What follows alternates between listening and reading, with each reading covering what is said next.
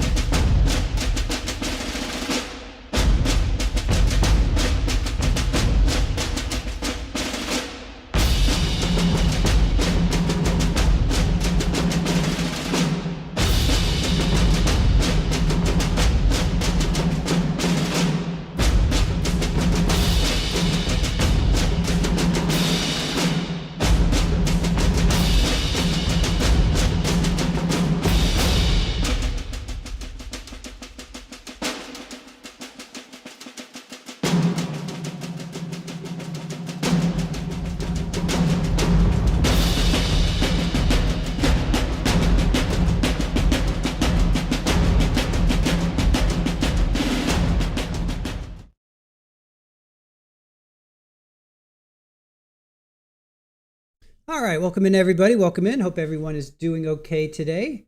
Let's see, who do we have with us? We have got Good Vibes Only, Itty Bitty. Good morning to you. Well, it's almost afternoon. Melka, how are you? I saw you posted that there's a new trial starting. It does look interesting. I do want to cover it, but we got to get through this trial first. And then Monday is Charles Jones, the sentencing for the 4 guys. So that does look interesting, but let's get through this trial first. I don't want to dual stream because that's not where my head is right now. Golden Dog, hello. Kimbers, good to see you. Debbie, good morning. Good morning, Full Metal Jacket. Good to see you, Kimbers. Let's see here. Downey Lynn, hello. Welcome in. Anthony, good to see you. Camilla, hello. I had orange juice, so I had orange. I've got ginger, lemon, and honey right now. Aaron's going to make me some miso soup, so I'm doing the best I can.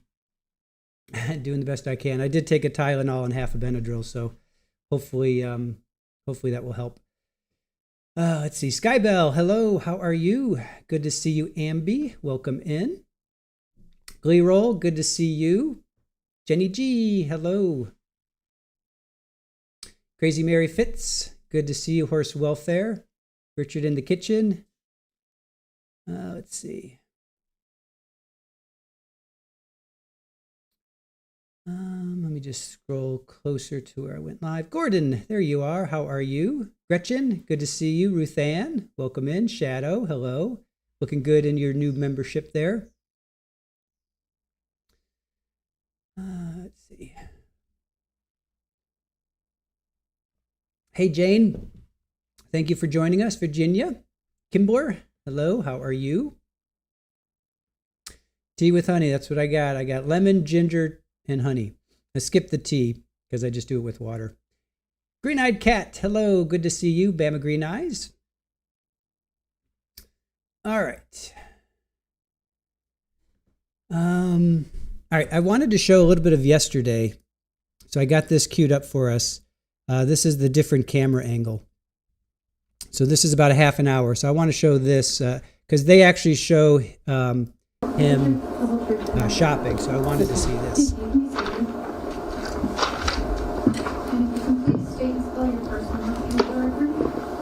Veronica Corella, Veronica Karella.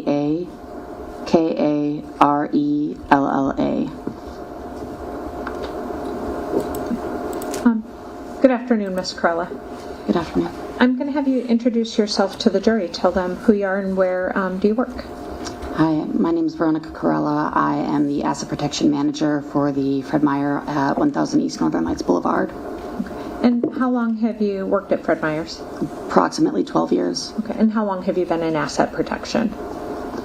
With Fred Meyer or in totality? First in total. For about 14 years. And how long with Fred Meyer? About 12 years. Okay. And what does the asset protection manager at Fred Meyer's do? My job is to train new hires, asset protection specialists, to detect and apprehend shoplifters. My job is to detect and apprehend internal theft, as well as assist in shrink reduction throughout the store. So making sure that we are getting product properly rotated and out of the store before it expires, so that we're not selling expired product and we're not losing out on the product. I also assist in doing video review for cases where there are stolen credit cards that have been used, or loyalty abuse, things like that. On August 9th, 2023, were you contacted by a detective, Jeff Elby, and asked to do some digging related to this case? Yes, ma'am. Okay. On August 9th, what information did Detective Elby provide you? Detective Elby requested data regarding loyalty cards for an adult male named Zarrius Hildabrand and an adult female with the same last name. Okay. That's fine. And how do you go about looking up that information for him? So I would use Customer Account Manager to look up the name first, and that would give me the loyalty data card information, so the number, and then I would use our system. At the time, I believe it would have been APRIS, and I would put those numbers into APRIS, and it would show me any transaction data related to that. Doing that search on behalf of Detective Elby, did you come up with 3 transactions that Mr. Hildebrand's loyalty card had effectuated on August 6th, 2023? Yes, ma'am. Okay. I'm going to approach with what I have marked for identification and provided to counsel as state's exhibits 33, 36, and 39. Go ahead and take a look at those.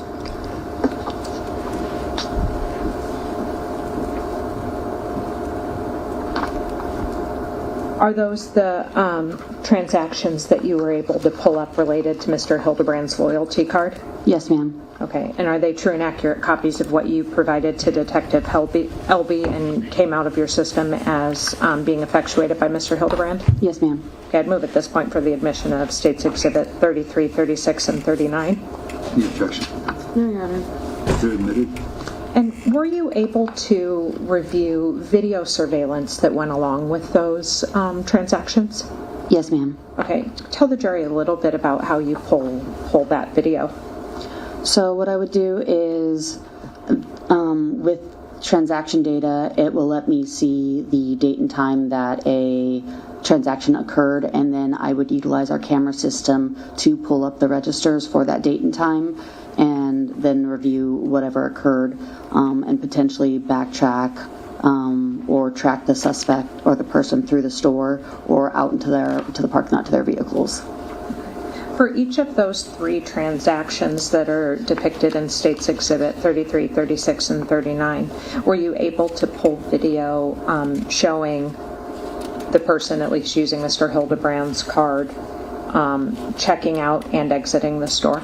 Yes, ma'am. Okay. And have you reviewed those videos in my office prior to testimony today for accuracy? Yes, ma'am. And are those the videos that you provided to Detective Elby? Yes, ma'am. Okay. So let's go through the transactions and one at a time. Starting with State's Exhibit 33, and that's the receipt in front of you, the first receipt. What time did that transaction take place? 12:26 p.m. Okay. On what date? On August 6, 2023.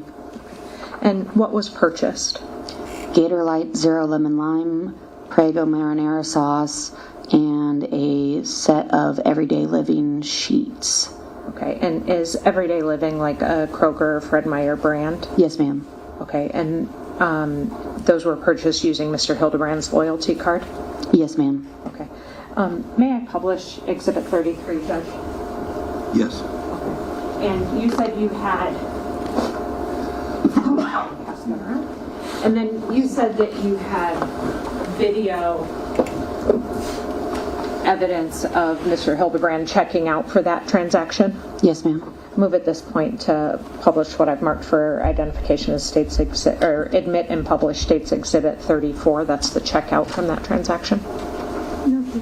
It's admitted. You may publish.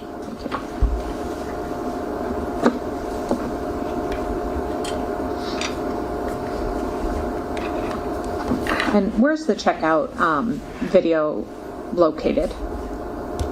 Where's the video camera located for the checkout? So for that video system, it was located with an angle down over the SCO units. It's dependent on the register. If it's a check lane register, it would be top down over the cashier portion. But for the SCO units, self-checkout units, it would be kind of angled down, looking and capturing the entire bank. Okay. And so if you look behind you at 12:26 p.m., is that the register bank? Yes, ma'am. Okay. Go ahead and hit play, Miss Hurley.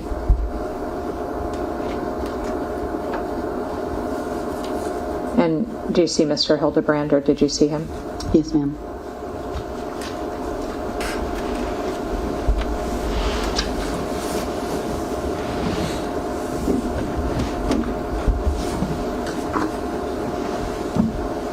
Is that him there? Yes, ma'am. That's the gator light that he just scanned right there. And are those the sheets? Yes, ma'am.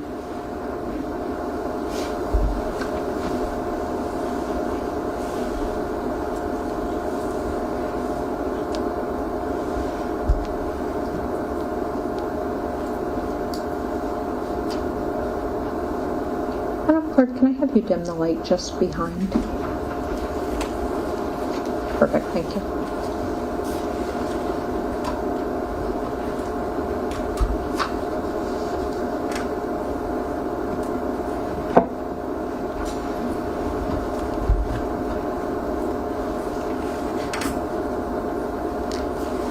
And in the bottom left-hand corner of that exhibit, is there a time and date stamp? We're covering it now, but if you hit play again, it'll show.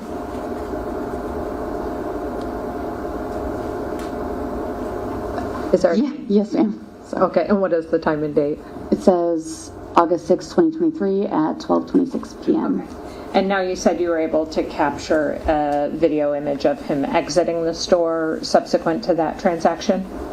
Yes, ma'am. Okay, I'd move for the admission and publication of States Exhibit 35. Any objection? No objection. It's admitted. You may publish.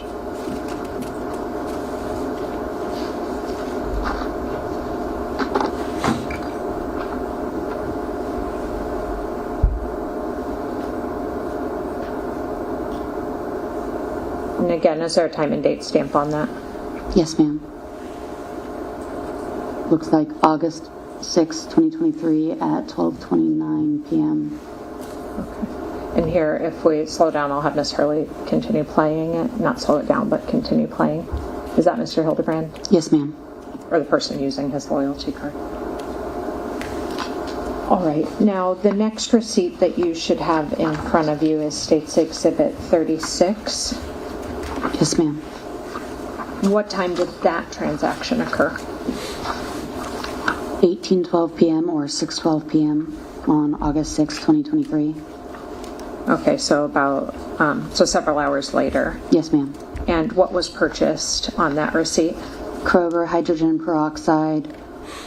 Looks like Old Spice Wilderness Lavender, which is most likely a deodorant, and a Spray Co. all-purpose sprayer, as well as Q-tip cotton swabs. Okay, and an all-purpose sprayer at price point of $249, is that like a spray bottle? Yes, ma'am. Okay. And then you said you had, may I publish that receipt, Judge? Yes.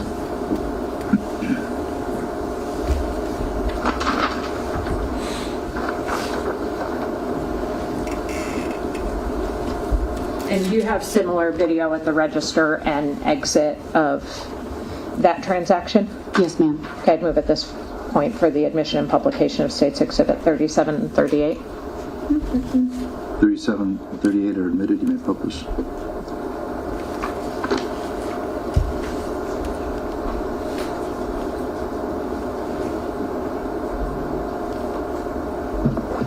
Can you see Mr. Hildabrand there on the screen walking? Yes, ma'am.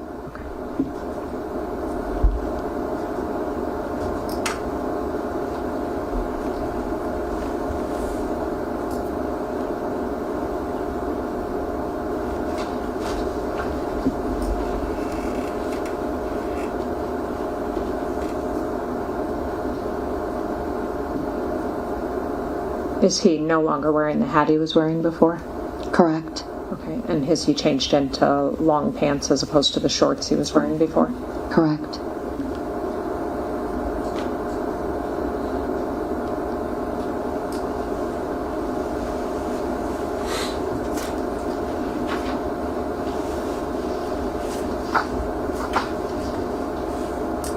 And the time and date stamp on that? August 6, 2023 at 18:13 or 6:13 p.m.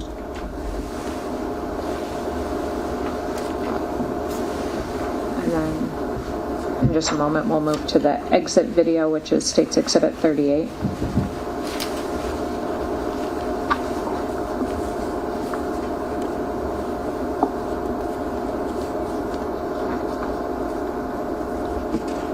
I'm going to have Miss Hurley play that one more time just because it goes very quickly.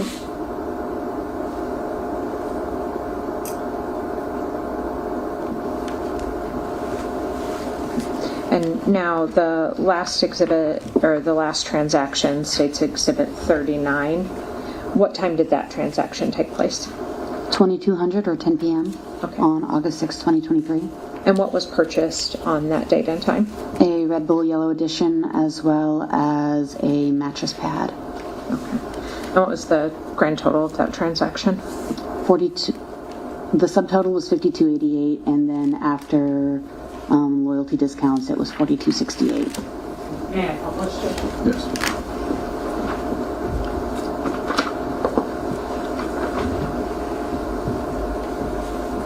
I'm sorry, which exhibit?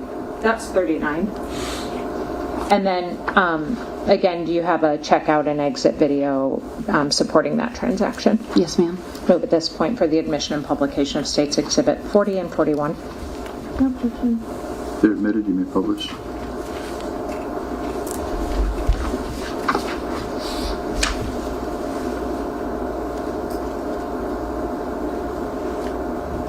Is that Mr. Hildabrand with the white square mattress pad in his hand?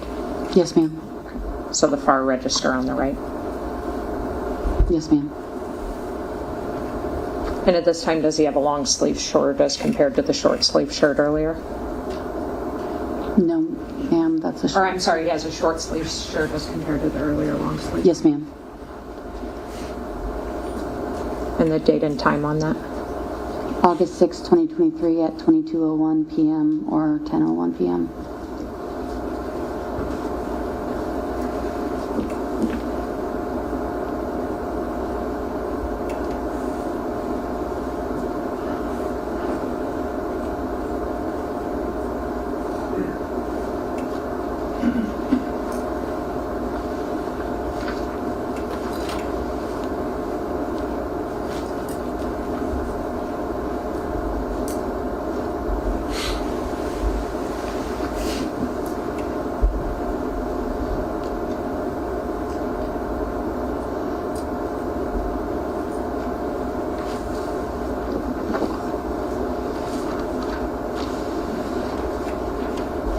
Did that item appear to have a special security tag on it? Yes, ma'am, it would be an EAS tag and it would be through the zipper, so they would have used the decoupler to remove it. Okay, and it looks like that was taken off by an asset or by a register clerk? Yes, ma'am. Okay. And then the final exhibit, States Exhibit 41, is that exit video.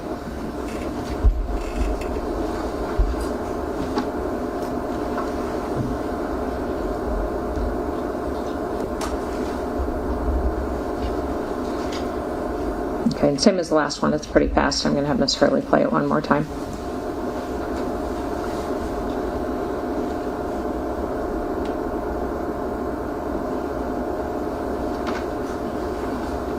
That's all the questions I have for you, ma'am. Thank you. Thank you. So nothing, or excuse me, Ms. Brewster, any Thank questions? you, Your Honor. I don't have any questions for All right. this witness. Thank you, ma'am. Thank you, sir.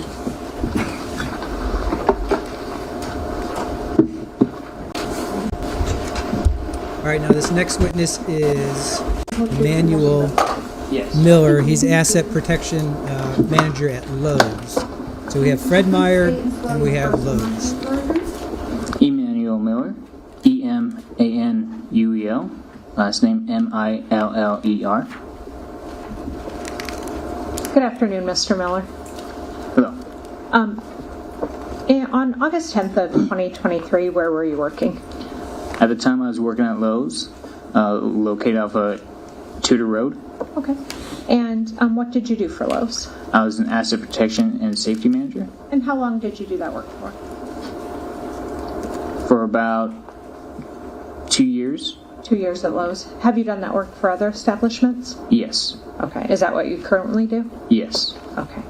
And at Lowe's on August 10th, 2023, were you contacted by the Anchorage Police Department, a Detective Lee or a Detective Mercer, and requested to find information associated with Zarrius Hildabrand? Yes. Okay. What information did you get from those detectives? So Detective Lee came to me. He was asking for purchase history on some credit cards. He gave me those credit card informations. I was able to look them up on Lowe's system, and then I was able to pull video of the transaction history. And were you able to find something that had been purchased by Mr. Hildabrand on August 6th, 2023? Yes. What was the time of that transaction? It was around 2010 hours, I believe. Okay, and non-military time, what is that? 8 o'clock, 8:10. Okay. And what was purchased? A 96-gallon trash can. Okay. And did you provide video to Detective Lee? Yes. Okay, can you tell the jury how Lowe's stored that video and how you were able to retrieve it? So the system that they were using was called Variant at the time, and Variant holds up to around 90 days of video surveillance. And I am able to go back and look at dates, times, incidents. If there's a transaction history with a timestamp, I can go back on camera and look at that time where the transaction happened, whether it's at a register or at like a self-checkout terminal. Okay. And did you do that in this case at Detective Lee's request? Yes. Okay. And have you had a chance to review those videos recently in my office in preparation for trial? Yes. And are those videos true and accurate copies of what you pulled from Lowe's system and delivered to Detective Lee? Yes. Okay, I'd move at this point for the... And did you provide him videos of at the register of the defendant walking to and from the register and him exiting the store? Yes. Okay. I'd move at this point for the the admission of state's exhibits 43, 44, and 45. Any objection? They're admitted? May I publish, Judge? You may. May I ask Ms. Hurley to publish? We'll start with 43, and this is above the register. Can you describe for the jury how the cameras are located? Or where the camera's located? So there's different cameras located above the self-checkout registers. There will be one on the left side and one on the right side. And there's also cameras facing the customer who's making the purchases as well. Okay. And I think my mistake, exhibit 43 is actually the entry photograph, or entry. Where is that entry? So this is going to be the garden entrance? Okay. Oh, like lawn and garden? Yes. Okay. Go ahead and hit play, Miss Hurley.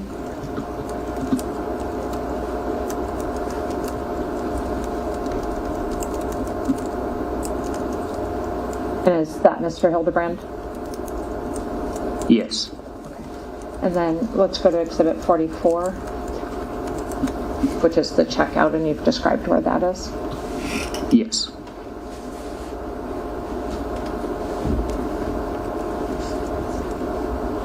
Look. That is not Mr. Hildabrand, is it? No. It's the right video, though. Haven't started from the beginning. Okay. In a second, will you see Mr. Hildabrand come behind this gentleman? Yes. Okay.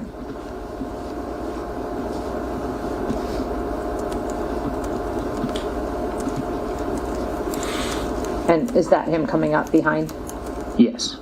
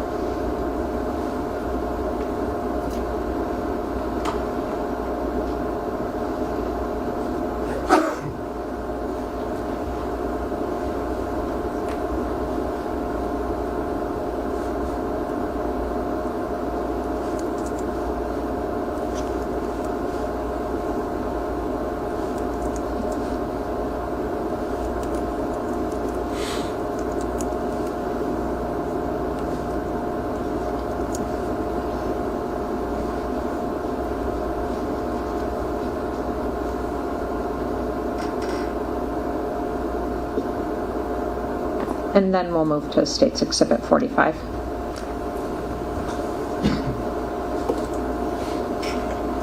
Is this the same entrance that he came in? Yes. Okay, so now you see him from the rear. Is that? Yes. Okay, go ahead.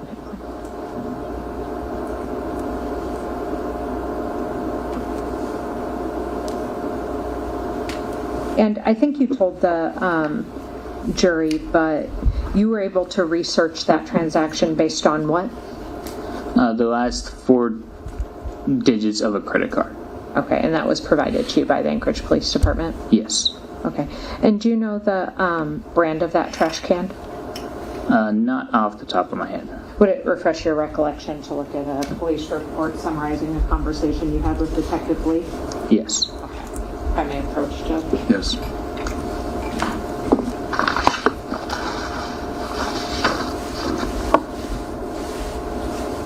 Go ahead and then read that to yourself and tell me if it refreshes your recollection. Yes. Does that refresh your recollection? Yes. What was the brand on that trash can? Toter? And did you also take Detective Lee to where that trash can was sold in the store, the aisle? Yes.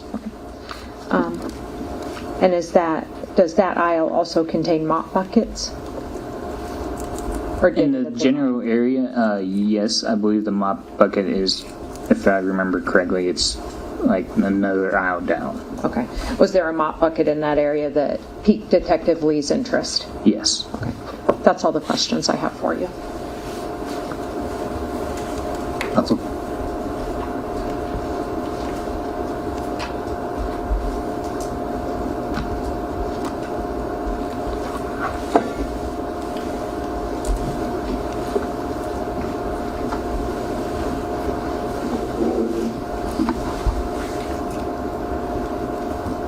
Good afternoon, Mr. Miller. My name is Lacey Jane Brewster. I'm Mr. Hildabrand's attorney. I just have a few follow-up questions with you. Were you able to associate any receipts with the transaction that we saw on the state's exhibits 43, 44, and 45? I'm sorry, can you repeat that? Were there any receipts? Yes. Okay. Do you have those today? I do not have any copies of any of this, the video or receipts with me at all. Okay. Were you asked to preserve the receipts? Yes. They were put in a file given to detectives at the time of them asking. Okay. And but you don't have them with you today? No. And the videos we saw, Exhibit 43, 44, 45, was there a timestamp on those videos?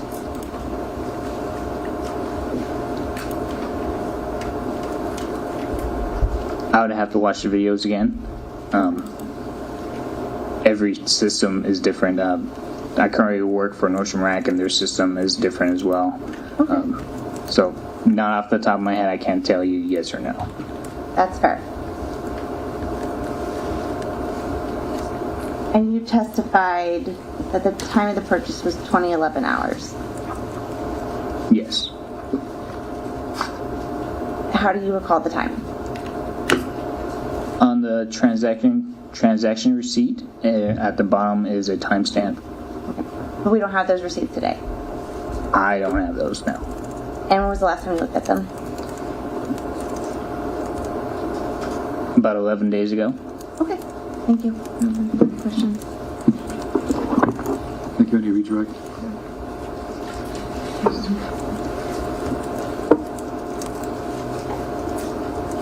You didn't review a receipt when you met with me, did you? No. Okay. So how did you review them, or did you? Just from the last time you and I talked about it, the 4 videos, if I remember rightly, but I can't remember the timestamp. Most videos should have timestamps on them, but Okay. from what we saw, I was not paying attention to those. Okay. When you talked to Detective Lee, but you don't remember reviewing the receipt again in my office? No. Okay, but you did review those videos? Yes. And those videos are fair and accurate copies of what you pulled off Lowe's system? Yes. Okay. And do you rely on your memory of what you told Detective Lee back on August 10th? Yes. Okay. So he questioned you on August 10th, and you were looking for a transaction that had occurred on August 6th. Is that correct? Yes. Okay. And you believe you told him it was 2011 hours? Yes. And you think your memory back on August 10th when you were talking to Detective Lee would have been the most accurate? Yes. Overruled. That's all the questions I have for you. All right. Thank you, sir. Feel free to step down. Thank you.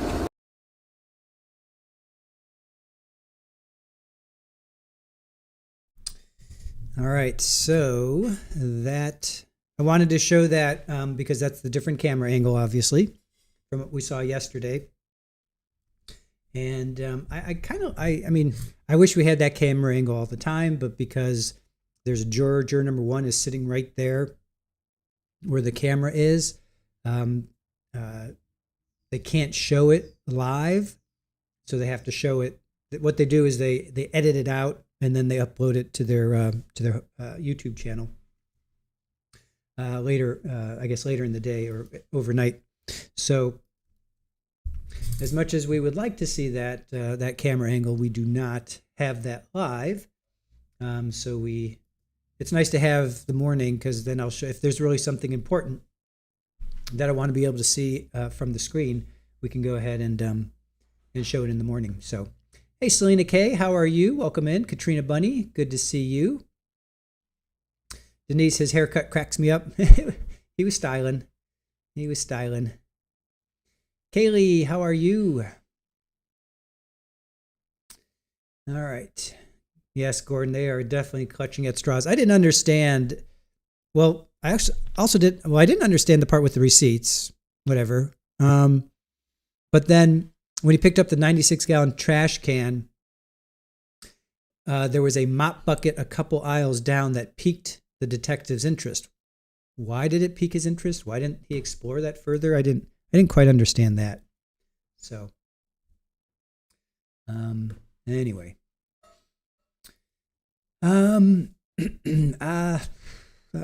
it's sure.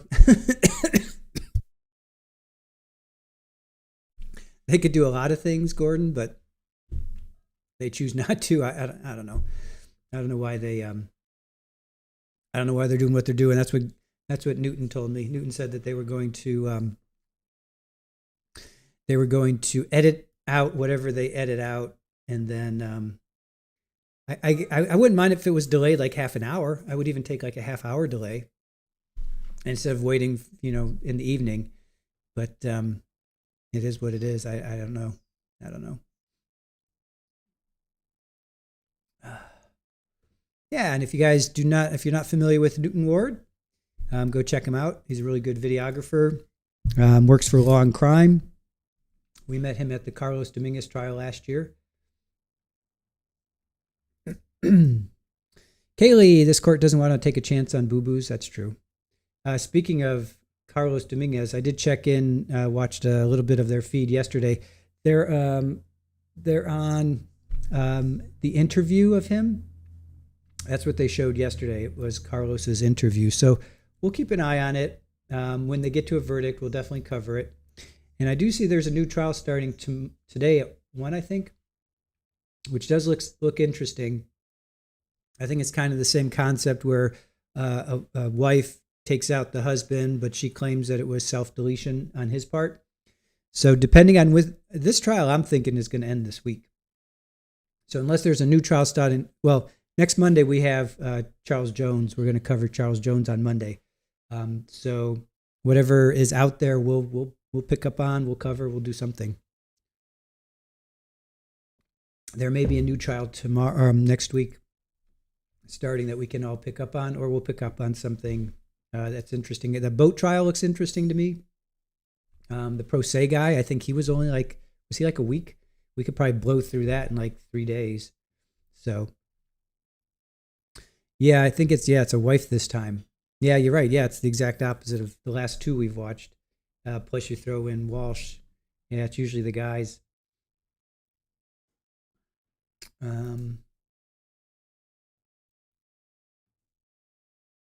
Let's see. Oh boy. I'm glad we're only streaming for 5 hours today. I just have to make it to 5:30 local time. Still waiting for the stream to kick in.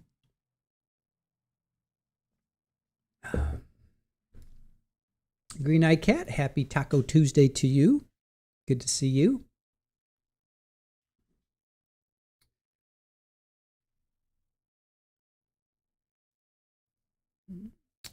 Valerie, good to see you. Again, thank you for joining us today.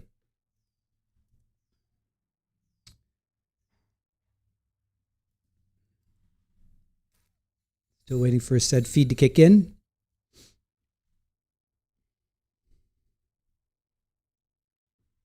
Judge was a little late yesterday, too. He wasn't 100% punctual. So obviously things are going on. Or he may be there. They may be talking. They just may be off the record. Polly's doing very good. Thank you. All right, we have a feed. We have a feed here. Polly's doing great. She's doing a lot better than I am.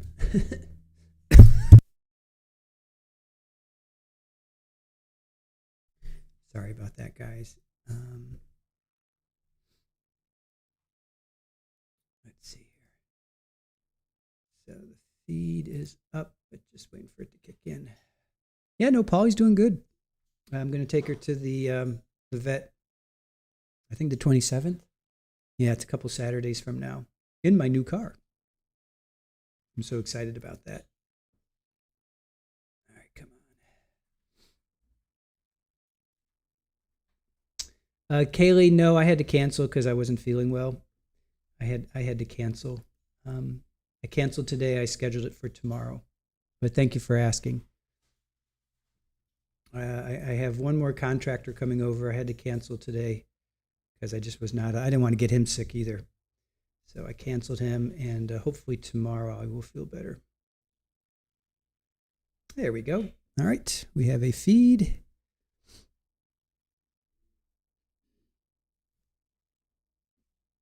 And now we just need audio.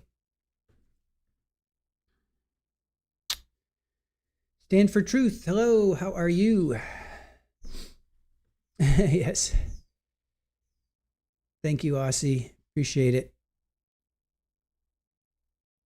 All right, now we're just waiting for the feed to kick in. I'm sorry, audio to kick in.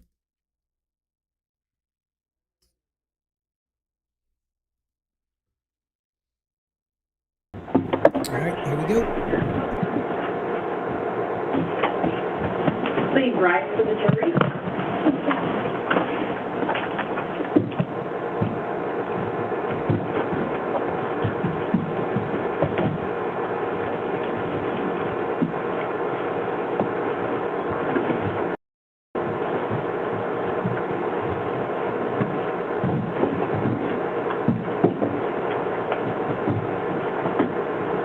Good morning. Please be seated. And detective, if you please stand and raise your right hand.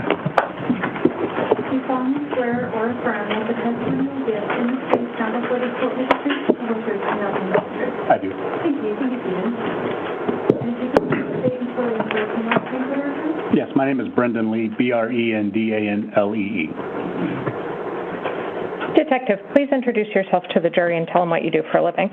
My name is Brendan Lee. I'm a detective with the Anchorage Police Department. I'm currently assigned to the Cyber Crimes Unit, which is part of the Internet Crimes Against Children Task Force.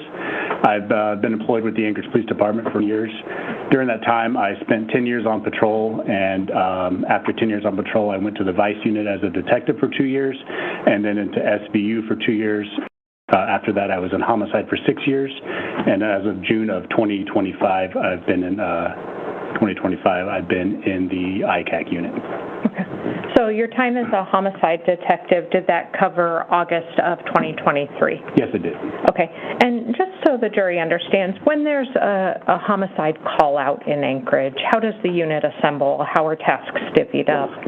So it comes in, patrol obviously are the first responders, and once they determine that it's a homicide, the patrol sergeants will contact the homicide sergeant, and then the homicide sergeant will then contact each of us members of the homicide unit to see if we're available to come in, and if we are, we will come in and meet at APD headquarters, and we begin working the investigation. Okay. Is there somebody usually assigned as a case or a lead detective? Yes. Okay. In the case involving Zarrius Hildabrand, who is the lead detective? Detective Troy Clark. Okay. And did he have a second? Yes. And who was that? Detective Jeff Elby. Okay. And how did you become involved? I was called in to asked to assist with the investigation. Okay. And when were you first brought in? On August 9th, 2023. Okay. And what was the first thing that you were tasked with? The first thing I was tasked with, I was going to contact a coworker of Ms. Hildabrand, but ultimately I went to the Mockingbird apartments with the detectives and assisted while they were contacting people there.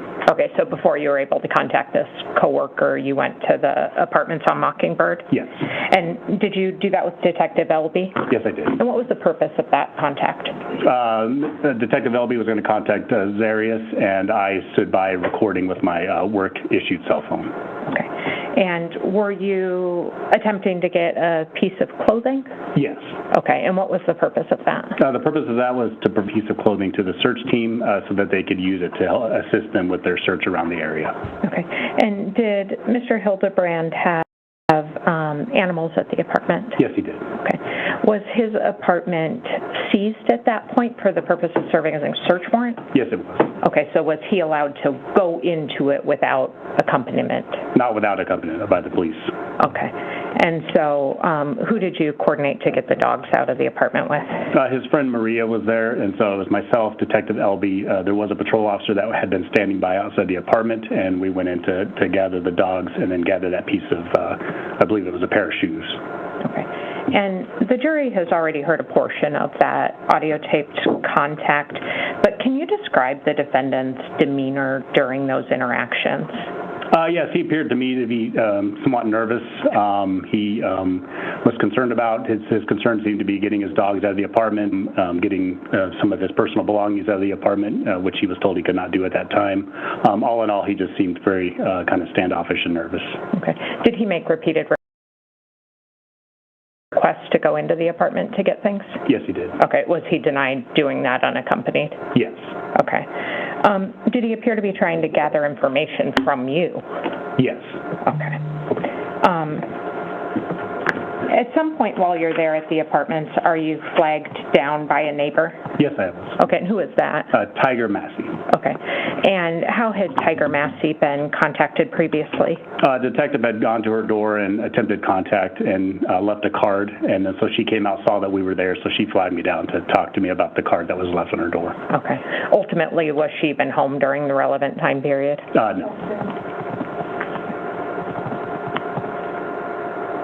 I'm sorry.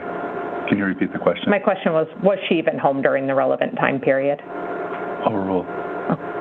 And your answer? No. Okay.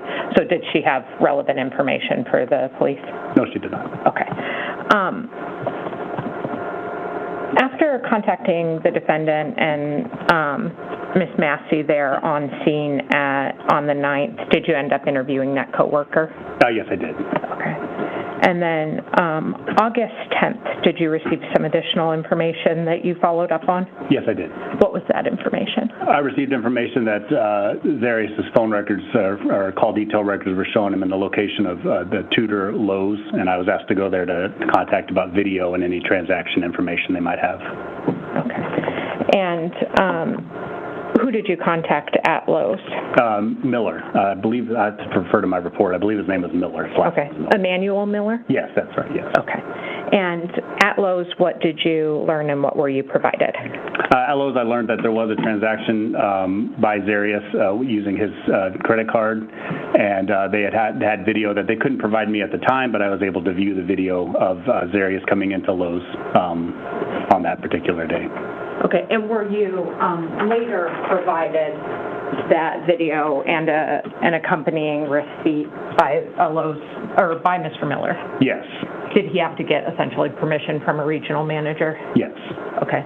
The jury saw those Lowe's videos, but can you describe what you saw that day on August 10th? Yes, I saw that Zarrius Hildabrand walked into the store, walked into the area where later on I went to that same area and saw that there were 96-gallon trash cans on wheels. I see in the video him pull one of the trash cans to the self-checkout, check out there, pay for the trash can, and then leave the store with it. Okay. And do you know the date and time of that transaction? I'd have to refer to my report. If it'll refresh your recollection.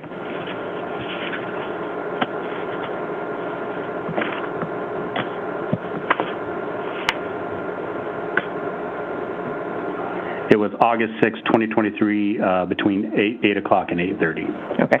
And did you ultimately collect a receipt for that from Mr. Miller? Yes, it was also provided with the video when he submitted it into our Axon evidence database. Okay. And so I'm showing you, if I may approach what's been marked for identification of State's Exhibit 266. What is State's Exhibit 266? This is a copy of that receipt with the transaction information. Okay. I'd move for admission and publication. Any objection? It's admitted. You may publish.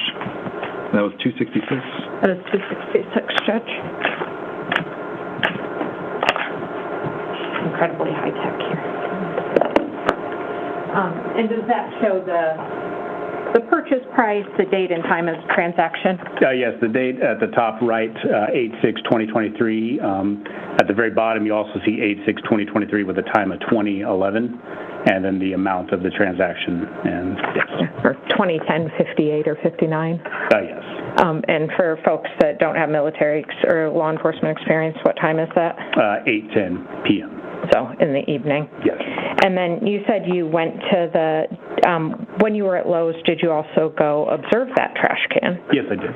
Okay, and where was that located in the store? In the back, and if you're outside looking at the store, it was to the right-hand side of the store. Okay. And did you observe anything else on that same aisle or in that same section? Yeah, there was also a mop and bucket combination in that same aisle. Okay, and why was that relevant to you? I had been told that a similar one had been observed in the apartment as well. Okay, I'm going to approach with 267 and 268. What are State's Exhibits 267 and 268? 267 is the picture that I took of the trash cans as they look in the store, and then 268 is a picture of the mop and the bucket combination in the store as well. Okay, and you took both of those photographs that day? Yes, I did. August 10th? Yes, I did. I'd move at this point for the admission and publication of 267 and 268. Any objection? They're admitted, you may publish. Okay, 267, what does that show? This is the picture of the trash cans I took in the store. Okay, and 268? The picture of the mop and bucket combination in the store as well. Okay. And while you're at Lowe's, or after Lowe's, where did you go? At that point, I had notified Detective Clark and my Sergeant Rain Reynolds at the time what my observations were at the store, and that we needed to head back over to the apartment to try to attempt to locate these items. Okay. So detectives were going to begin searching for the trash can? Yes. Okay. Did you return to the Mockingbird address? Yes, I did. What happened when you got there? When I got there, I went around. I noticed that there were trash cans similar that looked to the ones in the store around the building for normal trash can areas by the dumpsters. So I checked those and noted that they did not match the ones I saw in the store. And then I was advised by Detective Clark that he observed one on the back of a truck trailer that was across the apartments near the wooded area. Okay. And did you go to that area? Yes, I did. Okay. I'm going to show you what has previously been admitted as State's Exhibit 42. What is that? That's a picture of the truck with the trash can in the back of it. Did you take that photograph? I believe I did, yes. Okay. And this is already admitted, so I'm going to show it to the jury. So folks are generally familiar. Where was that truck located? It was basically to the north of the Alpine Apartments. There's a wooded area to the north of the apartments, and it was across the street. Okay. Are you familiar with the location that Miss Barney was ultimately found? Yes. Okay. If you were, could you almost see that location from where the trash can was located? Yes. Okay. And you took this photograph? Yes. Okay. After that, did you continue to search the area? Yes. Okay. Did you find anything else? I did not know. Okay. What did you do next in your investigation? Next, I did a phone interview of Zach Farrar, and then later I don't know if you wanted to ask more. No, go ahead. And then later in the evening, I had received a call from Officer Muma, who was out in the wooded area there. Okay. And was Officer Muma with Detective Chikowski? Yes. Okay. And do you know them to be essentially drone certified for the APD? Yes. Okay. And what was the information they provided? He had told me that they had looked down a storm drain and described it. Sorry, there was an objection. It was overruled. Oh, okay. Continue. Yeah, there was a storm drain with a manhole cover, and he had told me that when he looked down in the hole of that, a small hole, he could see what appeared to be some sort of pillow or some kind of object that didn't appear to belong in there. And then ultimately, he had called me back a few minutes later and stated he saw what appeared to be a person down in the storm drain. Did you go to the scene at that point? Yes, I did. Okay. Was it very close to where you had walked just earlier in the day? I had walked just right by that storm drain a couple of times. Okay. And when you got there, did you make any observations? Yes, I also looked down in there and observed what appeared to be a body in the storm drain. Okay. At this point, is the search of the residence completed? Yes. Okay. And what did you do next? At that point, I went back to headquarters, and that kind of ended. At that point, ended my involvement. Okay. Was Mr. Hildabrand ultimately brought to headquarters? Yes, he was. Okay. And were you tasked with photographing him? Yes, I was. What's the purpose of photographing somebody? To document how they look at the time that we are contacting them there at APD headquarters. And did you document any injuries on Mr. Hildabrand? Yes, I did. Okay. And can you describe those for the jury? Yes, on the right side of his neck, he had what appeared to be sort of a puncture wound, and then on the left side of his neck, kind of a scratch or some sort of scar, and then on his chest, he had what appeared to be older marks or older scars compared to those other two other two injuries on his body. I'm going to show you what has been marked as State's Exhibits 21 through 24.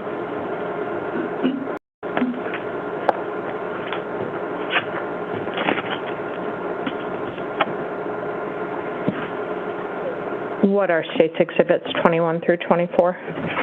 These are the pictures that I took of Mr. Hildabrand at APD headquarters. Okay. Are they all the pictures you took? No, they are not all the pictures. Are they pictures that document the injuries? Yes. Okay. Did you ultimately end up taking, like, full-body nude photographs? Yes. Okay. Are those all the injuries that you observed? Yes, they are. Okay, so there was nothing to his hands? No. Nothing to his legs? No. Nothing anywhere else on his body? No. Okay. Are those true and accurate as to how you observed Mr. Hildabrand on August 10th, 2023? Yes, they are. I'd move at this point for the admission of States and publication of States Exhibits 21 through 24. All right. If they're admitted, you may publish.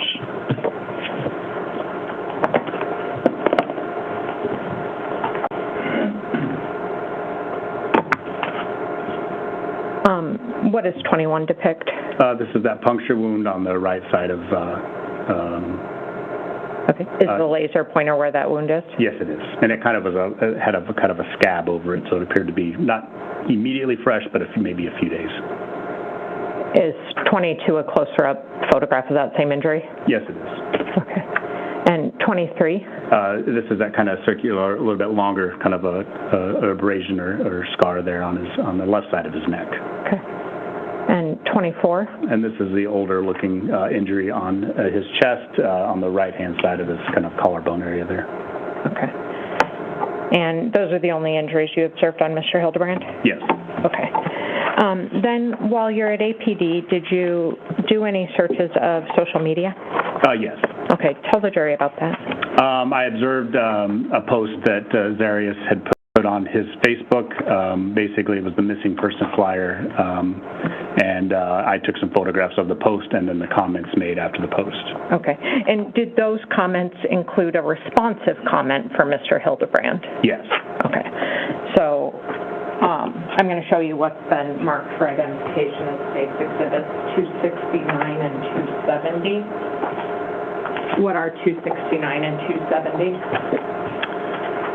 269 is a picture of the post with the missing person flyer posted by Zarrius Hildabrand, and it says at the time that I'm looking at it 1 day, so it appears to be 1 day ago. And just to kind of set the scene a little bit, what phone are you using to review that? What device? It was on a computer on a kind of a generic Facebook page that we have that we can look at Facebook pages. Okay, so that was a public post that you could view. Okay. And it was posted by Mr. Hildabrand, and it says on there 1 day ago? Yes. Okay, so if you're viewing it on the 10th, that would have been posted on the 9th? Yes. Okay. And did you just essentially clip a screenshot of that? Yes, I did. Okay. I'd move at this point for the admission of 269. Admission of publication. 269 is admitted. You may publish.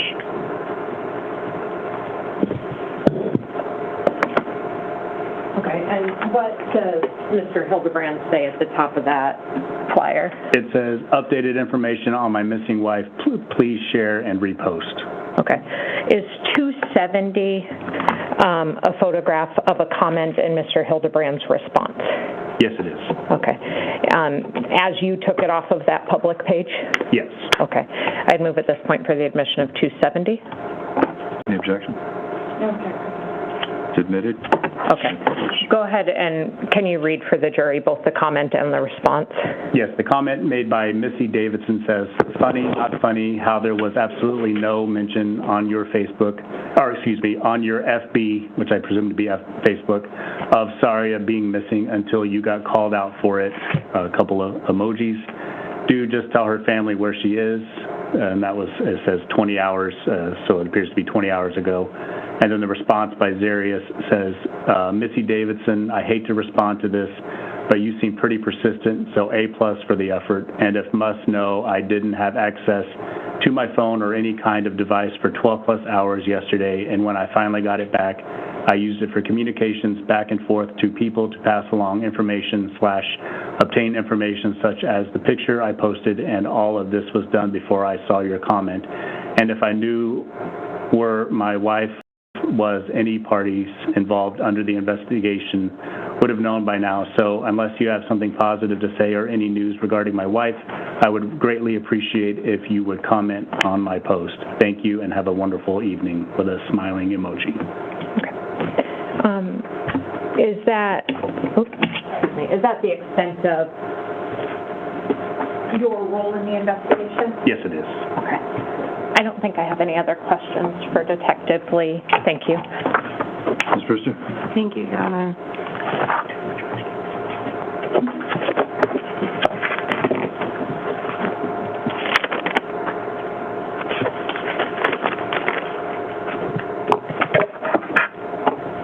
Sorry, I have to get my computer.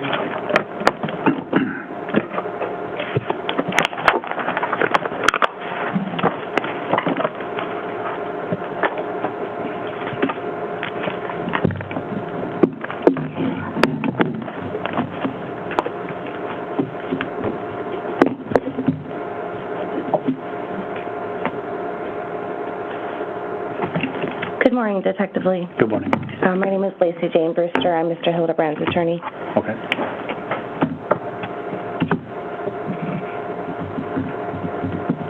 So first I want to talk to you a little bit about your interaction with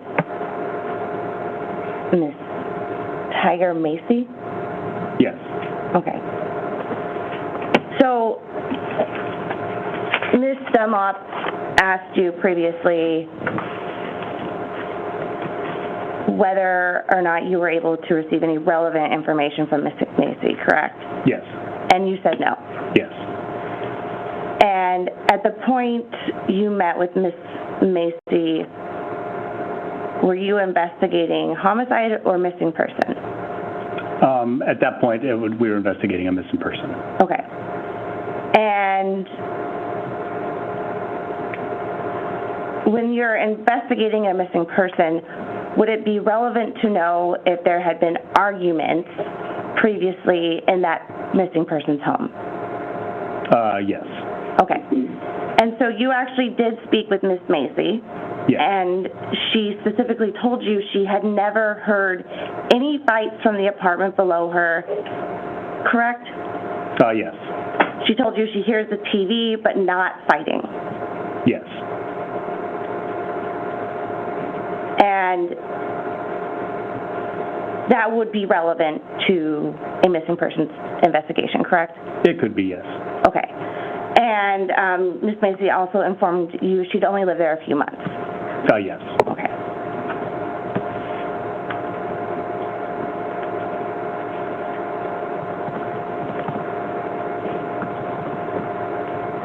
And I want to talk to you about some of the state's exhibits. Specifically,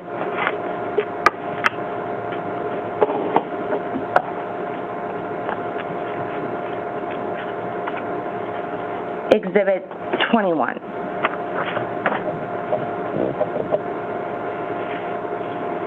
Okay. We see a small injury on Mr. Hildabrand's neck, correct? Yes. You don't know how that injury got there? I do not. Okay. And same with exhibit number 22, which is a blow-up of that injury. Yes. You don't know how that got there? I do not know. And exhibit 23, the small scratch, you don't know how that got there, do you? I do not. Okay. And exhibit number 24, you don't know how that injury got there? No.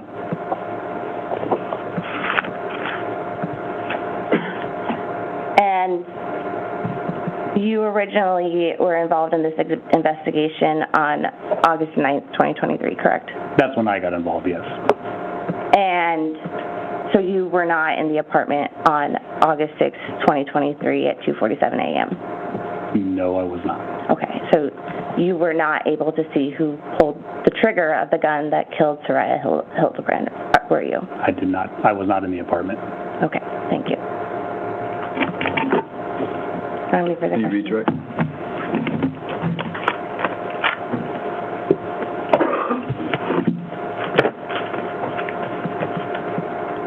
to discuss your contact with Miss Massey.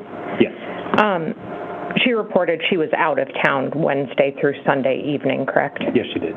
Okay. And when you showed her the defendant, did she even recognize him at all? No, she did not. Okay, that's all. Thank you, Detective. Thank you. Step down.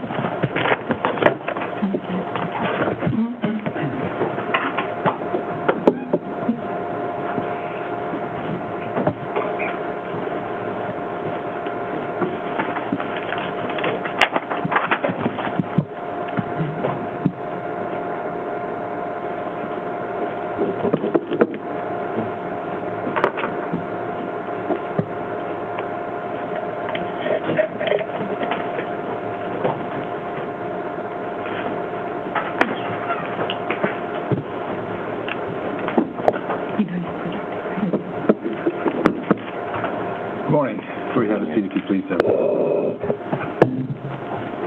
you solemnly swear or affirm that the testimony you give in this case now before the court is the truth, the whole truth? I do. Thank you. Please proceed. And if you can please state and spell your first and last name for the record. Detective Stephen Czechowski, Steven Czajkowski.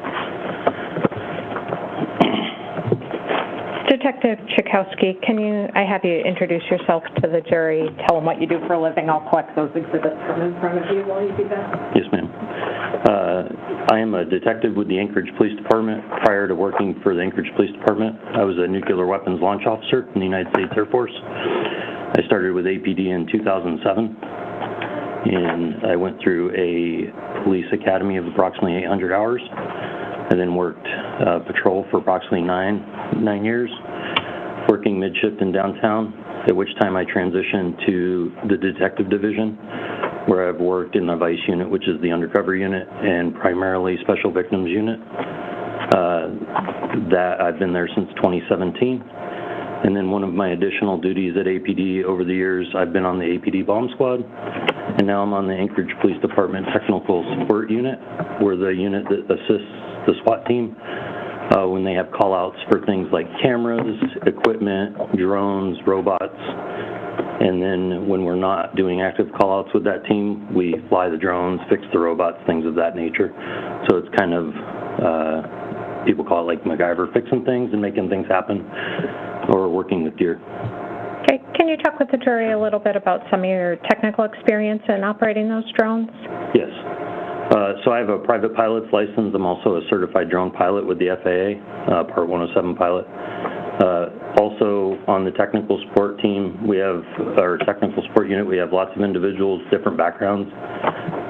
My background is not as much doing like welding or fixing things, which I can do, but my expertise on the team is the drones and the robots, networking, standing up remote cameras, feeding video links back to the team, our van, things of that nature. I've been flying drones since 2015-ish, and then on the team, I was one of the first drone pilots to get us set up and kind of manage the entire team to get us stood up to the point where we now have drones on patrol outside of TSU. I've flown drones from the Anchorage Police Department from docks in town through Department of Transportation, remotely from my desk, so it's not just a drone flight. My police car actually has Starlink antennas on it, AT&T antennas. We have the ability to broadcast Wi-Fi for the SWAT team, so it's pretty technical. That is only a one-of-one car for the police department, and AST has one too, so that's kind of my background with the technical side of the drones. Okay. And are the drones sometimes or often called in to help search for a person? Yes, they are. Okay. And is that what you were tasked with doing on August 10th, 2023? Yes. Okay. Tell me how you got involved in this particular case. Acting Sergeant Elmore contacted me for a missing person, asked if I could respond with my vehicle and the drones that I have. Another officer, Muma, came out with me as well because we always have a visual observer with us to meet our requirements. And so we met at the area. We were briefed on a search location near Alpenhorn Avenue off of Brayton, at which time we requested a flight waiver from the FAA because of airspace. Once that was granted, we ended up both walking the area and searching on foot. searching with drones, searching along the creek and sweepers, because there's a lot of places along the creek because of just the trees, the water, the bends, things of that nature where you couldn't really see well.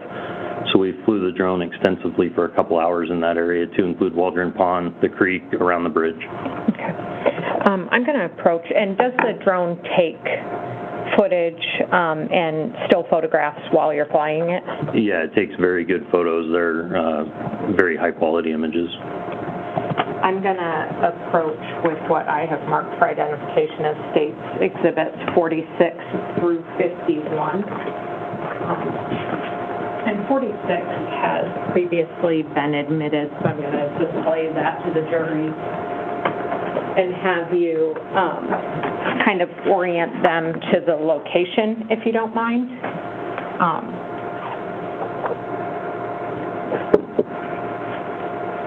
Does 46 show the area that you were flying at? It does. Okay. I'm going to give you my laser pointer. Red button. If you can show the jury where the Ms. Hildabrand's apartment was, where you searched, orient them to that area, please. Sure. So when we responded, The red.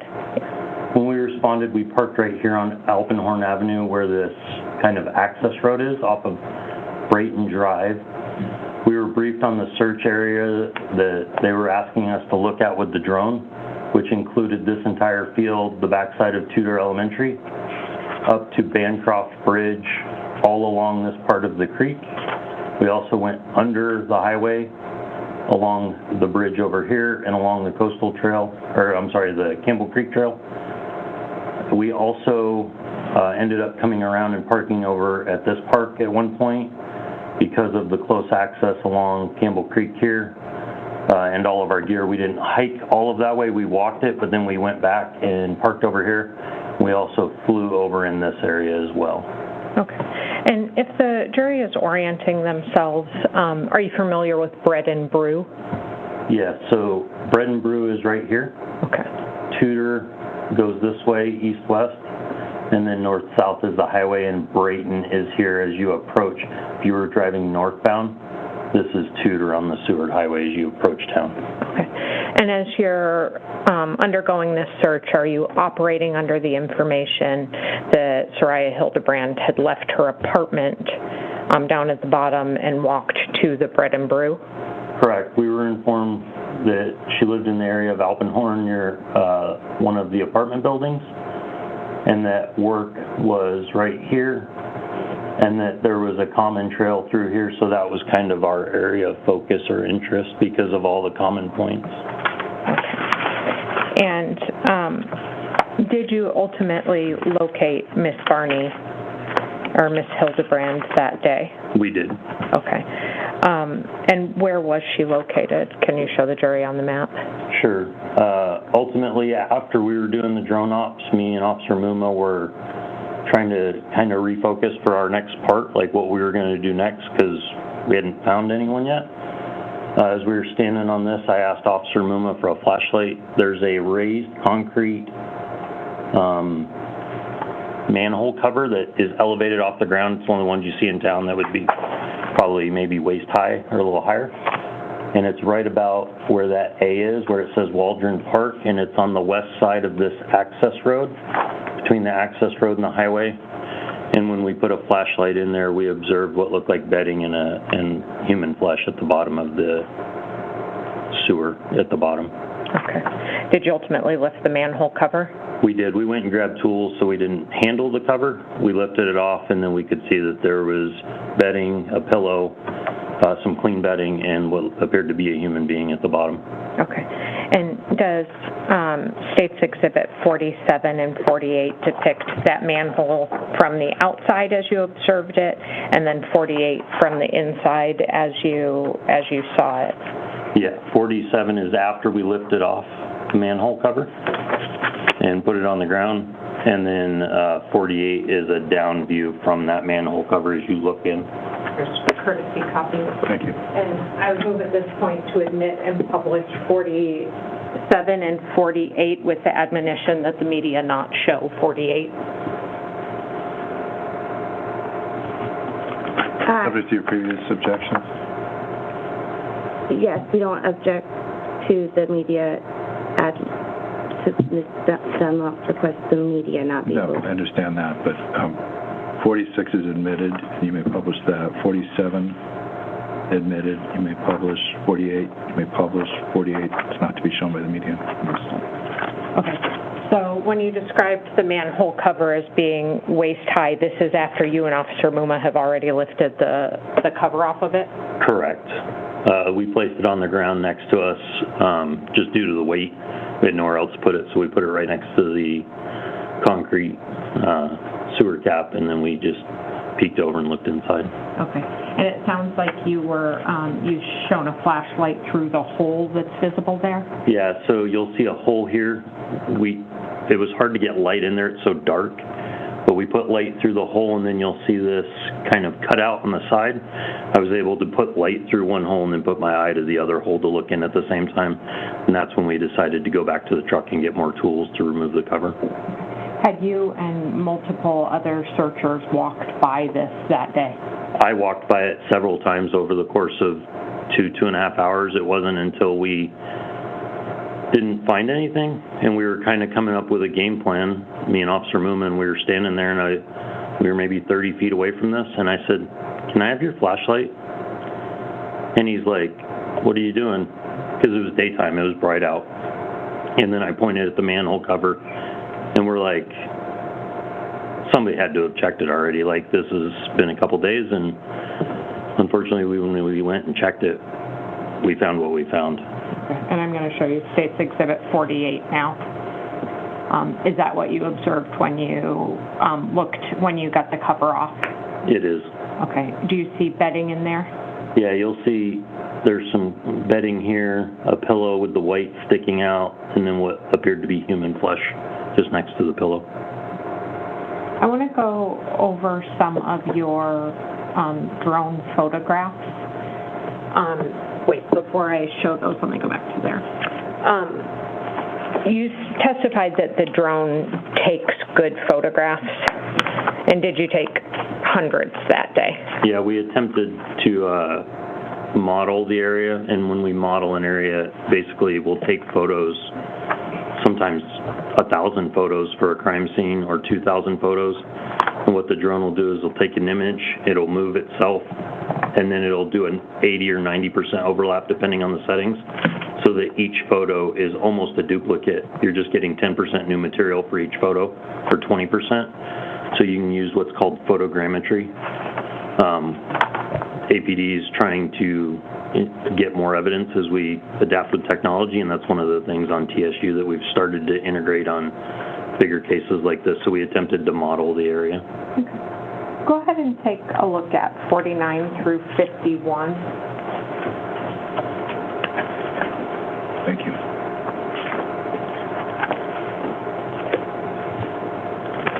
Are those some of the relevant photographs that you took of that area that day?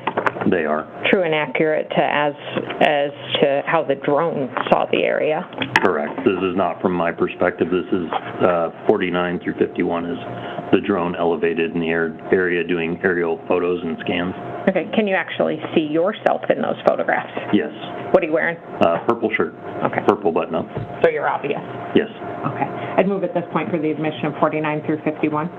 Any objections? May I publish, Judge? Admitted, you may publish.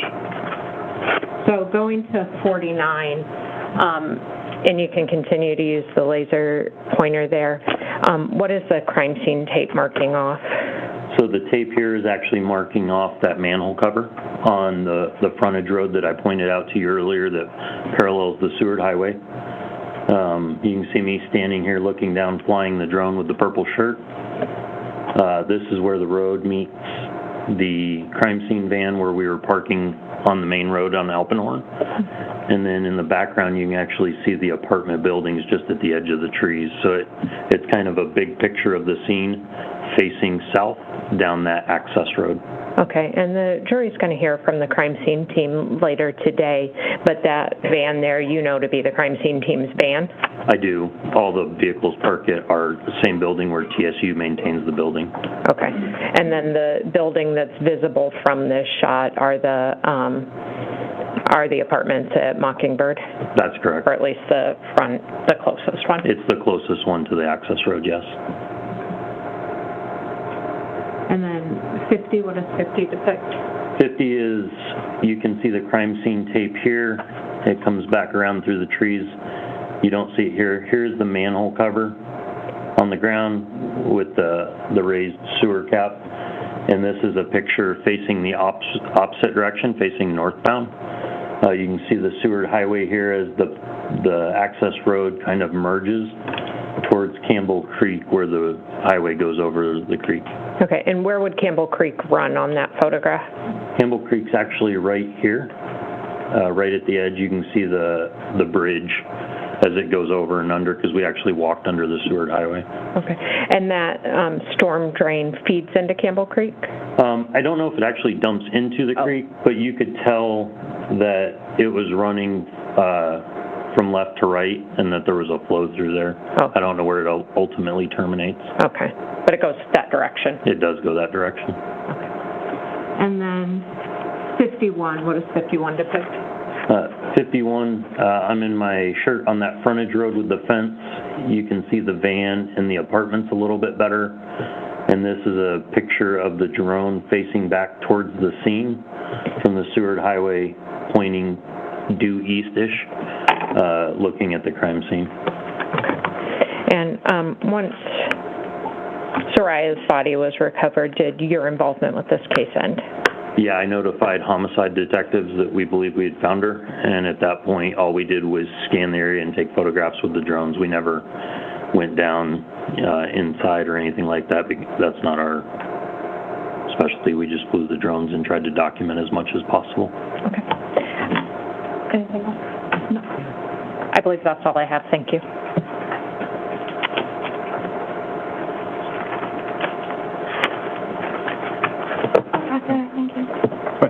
Thank you, Detective. Thank you. Step down.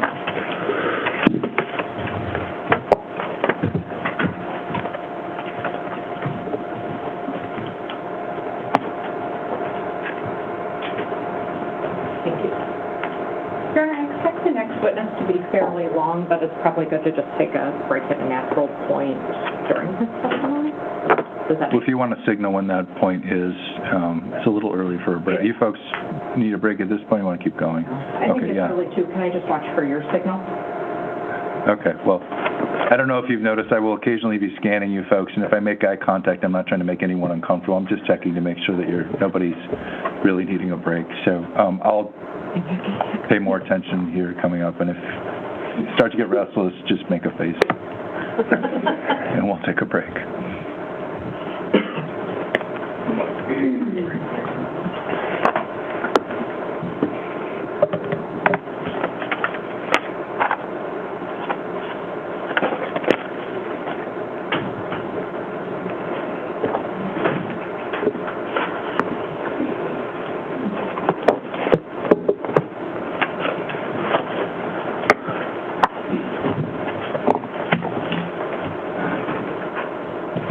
Morning, officer. Where do you have a seat, if you please raise your right hand.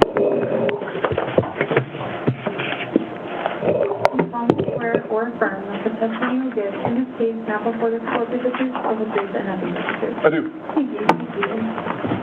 Would you please state and spell your first and last name? My name is Matthew Hickman. First name is Matthew, M-A-T-T-H-E-W.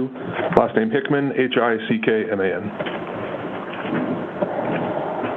Good morning, officer. Good morning.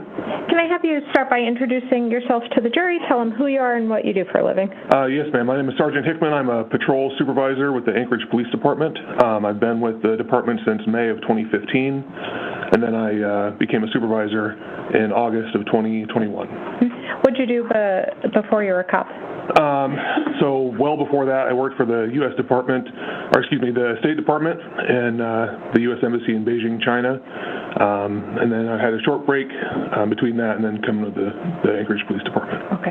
And as you're a sergeant, that makes you a supervisor of patrol officers? What shift do you work? Currently, I work mid-shift patrol. Okay, and what hours are those? 10 p.m. to 8 a.m. Okay, so overnight. Correct. Did you work last night? Yes, ma'am. Okay, so we'll try not to keep you here all morning, but you're going to be on the stand a little bit this morning. Understood. Now, do you have any special assignments at the APD? Yes, ma'am. So beyond my normal patrol duties, I'm part of the crime scene team. Okay, and as the first crime scene team officer, can you describe for the jury what the crime scene team is? Sure. So if you've ever seen the TV show like CSI, Forensic Files, the Anchorage Police Department has a special unit devoted to investigating forensic elements of potential crimes. So our team is an additional duty, so it's not a standalone unit. So we have a team made up of patrol officers, detectives, supervisors that take on that additional duty. So we have a team of about 6 people, 3 teams of about 6 people that take turns rotating, being on call, to be able to respond to homicides, certain sexual assaults, suspicious circumstances, and things like that. Okay. And tell me about the specialized training that you have to have that duty. Sure. So we go through pretty extensive training, not just on the job, which is significant, but we have specialized training at the crime lab, the State of Alaska Crime Lab, and then we have monthly trainings, like in-service monthly trainings to hone up on our skills and keep ourselves sharp. And how many people are on a team? I think you said 6. Approximately 6, yes. Okay. And how often are you on call for? So it's every 4 weeks, and then we're on call for 2 weeks. So 2 weeks on, 4 weeks off. And do you have a team leader? Yes, ma'am. In August of 2023, who was your team leader? I believe at that time our team leader was Sergeant Aldridge. However, oftentimes if you're unavailable, we'll have other team members or other team leaders fill in for those team leaders. Okay. Did Senior Patrol Officer Keating end up filling in this case? Yes, ma'am, he did. Okay. And now, how long did you say you've been on the crime scene team? I've been with the crime scene team for 6 years. Okay. And you said you respond to homicide, sexual assault, serious incidents. How many call-outs do you think you've done? Probably over 20. Okay. And when you go on a call-out, what are the different roles of the team members? So typically we try to split up the entire event, so each person has 1 or maybe 2 roles. So if you think about it, when we respond to a call or an incident where the crime scene team has responded, we try to document and investigate the incident from least destructive to most destructive. So, the least destructive is taking photographs of everything as is, and then we'll identify pieces of physical evidence, mark those with placards like those yellow triangles you see, take photographs of that, and then we'll start by, taking swabs, if applicable, of any kind of stains or blood or anything like that.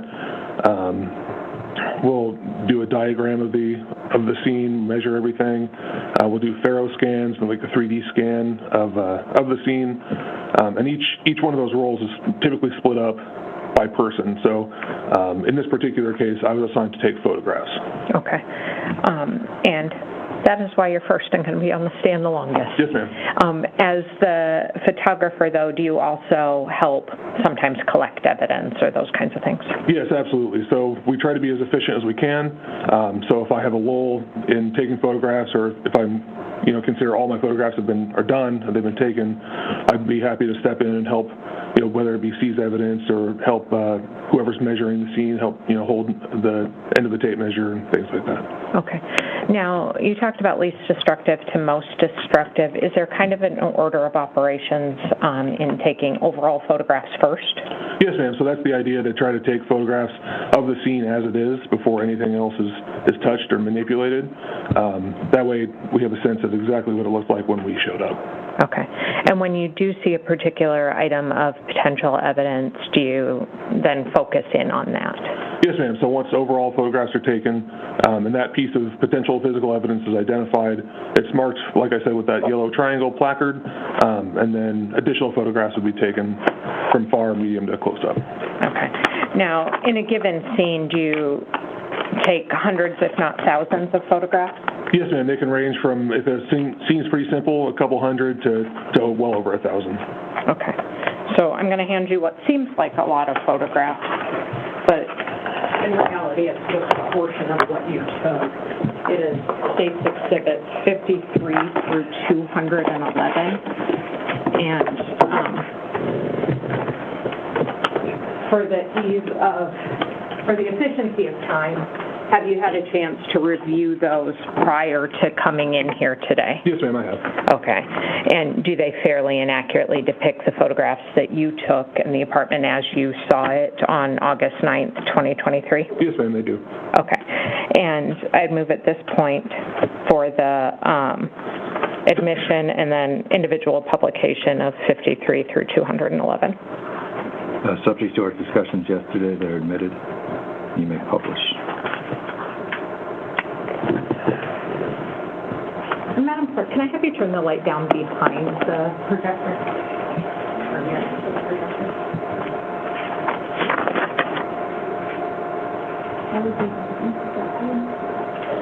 Yeah, let's see how the first one is a little dark, so let's see how that looks.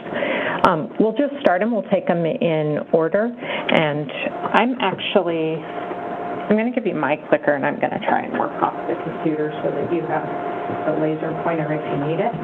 The little red button. Okay, thank you.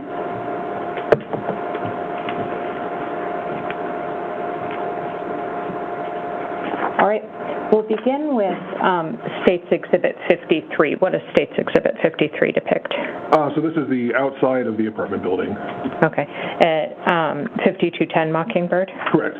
Okay. And how many stories is that building? It appears to be 4 stories. Okay. And the subject apartment is number 13. What floor was that on? That was on the ground floor. Okay. What does 54 depict? So if this is that open door in that last photograph, this is that open door from directly outside leading, yes ma'am, right into that hallway, that opening hallway. Okay. 55? This is just a little bit further down the hallway. This is looking towards the apartment number 13. 56? Same thing, just a closer up of the carpeted hallway. Okay.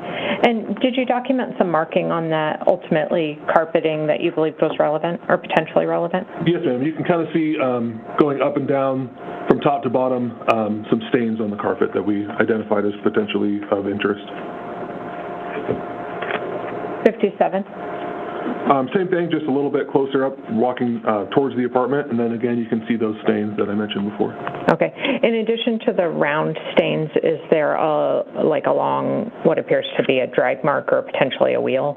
Yes, ma'am. So that's another thing of interest. Let me see if I can, leading up, top to bottom, right there along those. Okay. And does that come essentially from where Unit 13 is? Yes, ma'am. You'll see, I think, probably in the next photograph or two, 13 is right up here. Okay. So 58, what does that depict? That's just what I was pointing out there. That is the carpet just outside of apartment 13. Okay. And is that the end of that long, trail? Yes, ma'am.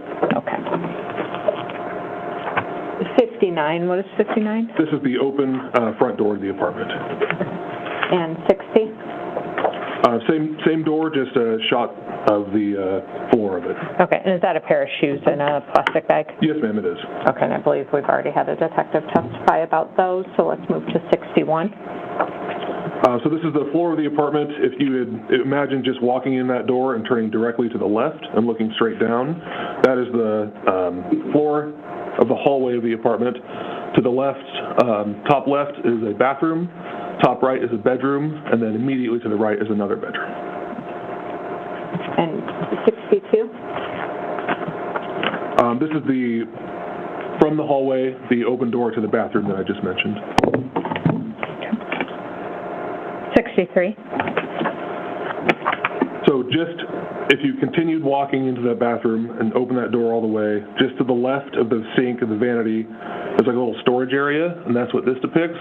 Obviously, there's several bags there, and then a carpet cleaner. Okay, like a carpet shampooer? Yeah, exactly, like a steam cleaner type of thing. Okay, and 64? This is the vanity of the bathroom.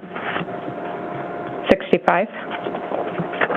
Same thing, just a little different angle and different lighting, but this depicts the sink of the vanity, and then carpet cleaner solution is in that big jug to the left there.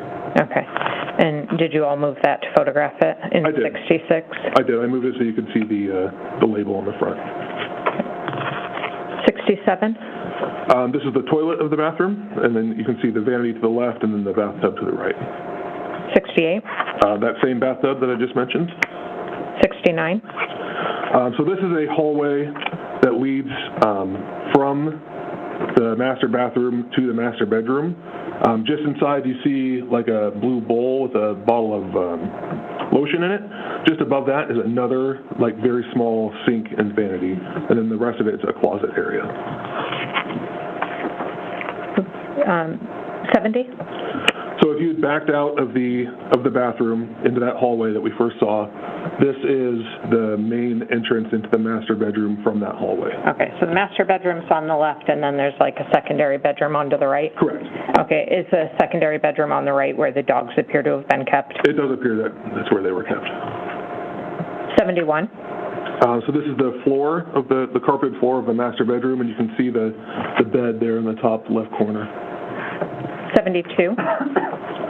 This is the same floor of the same room, just a few steps in, just to get a different perspective and see a better opening shot of that bedroom. Okay, and at this point you all haven't moved anything, so the bed is set up the way it was when you walked in? Correct, yes ma'am. Okay. 73? Same thing, just a shot of the rest of the bedroom, trying to show exactly how it looked like when we got there. 74? So this is that same floor of the same bedroom. You can see it's just a different perspective along that far wall. So you can see the floor in the corner of the bed. 75? So that's essentially, the camera was essentially the same spot, just panned up. So you can see to the right is that little hallway with that small vanity that I talked about that leads to the bathroom. And then straight ahead is that main hallway and then the open door to the bathroom. Okay. Does that appear to be an Old Spice deodorant there under the TV? Yes, ma'am, it does. Okay. 76? So this is just, again, basically the same perspective, just panned to the right a bit, so you can see the hallway leading to the bathroom and that small hallway with that closet area leading to the bathroom. Okay, so the closet with the carpet shampooers directly in front of you, the bathroom's kind of to the right? Correct. 77? Basically, the very similar shot, just panned down to see the carpet and the walking areas to the bathroom from either side. Okay, and we'll look at some of these areas more closely on the carpet in a bit. 78? So this is just the side of the bed in the master bedroom, so you can see the carpet, a good chunk of the bed and the bed frame. Okay, and we saw from the outside photograph that it was dark out. What time on the 9th did you at least begin executing this search warrant? It was just a little bit before midnight, I think. I have my report here. So we were notified of the call at 10:30 p.m.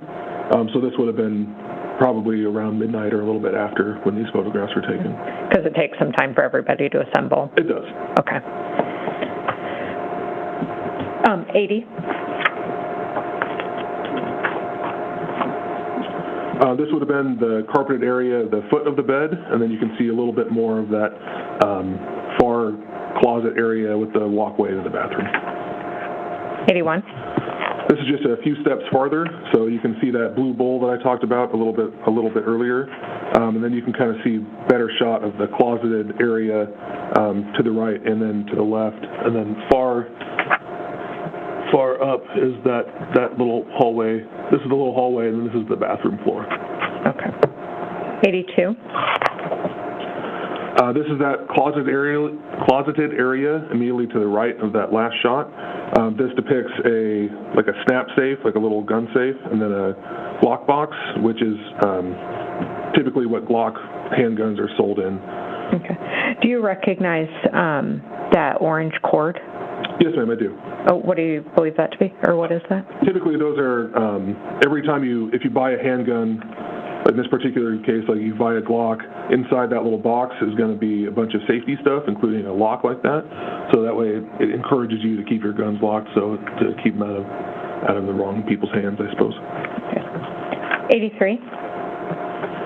This is that small vanity that's technically part of the master bedroom that leads to the bathroom. 84.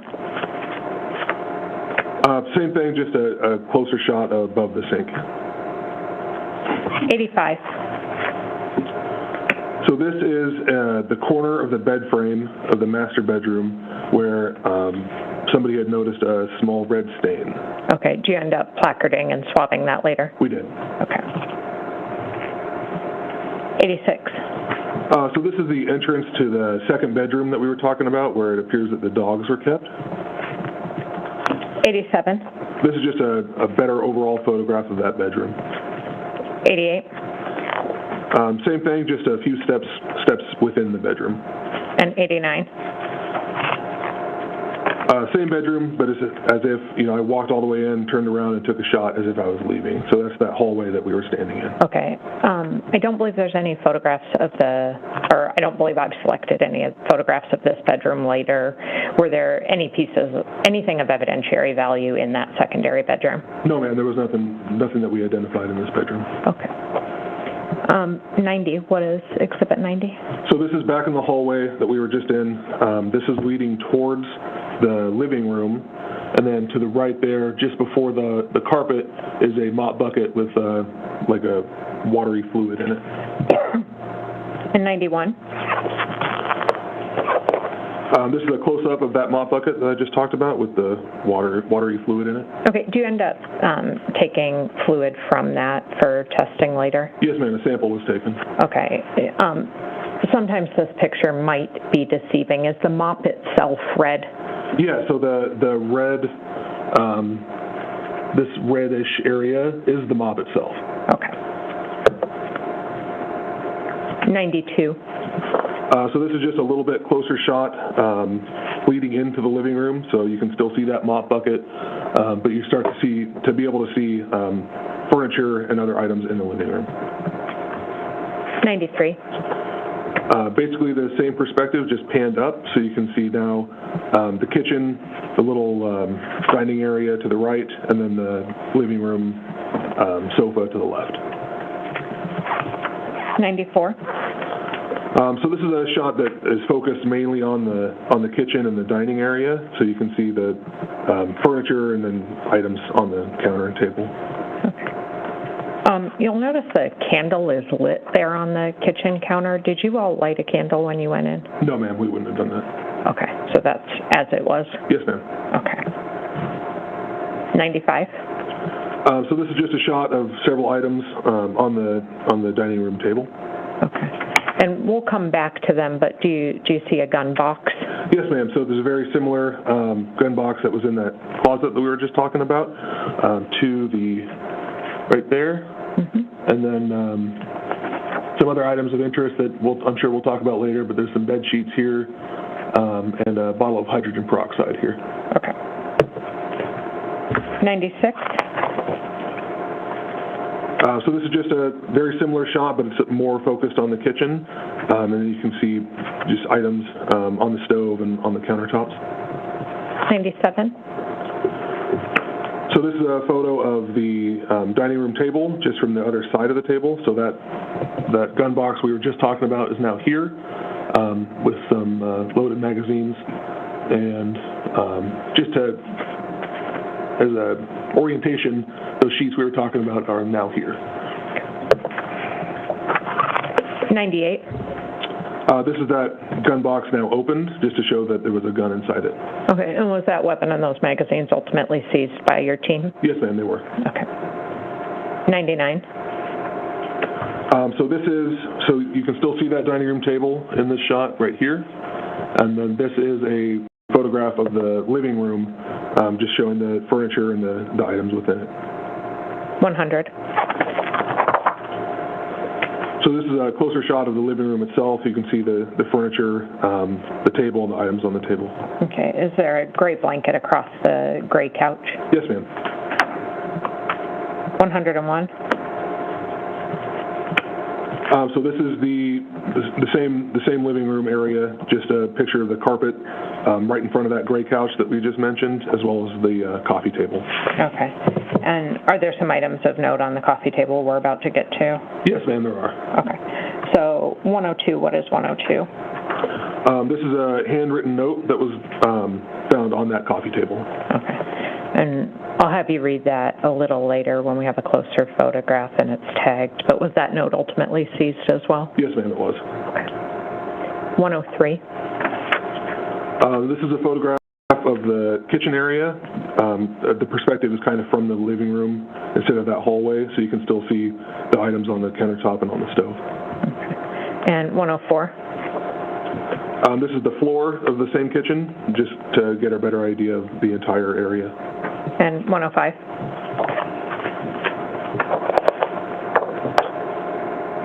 That is the trash can within the kitchen.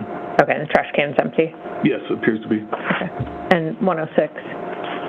Essentially, a very similar shot, just panned up so you can see the items on the countertop and on the stove. Okay, is there a bottle of, I don't know, you're close enough yet, but is that 4 Roses? Yes, ma'am, it is. Okay. 107. This is of the sink in the kitchen, just to show the items in the sink, some food items, and then you can see the dining room table in the background.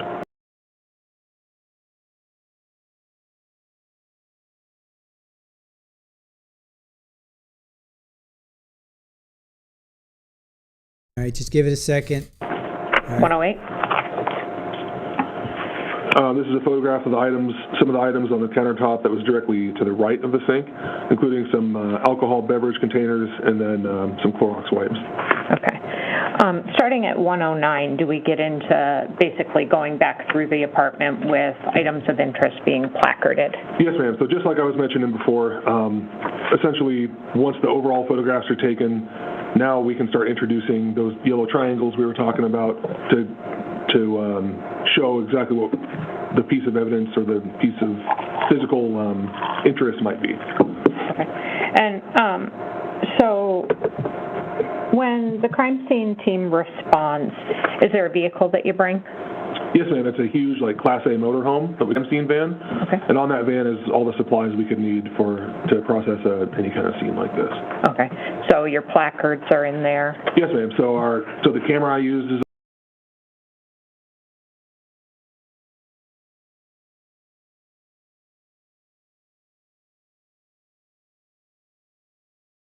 there. Especially, we use it just for these. The placards are on there. If we're going to take any swabs, we have sterile swabs on there. If we're going to use any kind of chemicals, we have chemical agents on there that we use. It's very rare that I'll have something in my car, my police car, that I would use. Everything we try to keep on the van just for this. Okay. And so let's go with 109, starting in those placarded swabs. Placarded photographs, what does 109 depict? So this is placards 1, 2, 3, 4, 5, 6, and 7. Each one is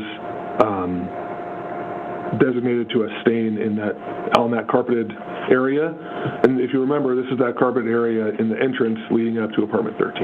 Okay. And did you do some presumptive tests, see what the substances in those stains could be? Yes, ma'am. Detective C used what's called hemosticks. Hemosticks are just it's a little strip. It almost looks like a diabetic test strip, but it tests for hemoglobin and myoglobin in the blood. So initially it was used to detect blood and urine, but you can use it as a presumptive positive or presumptive field test for blood in like a stain like this, for example. So it doesn't, there's some false positives and it can't tell you if it's human blood or animal blood, but it is a very useful tool as a field test for blood. Okay. And you said Detective C field tested those? Yes, ma'am, that's correct. Anything presumptively positive out of those? I remember seeing a slight reaction on the hemosticks. However, I can't remember if it was presumptive positive or not on these particular stains. Okay, we can have Detective C talk about that further. 110, what is 110? So this is placard 17. Those were those boots in the plastic bag that we mentioned in the beginning. Okay. Were those taken into evidence? Yes, ma'am, they were. Okay, and 111? And 112, let's go closer to 112. Sure. So 111 is just a farther out shot of this exact photo.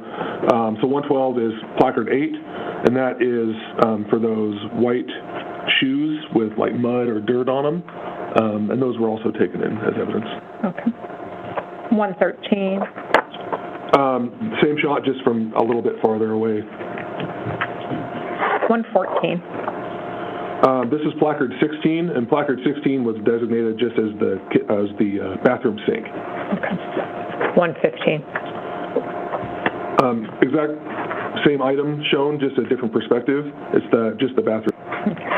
And 116. This is placard 18, which was designated for the mop bucket. Okay. And was that taken into evidence? Yes, it was. Okay. And sample taken out of that water as well? Correct. Okay. 117. So this is placard 19, and placard 19 was designated as that blue water bottle right here. Okay. And was that water bottle taken into evidence? I believe it was, yes. Okay. And then 118. This is placard 20, and that is the firearm and the 2 magazines there that was on the dining room table within that kitchen living room area. 119. So this is placard 21. So this is the packaging for a mattress protector that was on just behind. This is that same dining room table we were just looking at. This is the corner right here is that firearm that we were just looking at, and then here is that mattress protector. That was placard 21. Okay. Is there a closer photograph of that in 120? Yes, ma'am. So that's the closer photograph of that same item. 121. You're placarding a number of items there. What are they? Yes, ma'am. So you can see several items leading from 26 way over here, which we'll get to in a second. But the main focus is 27, 22, and 29. So 27 is that hydrogen peroxide that we were mentioning earlier. 22 is the bed sheets here. And then 29 is this Q-tip, open Q-tip packaging. Okay. And in order to know what might be relevant, are you communicating with the case detective or the homicide detectives so that you know essentially what they've learned in their investigation? Yes, ma'am. So that would be the main job of Officer Keating or whoever the team lead is. They're going to be that liaison to the detectives to give us an idea of what we should be looking for, what we potentially are investigating. Okay. And so that's why you've decided to placard and seize hydrogen peroxide, sheets, Q-tips? Yes, ma'am. Correct. Okay. Is 122 just a different angle of those same items, the Q-tips, the sheets, and the hydrogen peroxide? Yes, ma'am. Okay. 22 is the sheets? Yes, ma'am. Correct. Or were those taken into evidence? They were. Okay. And 27? Like I said, that hydrogen peroxide bottle. Is that taken into evidence as well? I believe it was. Okay. And 125, is that a bigger overall perspective? Yes, ma'am. So now you can see just a couple more placards than what we were just talking about. So the ones we were just mentioning are down here. You can now also see 28, which is the Clorox wipes here. And then 23 is that Four Roses whiskey bottle way over here. Okay. So 126 shows placard 28, which you said is the Clorox wipes? Yes, ma'am. Correct. Okay. And again, we can see that burning candle. Just to be real clear, you all didn't do that? No, ma'am. We did not light a candle. Okay. Did you blow it out before you left? I don't know. Okay. I don't remember. We'll see at the end, maybe. 23, what is placard 23? So that's that Four Roses bourbon whiskey bottle. Okay. So 28 is the Clorox wipes that's depicted in State's Exhibit 127? Yes, ma'am. And 128? That's that placard 29, the open Q-tips packaging. And 129? So this is just an overall shot to give you perspective on how these items are related to each other spatially. So you can still see 28 Clorox wipes, 29 the Q-tips, and then 23 is that Four Roses bottle. What does 130 depict?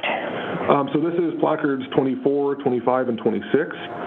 This is that living room and you can recognize the furniture and the coffee table. Okay. And 26, have you kind of moved that gray blanket to placard an item in 26? Yes, ma'am. So you can see, I'm sure there's closer up photos, but it's kind of challenging to see. But once this blanket was moved, a handgun was found in between the couch cushions here, and that's 26. Okay. So 24? 24 is that handwritten note that we were talking about a little bit ago. Okay. And 25? 25 is that same note just unfolded, so you can see the entirety of the content of the note. Okay. Is it zoomed in sufficiently for you to read that to the jury? Yes, ma'am, it is. Can you please? So it appears to say, "Dear everyone, I'm writing this just in case what's going on with my wife becomes too much for me to handle. I've always said since we met that I couldn't live life without her, nor do I want to. To whoever finds this note, please make sure my dogs get taken care of. I want that to be the main priority. To all my family members and loved ones, I'm sorry I wasn't mentally strong enough to handle the weight of what's going on. I loved Saria, but have prepared for the worst, unfortunately. Please make sure that if Saria is found, rather it be dead or alive, that we get buried next to each other, please. Finally, to Saria, if you are alive and receive this news, I'll see you in the next life, honey bunny. I love you the mostest. Zarrius Hildabrand." Okay. And 132? This is the back of the same note. This one, the rest of it, the remainder says, "For the people working the case, I'm sorry the info I gave you wasn't the best, and hopefully my wife turns up. But I'm telling you now that I have no clue what could have happened to Saria, and I truthfully can make that statement. Zarrius Hildabrand." Okay. And was that note taken into evidence? Yes, ma'am, it was. Okay. 134? This is just kind of a zoomed out photo of that same coffee table. 24 is that note that we just looked at. And then placard 25, there's a holster and a firearm magazine. Okay. And is 135 a closer-up picture of placard 25? Yes, ma'am, it is. And are you placarding both of those items there, the holster and the magazine? Yes, those are considered one item as far as the placard goes. Okay. And that magazine has a tan-colored grip? Yes, ma'am, it does. 136? So this is placard 26. This is that handgun that was found in between the couch cushions that we talked about a second ago. Great. And 137? Just a closer shot of that same firearm discovered in between the couch cushions, 26. Okay. And it seems obvious, but was that weapon taken into custody or seized into evidence? Yes, ma'am, it was. Okay. And 138? So this is moving into the master bedroom now. Obviously, as you can see, several items have been placarded, 9, 10, 11, 12, and 13. 9 represents the bed with the bedding on it. 10, 11, 12, and 13 are all stains. I'm sorry, you said stains? Yes, ma'am. So there were reddish-brown stains that were discovered on the carpet, and then on 10, 11, and 13 are stains that were found on the carpet, and then 12 is a stain that was discovered on the side of the bed frame. 139. So this is just a closer shot of placard 9, which represents just the bed and all the bedding on it.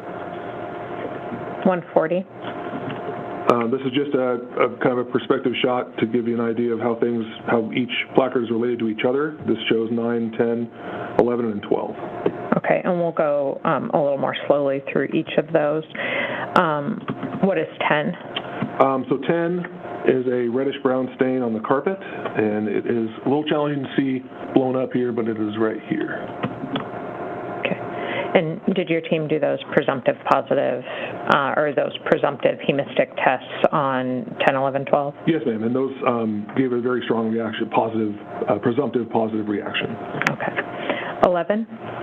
11 is very similar. It's a reddish-brown stain here. 12. 12 is now a closer up and now placarded photo of, we actually looked at this stain earlier, but it is right here on the corner of the bed frame. Okay. And I'm sorry, I'm saying the placard number, not the exhibit number. That's exhibit 143. Exhibit 144. So this shows kind of the floor of the foot of the bed, placards 12, 13, 14. So 12 is that stain that we just looked at. Now it's very challenging to see here. but 13 is another stain on the carpet, and then 14 represents that gun box and the little handgun safe in the closet way up here. So 145. Does that show the... Sorry, I got a little out of order here. Give me one moment.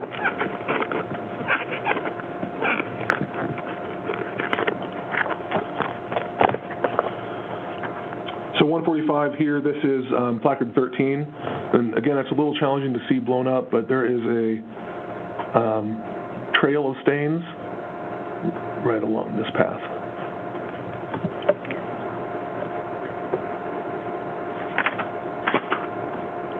$146. This is that closeted walkway area that we talked about before. Placard 14, like I mentioned just a second ago, is that gun safe and then the gun box right back here. And then placard 15 is this blue bowl with the lotion inside of it. 147. So this is placard 14, just a closer shot of this gun box and the little gun safe there. 148.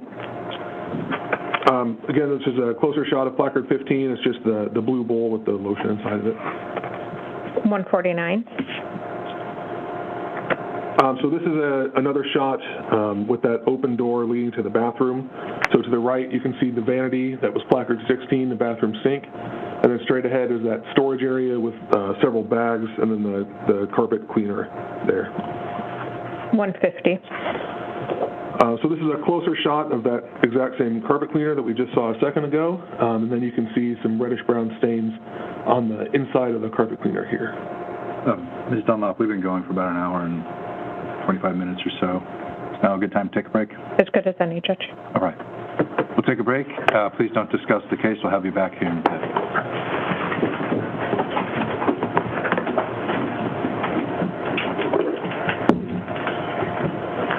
And the alarm that was not live is now alive, so she needs to let you folks in and out from that line. Thanks.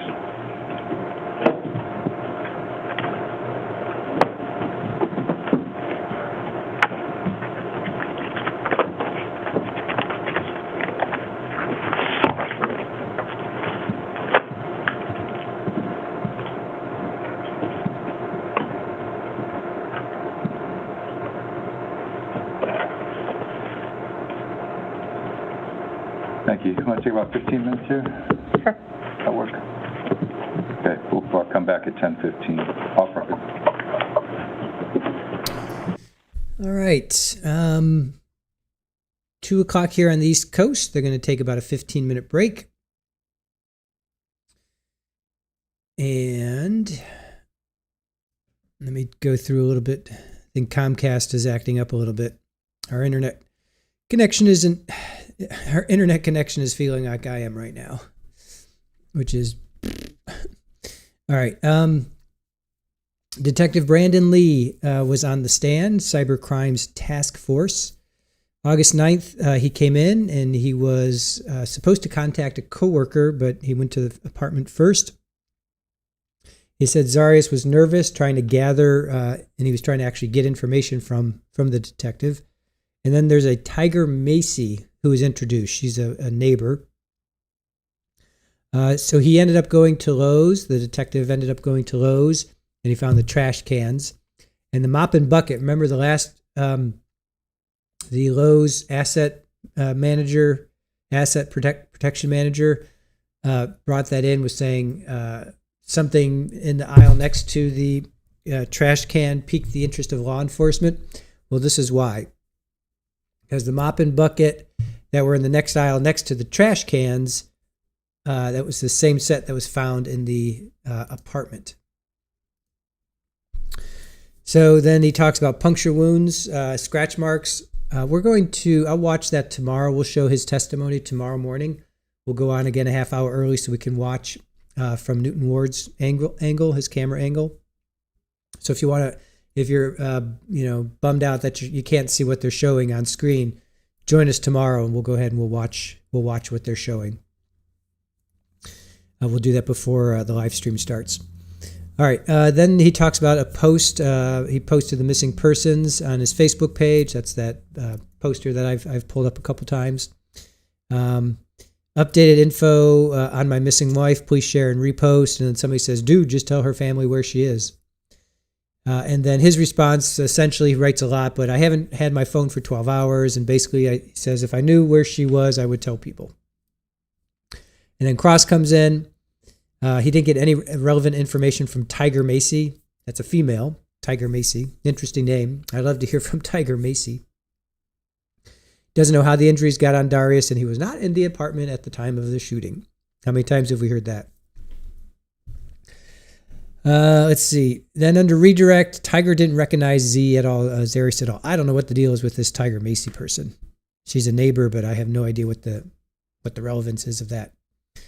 All right, then we heard from Detective Stephen Jakowski. He's the drone operator. He's the one that found what you're looking at on the thumbnail right now. That's what he found, which is really, really sad because he said they located the drain. It was about waist high. He said they had been there several times during the day. I think Mom, Meredith, she had been there. Like the searchers had gone back and forth searching in the woods, and there she is. And unfortunately, Saria was found bedding a pillow, human, her, and then some sewage. It's like, and it was like a 15-foot drop. I'm like, oh man, just terrible, terrible, terrible. Absolutely just horrible. So anyway, we then heard from Officer Matthew Hickman. He's on the stand right now. He took photos of the scene. He just goes over all the photos. So we'll look at his testimony as well as much as we can because he's on for a while.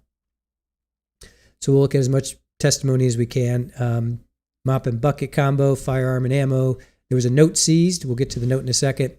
He took photos of Q-tips, hydrogen peroxide, and bed sheets. Why on earth did he have to buy Q-tips? I don't get that. I'm not understanding why he had to buy Q-tips. But anyway, and I think he said bourbon, whiskey or bourbon. Anyway, there was a bourbon bottle. There was a firearm found in the couch cushions. And then there was a handwritten note. And essentially, I wrote as much as I could because he read it fast. But dear everyone, I'm writing this in case this thing going on with my wife is too much for me to handle. Please take care of my dogs. I love my wife and make sure we are buried together. To Saria, if you're alive, I love you. To law enforcement, I don't know what happened. Then he talks about reddish brown stain on carpet inside of bed frame, and then a carpet cleaner with red brown stains. So, Camilla, Tiger Macy sounds like she's from a kung fu fight movie.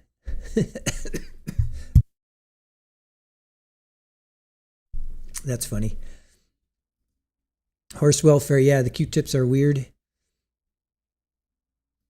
Hey, Linda, how are you? Welcome in. Good to see you.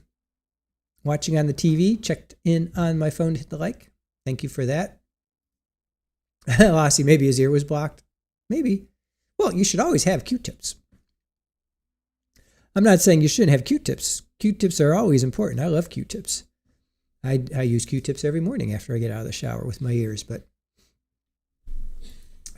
Jed Ziadax, he couldn't find anywhere to put her other than the sewage system. I know, it's just disgusting.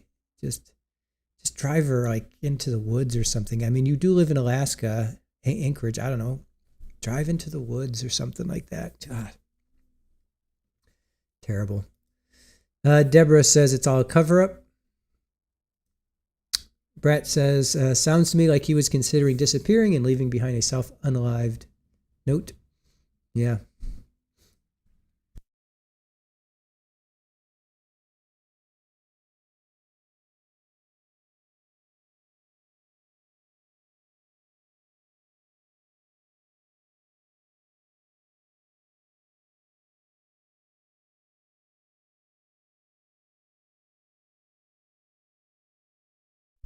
Yep.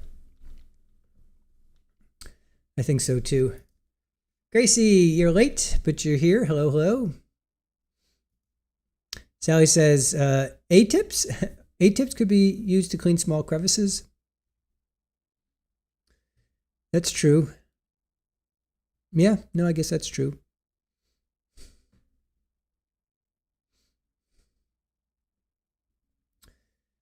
Oh, man. Sorry, guys. I'm going to try not to dwell on this too much. All right. Help me through this. What questions do we have? I've gone through all my notes.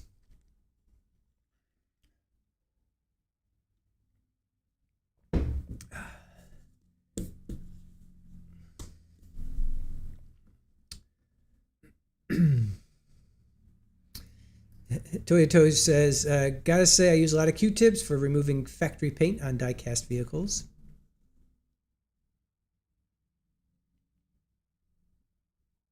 Sally, sorry, driving. She shouldn't try to text and drive. Send. I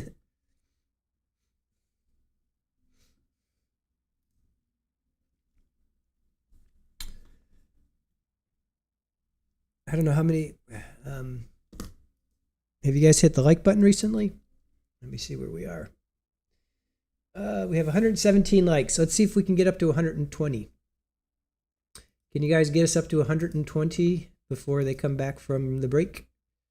Try and get us back to 120.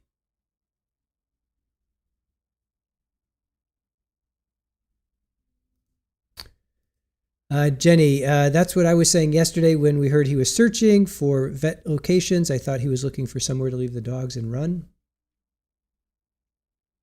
I look pale. I'll rest. Don't worry. We'll be done at 5:30. Thanks, guys. I know. Don't worry, guys. I'll be okay. I appreciate that. I will be okay. Aaron suggested that too, if I need to leave and go lay down, but it's all good.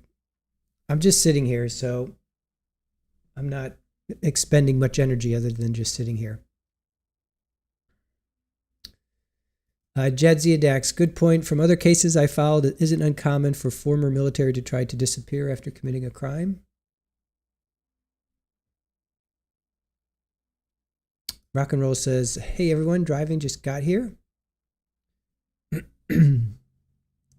I don't have my live counter on, so I don't know how many likes did we get to.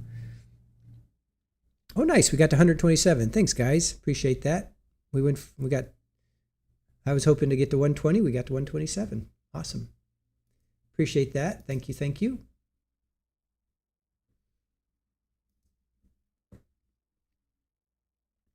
Yes, hydrate. I had a big bowl of miso soup, and then I had a big cup of it, and then I drink a lot of water, but this has lemon and ginger in it and some honey. So my throat feels a little bit better. It's just all right here. It's just like right there in my sinuses. I know. All right, Amby, heading out. See you tomorrow. Thank you. Appreciate you joining us today. Yes, head cold is miserable. I just got to make sure it doesn't go down in my chest. That's never a good thing when it goes into your chest. Nose and throat is one thing. Chest, that's when I don't like it going into my chest.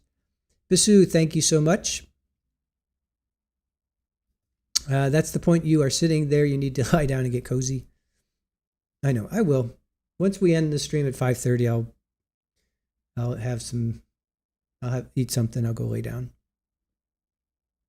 Selena, back from therapy. Thank goodness for him. Good. Glad you had a good session. Aussie, we only need a few more subs to get to 28,000. Yes, we are 27,914. All right. Yeah, you're right. We are, what's that, about 86 away from getting to 28,000? Let's see if we can do that. That'd be cool. So, Stella, how are you? You have us on in your kitchen television all day while you're crochet. Very nice. That's a nice way to spend your day. Appreciate that. Thank you.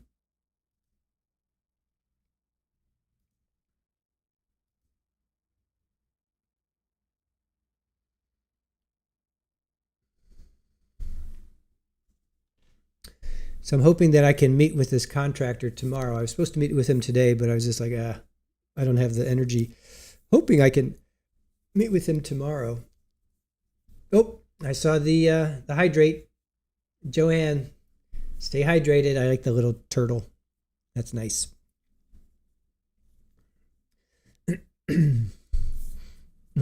Thank you, Debbie. Erin's actually, she's not feeling well right now. Usually takes like a day, but she says her throat is scratchy now. So we're going to be a sick house, I'm sure, by tomorrow. No, I got to take notes. I want to take notes. I got to take notes. Pay attention. Thank you, Selena. I don't know. I don't know where I got it from. I haven't been sick like this since, I did get COVID once. I did get that, but that was like in 2022 or something like that. That's like the last time I've been really sick. Like if I don't feel well, I'm okay in like literally like 6 hours, 7 hours, and it doesn't last long. I haven't been sick like this in a long time. When I was in New York City, I would get sick like clockwork every change of season. October and then March or April, and October, November, I would get sick and just be miserable.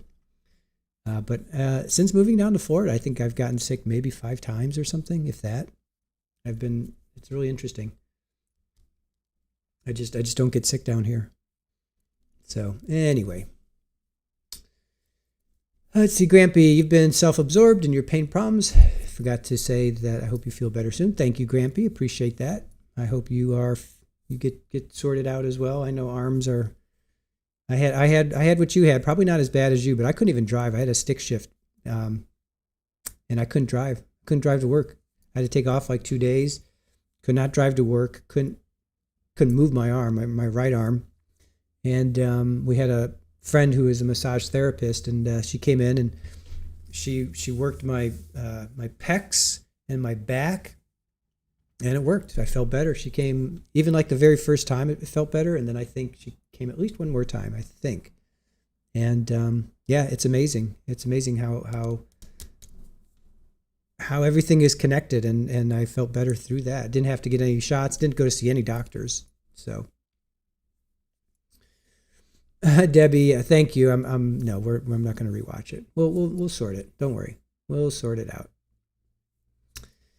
Renee, a lot of germs in the vet's office. Yeah, that's true. Well, I was actually at the dealer's.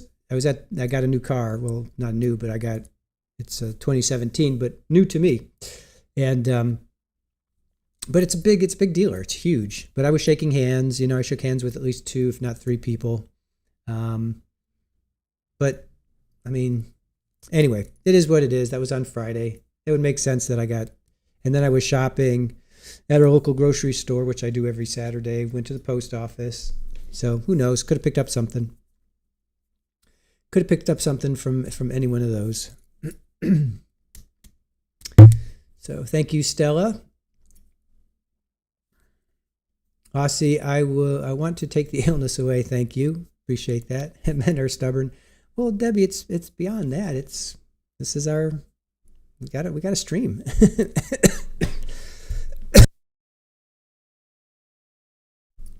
We have to stream, I appreciate that, but I don't want to fall a day behind. So, Jane, I did go to a car dealership. I went to VW and, was able to come out with a Nissan Maxima. Sweet looking car. I'm really happy with it. Sally, you're home now. Good morning to you. Thank you, Renee. We will. Well, it is what it is. I'll be fine in like 2 days. I'm sure tomorrow I'll still be not feeling well, but then I'm sure by what's today? Tuesday, Wednesday, Thursday. Yeah, I'm sure by Thursday I'll feel better. So, Agent 333, you are number 334. Howdy, chat. I'm listening. Just got back from a cruise. Nice. Getting back to real life. Feel better. Thank you. Joanne, a handshake is a germ-sharing action, almost as bad as a kiss. I know. And I always like when people come over, like the contractors or whatever, and I'm always really careful because of COVID, wash my hands afterwards, all that jazz. But did not have the chance to do that on Friday, so yeah, it's all right. Doesn't kill you, makes you stronger, right? So I needed a shot to my immune system anyway. Did I get a white Ferrari? No, I got a Nissan 2017 Nissan Altima. No, I'm sorry, Maxima, a Nissan Maxima. Yeah, it's a sweet car. Coming from a Rabbit, which was 150 horsepower. This has 300 horsepower, so it's like double. I've got double the pickup. So great gams. If we all leave chat, then Squeegee will have to go. No, I will still be here. I will still be streaming because it's all about the library. It's all about us watching trials and then having a library so that people can watch. So even if you guys all leave right now and there's nobody in chat, I will still be here streaming. Lassie, you love lemon ginger tea when you are ill? Yeah, ginger helps get rid of mucus, and of course lemon is a good astringent. So Jadzia the incubation period for the cold virus is between 12 hours and 3 days, so that probably narrows down where you could have gotten it from. Well, that would have been, I wasn't feeling well last night around 7 o'clock. So that was Monday. If I backed it up Sunday, Saturday, Friday. So it's either when I went to the dealership or when I went to the post office on Saturday or when I went food shopping on Saturday. So it happened there. Toyotas, yes, the Maxima. Yeah, it's a sweet car. Sweet car. I've been a VW person since literally the day I was born, and I learned how to drive VW Beetle, and then I had a Rabbit for 20 years, almost 20 years. Yeah, I got it in 2006. It's an 07. Erin got her Jetta in 05. Hers was in 06. So we traded both those in, and yeah, I was able to get a pretty good deal on it. It's like 76,000 miles. So I feel pretty happy with it. Jane, get out some fresh air. Mother Nature, best medicine. Yeah, absolutely. It's raining right now. Well, it was. It's still cloudy right now. So there's no vitamin D to be had right now. But when we close at 5:30, when we end at 5:30, if there's sun out, I'll go out and get some vitamin D. If not, I'll take some vitamin D. I also had an orange earlier, so I had some vitamin C. I'll have some later today too. Aussie Gardner, you love the Beetle? Yeah, I love the Beetle. That's what I grew up with. We had a yellow Beetle. Great Grams, hot toddy and chicken noodle soup. I did have some miso. Erin made me a nice big slurpy bowl of miso soup. So that was good. And Virginia, from 150 to 300 horsepower means you get to the bank faster. Toy says best Florida car is a white Testarossa, aside from the Nissan Maxima. All right.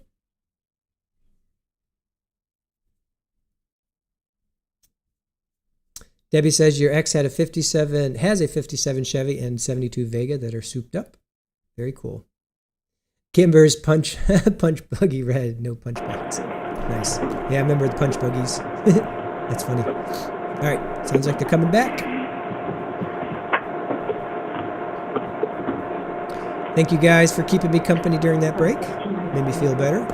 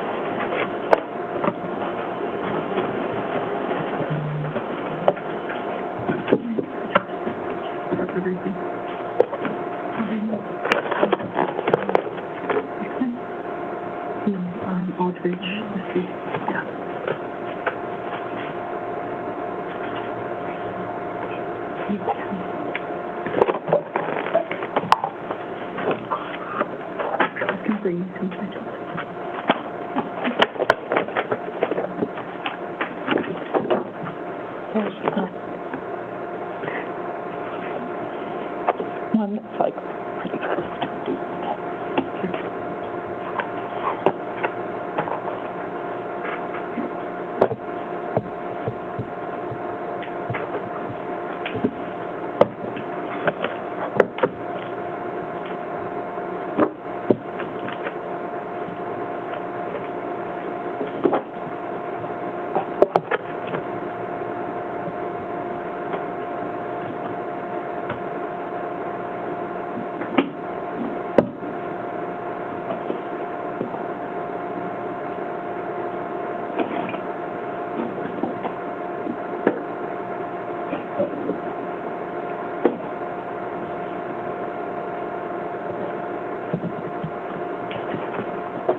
Please rise for the jury.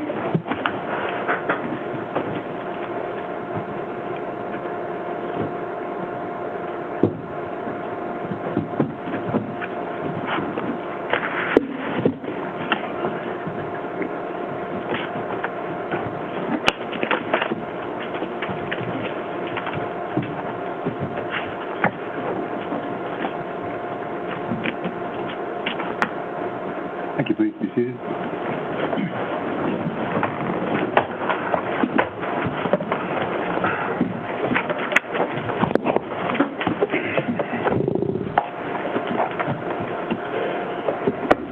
All right, Sergeant, we left off with State's Exhibit 150, which is that carpet shampooer, so we'll move to 151.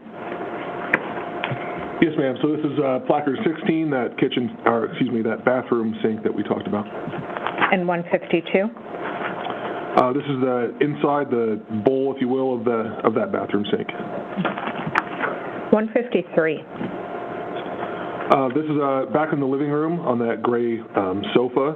Placard 26 is that firearm that was found in between the cushions. This is just a better shot once that firearm had been removed. Okay, and so you all have taken it out from where it was wedged between the cushions? Yes, ma'am, correct. Okay.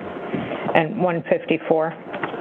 This is just a closer-up shot of that same firearm, so you have a better idea exactly what it looks like after it had been removed. Okay, and I believe you answered this, but this was taken into evidence? Yes, ma'am, it was.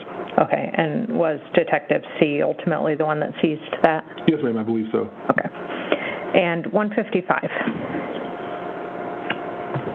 All right, so this is, if you remember me talking in the beginning about what these little test strips called hemosticks, that's what this white strip is here and here. So that is what we would use to test, field test presumptive for blood.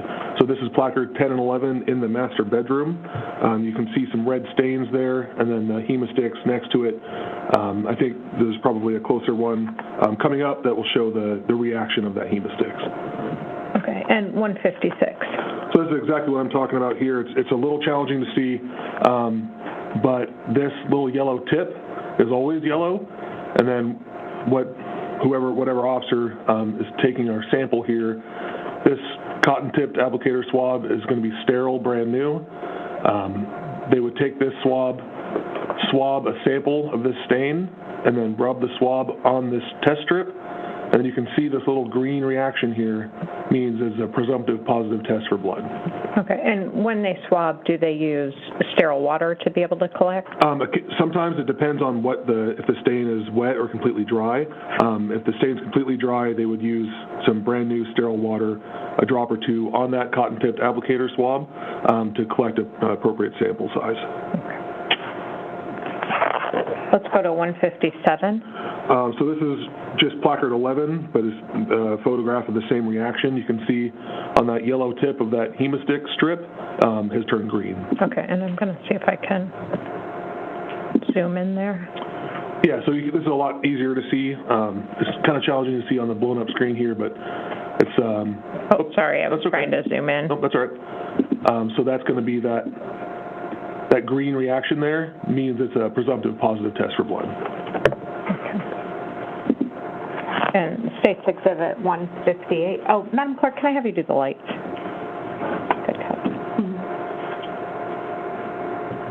So 158 is placard 12, and that's that stain on the side of the bed frame that we've looked at a few times now. But the stain, which is here, has now been tested with that same type of field test, which on this strip. And you can see, even from zoomed out from here, you can see that green reaction on that test strip. There it is right Is that a closer picture there in 159? Yes, ma'am, it is. Again, I'll go ahead and zoom in there. So that's an even closer zoomed in image. That's 159 still. But that's that green, that very strong reaction to show a presumptive positive test for blood.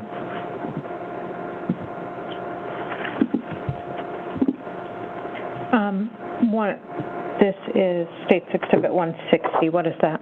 So this is just an overall photo of the bed, essentially as it was when we arrived, before any of the sheets or any pillows or anything else was removed.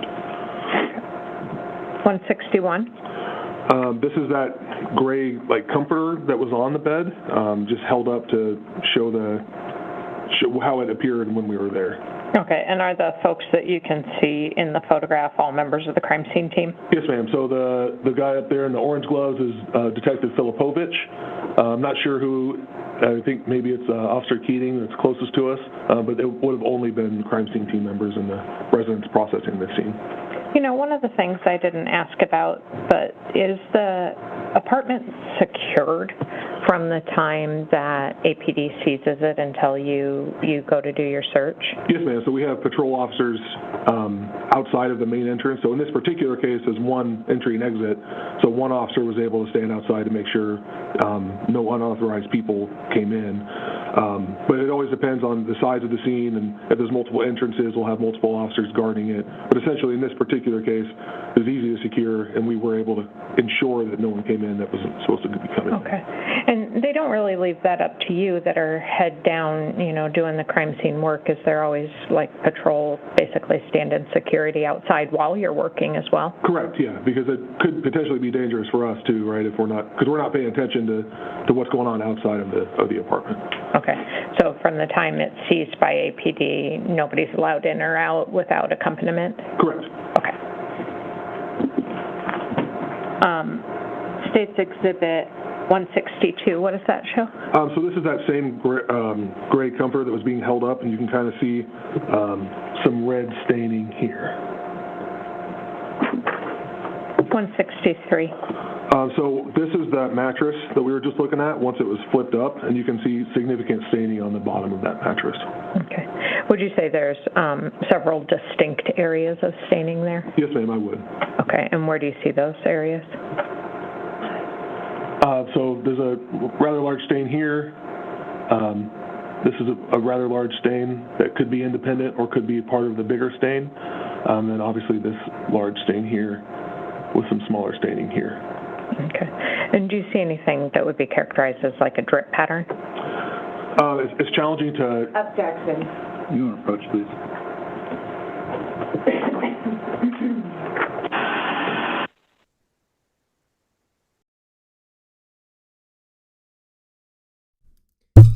Just want to say thank you, Shannon, for the 5 Trial TV Live gifted memberships.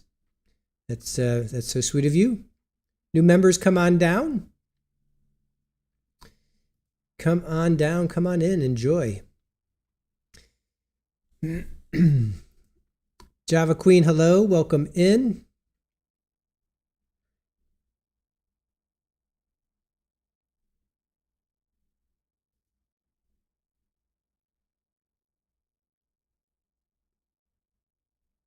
Are we going to CrimeCon? Probably not. I don't know if that's next. Well, I'll think about it. I'll think about that. We'll see. We'll see what's going on next September. I suppose I should get tickets now.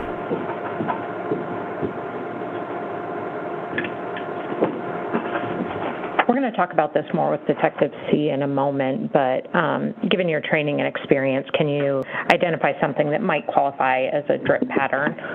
Yes, ma'am. It's challenging for me at least, to classify specifically what is what. I can see, though, the differences in these stains. So, for for example, this is a rather large pool, maybe two pools next to each other, but these are rather large, whereas this set of stains down here, they're circular in nature, and they're much significantly smaller, and they are more linear as a general pattern, if that makes sense. Okay, so that last part you showed, is that what you were saying would be consistent with a potential drip pattn? Yes, ma'am, that could be. Okay. States Exhibit 164. So this is just a very similar shot, just panned down. I took this image just to show that the staining had transferred onto the wooden bed frame below. Okay. So saturated from the mattress into the bed frame? Correct. 165. This is the bed sheets that were on that mattress. Okay. And can you begin to see some stain kind of under that? Yeah, might be a little challenging to see with the shadows, but under here you can see some reddish-brown stains there. There you go. 166. So this is that same mattress with all of the bedding removed, laid back down as it was when we got there. And you can see now with that mattress protector gone, you can see the stains there. Okay. And so when you moved it, that mattress was upside down? Correct. Okay. Or when you found it, it was upside down? Correct. Okay. 167. So this is another photograph of that mattress now that all the sheets and mattress protector have been removed. So you can see, again, the previous photo you could see like on the sheets were still there. Now this is just a full shot of it with no sheets on it. Okay. Can you see some areas of clearing or sparing where the slats were? Yes. So those you can kind of match up the wooden slats with the not necessarily a void, but you can see the indentations of those wooden slats. Okay. 168. Just another shot of the wooden frame below the mattress. 169. This is the same mattress, same stains. However, we used a yellow sticky scale alongside the vertical and horizontal surfaces of the mattress, just to give an idea of the size of these stains. 170. This is a close-up of one of the stains, just so it can be measured, essentially. Okay. And you said that's one, maybe two distinct pools there? Yeah, you can see basically, I mean, you could argue that this is one large stain or perhaps two medium-sized stains that blended together, but that's what that image is of. 171. So this is kind of what we were talking about a second ago. Just below those two or one large stain, is those smaller circular, what could be a drip pattern that's linear left to right. 172. So this is just another large stain on as you'd be looking at the top of the mattress. 173. Another close-up shot of the stains, kind of the upper right as it was being held up. You can see the shot we just looked at is straight above, and then kind of what we talked about with the wooden slats, just a closer-up shot of those stains. 174. So this is just zoomed out a bit, but that's essentially the exact same stain that the last image was, and you can still see those indentations from the wooden slats. And does 175 add measuring tape or markers to the middle of the bed there? Yeah, so additional, that yellow sticky scale to just to give an idea of the size of these stains. 176. So this is the mattress laid down face up. So this is what we presume it would have looked like before it was flipped over. Okay, so when the event occurred? Potentially, yes. Okay. 177. This is that same mattress with the protector, the zippered protector sheet taken off of it. So this would have been the bare mattress without anything on it. Okay. And so those stains or potentially drip stains weren't deep enough to have saturated through that mattress topper? Yeah, so that you can see the difference it's very, very light compared to when the topper was on. You could see it much more clearly. 178. So this is back in that little hallway between the master bedroom and the bathroom, placards 14 and 15. And this is showing that same hemostix test on a stain just below placard 15 there. 179. And that's that same stain that I was just mentioning, and then there's that hemostix with that green presumptive positive reaction right there. 180. Placard 14, this is that, from that closet area was that Glock box and that little safe. This is just that photograph of that safe being opened, showing that there was some, looks like some ammunition and some firearm parts inside, not an additional firearm. 181. This is that same carpet cleaner that we've mentioned a few times. It's now been placarded as placard 30. Just in that bathroom, just like we've mentioned several times. 182. This is a closer up shot with the placard now, and again, this is showing just some reddish brown stain here at the bottom. And this is the same test, presumptive field test. It again is presumptive positive for blood with that green reaction. 183. This is placard 16. It's that bathroom sink that we've seen a few times. And this is the same thing. We used the hemostix to test some of this material that was in the bottom of the sink, and that presumptive positive for blood again. 184. So this is the kind of the far wall of that master bedroom where the mattress and the bed frame would have butted up against the wall.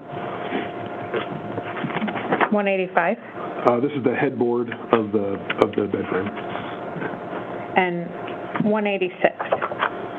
So this is a shot of that carpeted area after several, clothing items had been moved, and you can see now it's a little bit clearer. You can see some more stains here and over here. Okay. Now, did you all use, you talked about the hemostix. Did you use a substance called luminol as well? Yes, ma'am. So it's actually called Blue Star, okay. Which is the company name of luminol. So it's just like the CSI show, right? Like they spray the stuff and it glows. It's a lot like that. It's not quite as impressive, but essentially it's a reagent that detects iron in the blood. So even if blood is very diluted, once you spray that reagent on what you suspect is blood, the iron activates it, and it glows blue. It's challenging to see. You wouldn't be able to see it in this amount of light, but in the dark, it's very impressive. Now, it also, there's a lot of different things that can make it glow, so not just the iron and blood, but bleach makes it glow as well. So it's a useful tool not to only find blood that's been cleaned up, but it could show evidence of a cleaned up scene. So if there's a ton of bleach, that might be suspicious in nature. Okay. So it's going to show either presumptive positive for blood or potentially cleaning products. Yeah, or there's a few other things that could be false positives, but in this particular case, based on the totality of it all and the red stain. Objection. Overruled. We suspected it could be blood. Okay. And Madam Clerk, can I have you dim the lights just a little more? I know they're off a bit. And so when you applied the Blue Star to this area, did you take a photograph in State's Exhibit 187? Yes, ma'am. So if you look at 186 that we just looked at, this is identical. The camera is on a tripod. The camera is not moved. This is just to show what it looks like before. Then the Blue Star is applied in a spritzer bottle to that entire area, and then a photograph is taken of that reaction. So that is that blue glow that we talked about a second ago. That's what that looks like. Okay. Given the number of scenes that you've been to, is this a fairly strong reaction? Yes, this is a rather strong reaction. It might be, I think it's one of the stronger reactions I've ever seen and been able to document. Sometimes it's challenging to photograph because it doesn't last very long, but this one was rather strong. 188, what does 188 depict?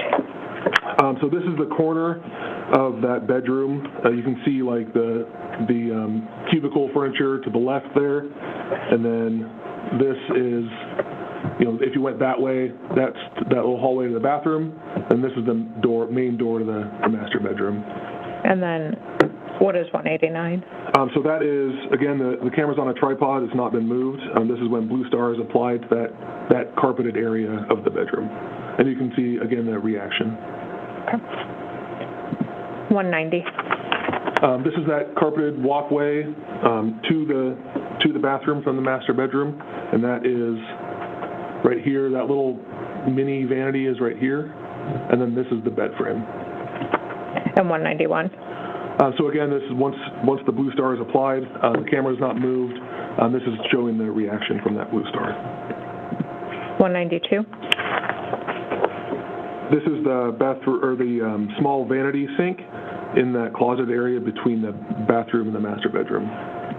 193. Again, the camera is not moved. It's on a tripod. This is the same sink after Blue Star has been applied. 194. This is the bathtub in the bathroom. 195. Again, the camera is not moved. The Blue Star has been applied and the lights turned off, and this is the reaction we were able to photograph. Okay, so if we go from the bathtub to that. 196. This is you can see the bathtub at the top of the screen and the toilet to the left of the screen, and this is the flooring right in between both. 197. So you can see, once again, the Blue Star has been applied, and that's the reaction that we were able to photograph.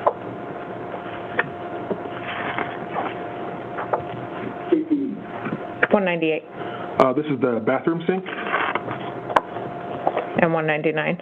And then that's the bathroom sink, same sink, same shot. Again, the camera's not moved, just the Blue Star has been applied. Okay, and so when you talk about it reacting, like potentially with bleach, in 198, is there Clorox wipes there visible in the bathroom? Yeah, so the top of the top corner there's some cleaning wipes there. That certainly could cause a reaction. And like bleach and some other cleaning products cause a brilliant blue reaction as well. Yeah, and can you actually see that in those wipes themselves, right? Yeah, so you can see them glowing right there. Okay. 200.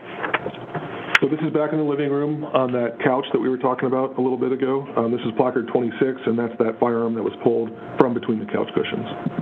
201.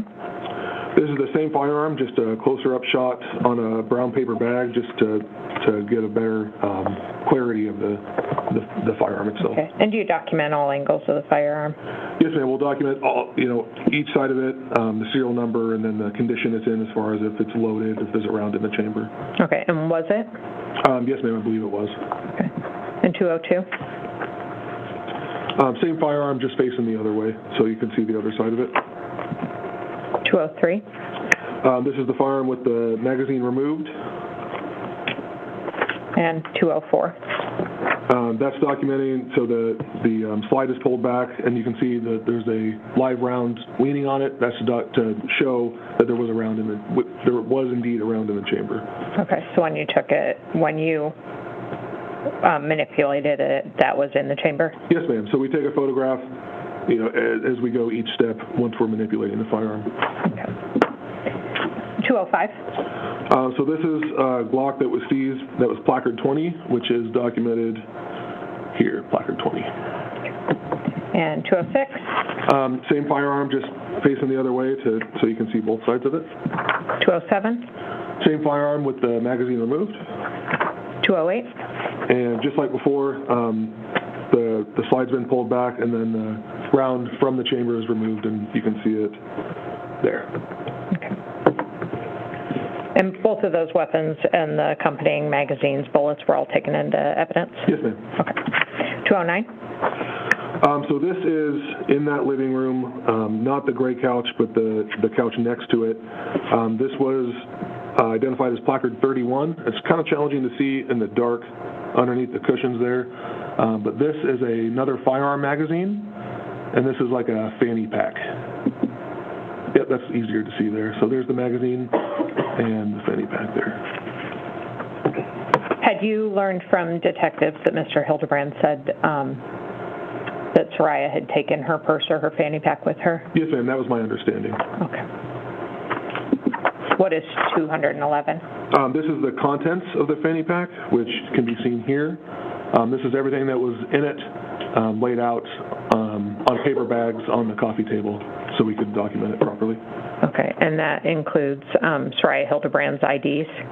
Yes, ma'am. And Social Security cards? Yes, ma'am. Okay.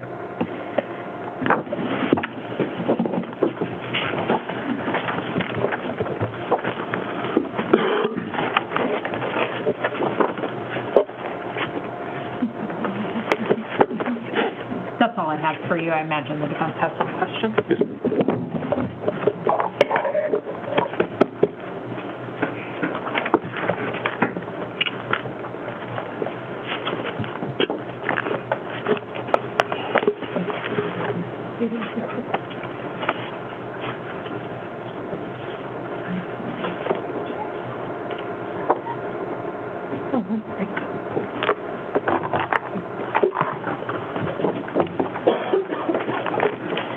Good morning. Good morning.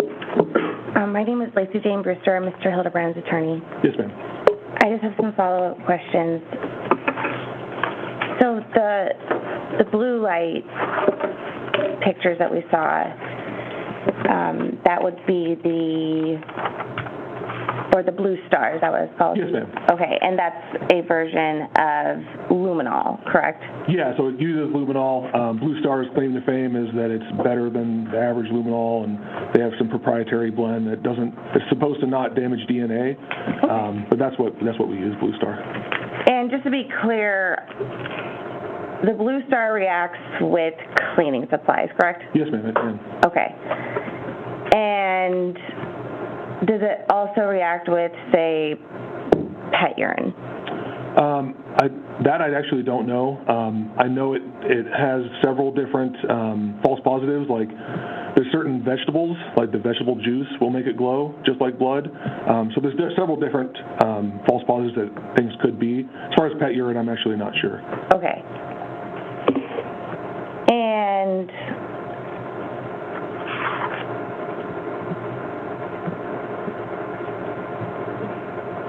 to be clear, you were part of the crime scene team, and you did not really get involved in any capacity in the investigation until, was it August 9th, 2023? Correct. All right. So you wouldn't have done anything like canvass the apartment complex to see if there had been any arguing or anything like that reported before? No, I don't remember doing any type of investigation beyond like what we've talked about today, taking these photographs. You took photos? Yes, ma'am. Okay, yes, and ma'am. those photos were taken on August 9th, 2023? Yes, ma'am, August 9th into August 10th. So fair to say you were not there on August 6th, 2023 at 2:47 a.m.? Not that I remember. Okay. You were not in the bedroom on August 6th? Oh, no, ma'am. You were not in an apartment? No, ma'am. You were not in a building? No, ma'am. And you did not see who pulled the trigger of the gun that killed Mrs. Hildabrand? No, ma'am. I did not. Thank you. Yes, ma'am. Can you retract? Just quickly, you said you were there August 9th into August 10th. I think you said you started right before midnight. Is that right? Yes, ma'am. How long does a scene like that take to process for the crime scene team? I mean, these scenes can last a significant amount of time. I actually have, if you allow me to look at my report here, so we were called, so I was called at 10:30 p.m. on August 9th, and I didn't leave the apartment until 6:30 a.m. on the 10th. Okay. Thank you for your work, sir. Yes, ma'am. Thank you. Please step down. May we approach? Yes. Thank you.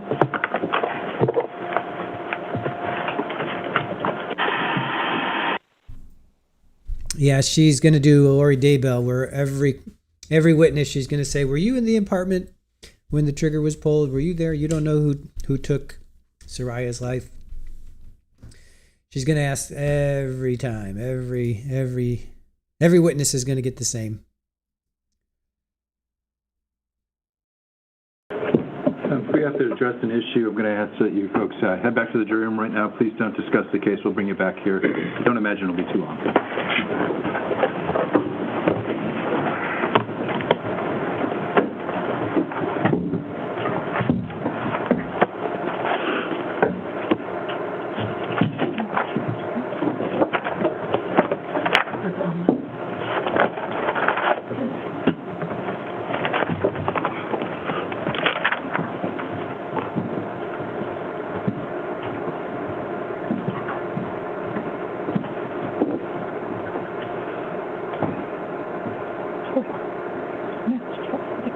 Thank you. Please be seated.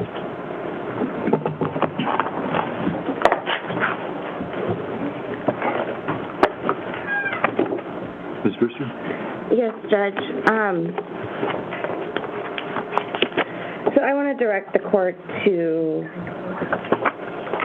Criminal Rule 16B1B. Give me a second.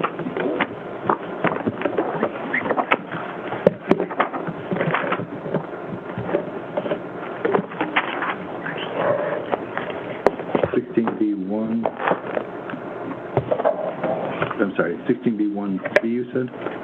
B as in boy, Judge. Expert witnesses, okay. And I would specifically direct the court to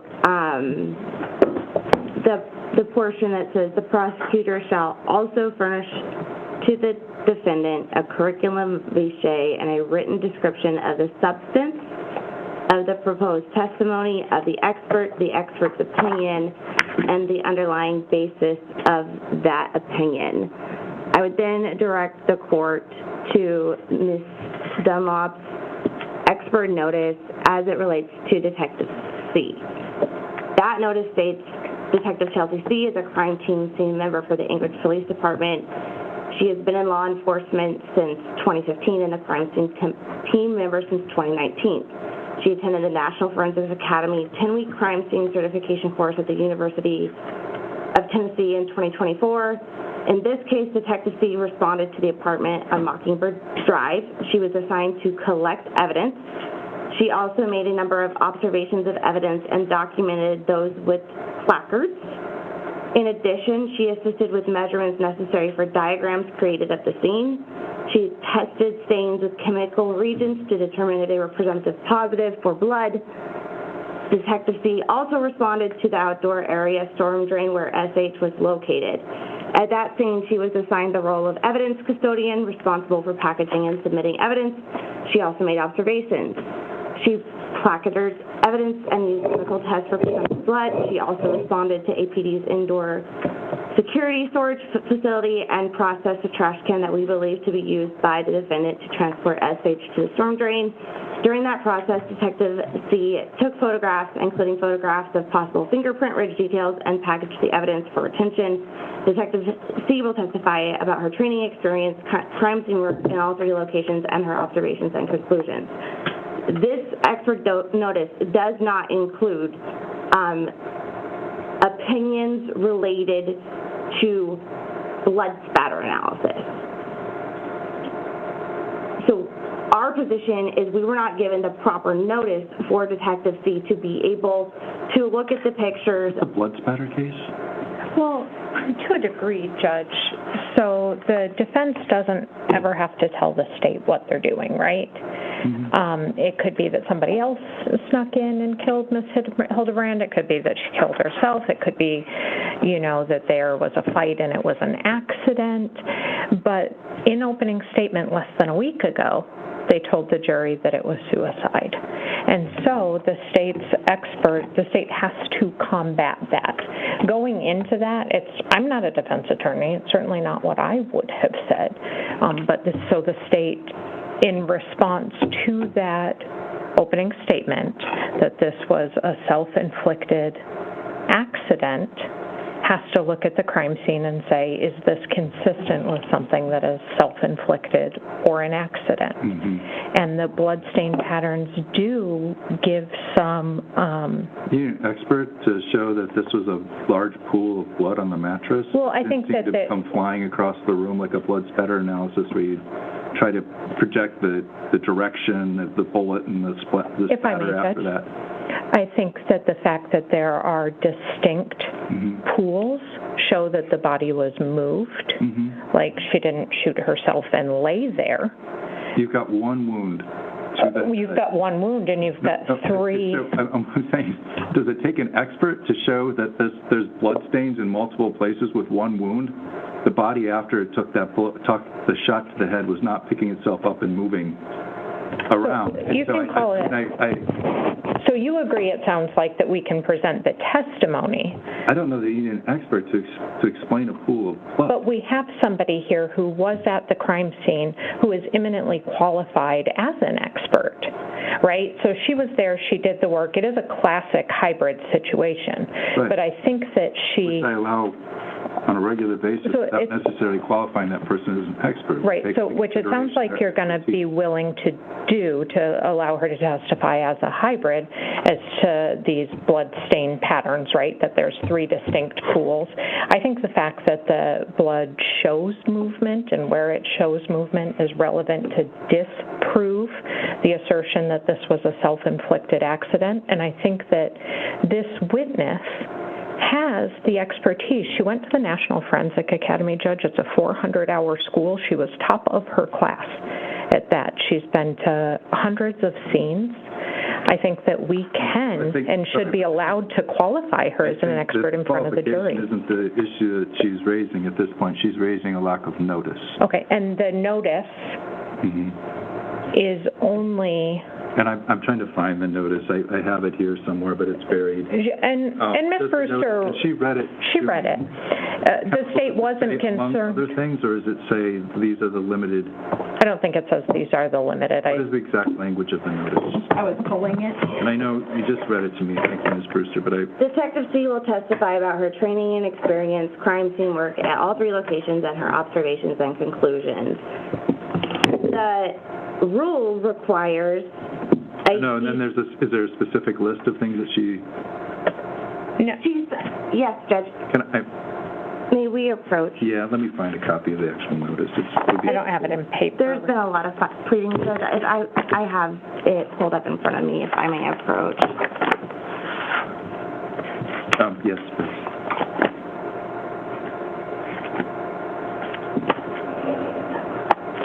Yeah, I've got the notice.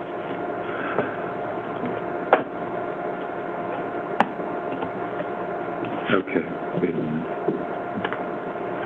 I would argue this is not an exhaustive list, Judge. I conclude the notice by saying she will testify about her observations and conclusions. I'm asking her to make a different an additional observation and conclusion based on the defense opening statement.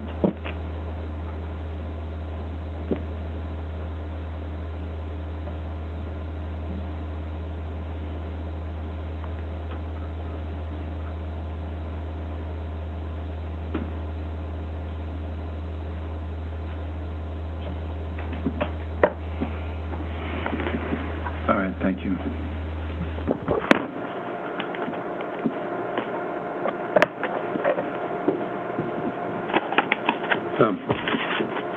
So the objection is to notice and not to qualification?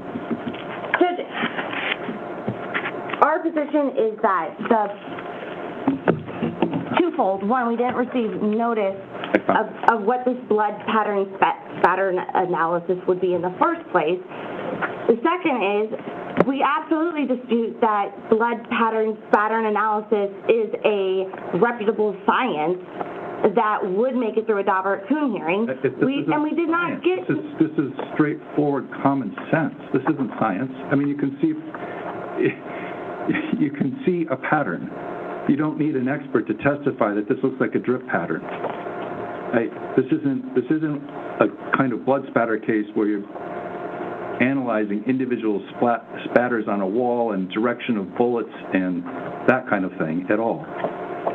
This is one shot to the head. There is a significant pool of blood, and then there's blood that's dragged around other places. The body didn't move itself. Well, in a self-inflicted gunshot wound, the argument might be that she did, Judge, and the state wants to disprove that, you know? I understand what the state's trying to do here, and I would allow her to testify as a hybrid witness and to make comments about her observations of the pooling blood. Okay. And I just need to make a record of the hybrid issue, Judge, is that we were not provided in Detective C's report opinions relating to blood spatter analysis. While there is a relaxation of the rule as far as hybrid witnesses are concerned, that does not mean that notice requirements are eviscerated. I understand. And so our position is hybrid or not hybrid, either way, we were not given the proper notice of this witness's opinions relating to what the state wants her to testify to, and we'd ask to preclude those opinions. I think you've made a good argument in terms of preserving your argument. I would say that you were on notice the second you looked at those photos, and the second the state said they're going to have someone talk about those photos, that the stains of the blood stains would be something that the state would comment on, and the people that processed the crime scene are going to comment on those blood stains. And so whether you receive formal notice, I do see in the notice, which the state is saying is not an exhaustive list, and it could be read that it's not an exhaustive list, although they do provide some specifics, particularly to the hemostick and the blue star, which we've already had that discussion, I've already made a ruling on. It could be interpreted to be broader than that, and it's certainly anyone that's, and you're a very experienced attorney, who's done a murder case, crime scene, would understand that they're going to talk about blood stains, and so I find that you were on notice to that extent. I'm overruling your objection. Thank you. Your Honor, we still have the matter of whether she can be qualified as a full expert, and I know you think Do you want to do that? Do you want to do that now? Sure. Let's do that now outside the presence of the jury, and then we'll do it again, but if there's any particular arguments that need to be made, we'll do it again in front of the jury, but to a lesser extent. Does that make sense? Yes, I just have one other thing that I want to be very clear. I did speak with Ms. Dunlop. Ms. Dunlop, I know that Detective C primarily works in the domestic violence unit right now, and she has been qualified in other cases as a domestic violence expert. We would dispute that that is a legitimate qualification in the first place, but besides that, Ms. Dunlop informed me that Detective C will not be testifying to domestic violence dynamics as an expert in this case, and I want that to be very clear. Right. Okay. I haven't filed that notice. I don't intend to go there. Okay. Okay. So this is Ms. Hurley's witness, but I'll do the expert qualification outside the presence of the jury, if that's okay? Right. And then when we bring the jury, there does need to be some walking through of her history, and then we'll do it formally in front of them. But this gives an opportunity for a freer discussion without being concerned about what the jury hears that doesn't hear. Thank you, Judge. Can she be sworn in? Yes. Please raise your right hand. Madam Clerk. Do you solemnly swear or affirm that the testimony you will give in this case is not before the court will be the truth, the whole truth, and nothing but the truth? I do. Thank you. Thank you. If you can please state and spell your first and last name for the record. Yes, my first name is Chelsea. It's Chelsey, and my last name is C. It's spelled See. And Detective, how long have you been with the Anchorage Police Department? 10.5 years. Okay, and did you go to school before you went to the APD? I did. I have a bachelor's degree. And is that from UAA? It is. Okay. And in your it's 11 years at APD now, is that right? In November, it'll be 11, okay, 10.5 years. What positions have you held? I was a recruit in the academy, and then I went to field training. From there, I went to midshift patrol, which is night shift, for about 5 years. From there, I worked at the academy as an in-service instructor where I trained APD employees as well as municipal employees. From there, I became a domestic violence investigator, and last year I became a domestic violence detective. Those are all my primary duties. I also have held the secondary duty of being a crime scene team member for the last 7 years. Okay. And before you were a crime scene team member, were you a uniformed investigator? Yes. As a patrol officer, I was a uniformed investigator, which is really somebody who responds to different crime scenes that might be photograph heavy or evidence heavy. Okay. And was there some specialized training that you received for that? Yes, I did go to a 40-hour UI school, which I now instruct. Okay. And have you done some additional training at the Alaska State Crime Lab? Yes. They do frequently come in. We do have monthly trainings as crime scene team members once a month for about 8 to 10 hours, and they do frequently make an appearance there. I've also been there for other types of crime scene training outside of crime scene team itself. Okay, does that include crime scene processing? Yes, it does. Okay, and you said you now teach uniformed investigation? I teach that school, yes I do. Okay, and as a member of the crime scene team, have you served all the roles on the team essentially as far as making observations, doing photographs, running the FARO, collecting evidence, and then applying chemical agents? Yes, I have. Okay, and were you sent to some additional training out of state to, as a member of the crime scene team? Yes, as mentioned, I was sent to the University of Tennessee to attend the National Forensic Academy, which is run by the Law Enforcement Innovation Center. Okay, and what year did you do that? I went there in fall of 2024. It's a 400-hour course. Okay. I'm sorry, what was the course? It's the National Forensic Academy. Okay. Mm-hmm. Does it have a colloquial name people use sometimes? The Body Farm, yes. Okay. And you said that's a 400-hour course. How long does it take to get through it? 10-week school. Okay, so 40 hours a week for 10 weeks. Mm-hmm. Intensive full days there? Yes. Okay. What are the subjects that are covered there? Really anything that you can think of as far as forensic processing. We did photography, crime scene management, video, body excavation, diagramming. Bloodstain pattern analysis? Bloodstain pattern analysis, shooting reconstruction. Yes. Ballistics? Ballistics, yes. Evidence collection? Yes. Photography? Yes. General scene processing? Case management or crime scene team management, yes. Okay. Were you awarded any awards at that academy? I was the class leader of my class. Okay, what does that mean? I was selected by my peers as the class leader and had to give a speech. Okay. And did you, as far as being selected by your peers, is even getting into that school, is there a selection process? Yes, there was. Okay. And is there a selection process at APD to even be a member of the crime scene team? Yes, there is. We have to do what's known as an oral board, which is 60 minutes of 3 panelists asking you questions that you don't know beforehand. Okay. And then some of the other training you've done outside of the National Forensic Academy, have you done Glock Basic Armorers training? Yes, I have. How many hours? 8. Have you done bloodstain pattern analysis, a 40-hour course? Yes, both at the National Forensic Academy and also here in Anchorage. The one in Anchorage, was that in 2021? Yes, it was. And who ran that? Was the one in Anchorage a 40-hour course as well, or we? Yes, Judge, it was. It was by Bevel and Gardner. Okay, so you've been to 2 40-hour courses on bloodstain pattern analysis? Yes. Okay. And what is post-blast investigator school? That was a school, 40 hours, that was put on by the FBI out at J-Bear, and it was essentially a crime scene where an explosive device has gone off and trying to put together the pieces of that crime scene. Okay. And then we talked about some of the state crime lab training, but just to be specific, do you have a 4-hour training from them in chemicals? Yes, I do. 4-hour training from them in footwear impressions? Yes, I do. A 4-hour training from them in vehicle processing?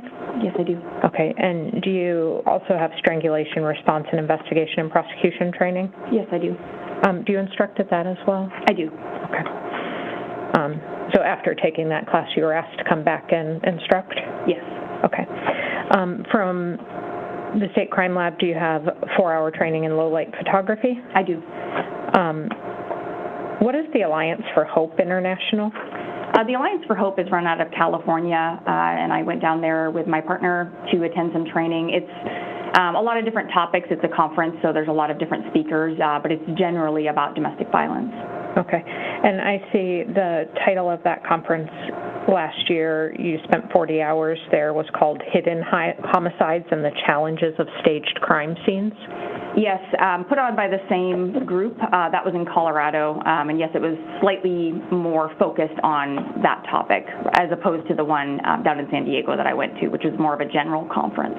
Okay, so this 40-hour conference in 2025 was about staged crime scenes? Correct. Okay. And you also have attended the Sexual Assault Response Team School, which is another 32 hours? Yes, I did. Okay. Tell the court what awards you've won at the Anchorage Police Department. I've received Officer of the Rotation twice. I can't recall the exact years, but essentially we do have an employee recognition board which people can write in and nominate another coworker or employee for certain awards, one of those being Officer of the Rotation. I believe one was in 2019 and maybe one was in 2023. Mm-hmm. And then the aforementioned National Forensic Academy as well. Okay. And then you teach a number of courses for the police department, correct? Yes, I do. Do you teach crime scene for patrol? I do teach for patrol and also at the academy level. Okay, and then you teach at the APD UI school? I do. Officer survival instructor? Yes. What is fair and impartial policing? That's a course you teach? It was. I haven't taught it in some time, but I was running that program for a couple of years when I was an in-service instructor. It was essentially unbiased policing, and I taught that to all of our employees here at APD. Okay. Have you testified essentially as a hybrid expert a number of times? Yes. Okay. Have you ever been asked to be qualified as an expert in the field of crime scene processing and reconstruction? Yes, earlier this year. Okay. And were you so qualified? I did not go through. There was a plea deal. There was, I'm sorry? A plea deal in that case, so okay. It did not go to trial. So you didn't go through the qualification process. No. So this is the first time somebody's asking you in front of a judge to be, or is asking a judge to qualify you as an expert in the field of crime scene processing and reconstruction? Yes, ma'am. Okay. Judge, those are my questions. I do think the state can move that she's qualified in those fields. Well, I'm going to give Ms. Brewster an opportunity to ask some questions as well.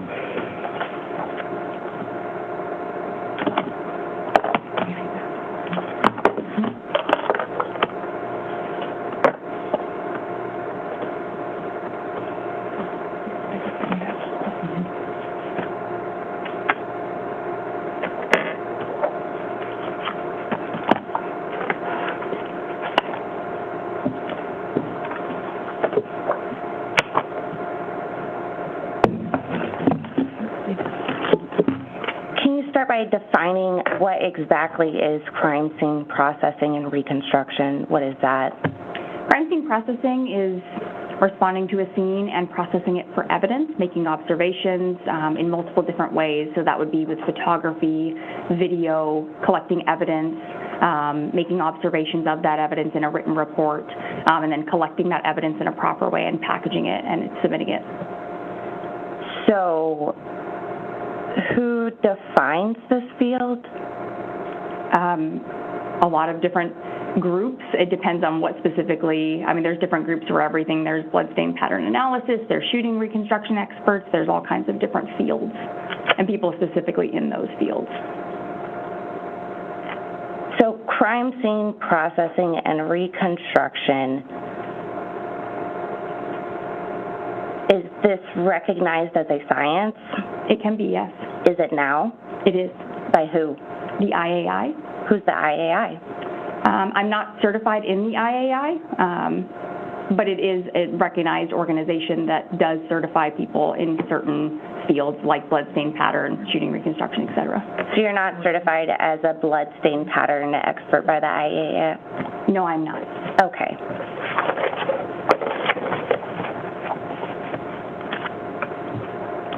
And what is the IAI? It's a group that certifies experts. Who are they? I'm unfamiliar because I'm not certified through them. Okay.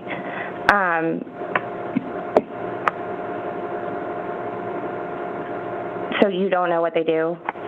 They do certify experts, certifications for experts. I am not one of them. Okay. And crime scene processing and reconstruction, do you know what the IAI would define that to be? I don't. Okay. What's the acronym stand for? I'm unfamiliar with what it stands for. I just know the term.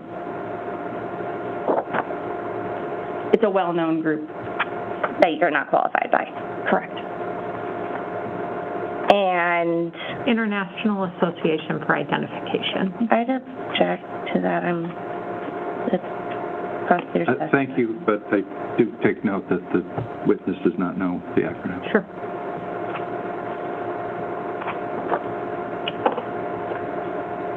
So let's start with this National Forensic Academy that you traveled to the University of Tennessee to attend that, correct? Yes, ma'am. You traveled in 2024. Yes, ma'am.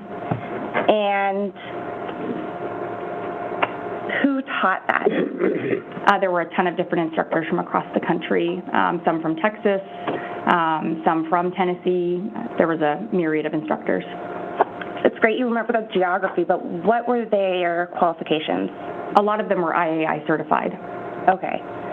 But you didn't take away from that course example what IAI is, for example? No, because I'm not certified through them. Okay. And I think when you were talking with Ms. Dunlop, you talked about law enforcement playing a role in this academy? It's known as the Law Enforcement Innovation Center, and it's run through the University of Tennessee. Okay. So it's a Law Enforcement Innovation Center. What do you know about it? I know that it's run through the University of Tennessee, and there's college credits available for the completion of that course. Okay. And do they teach science? They teach crime scene reconstruction, all of the things that I listed earlier, which does include science, yes. Okay, and how does the scientific method apply to what you learned at the National Forensic Academy? Well, we had a lot of hypotheses, and we tested them while we were there.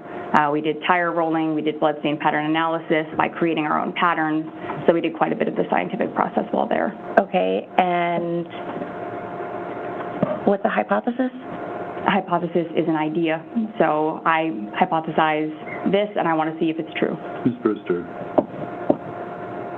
we're not going to take all day to start from the scientific method here. I've got a jury waiting.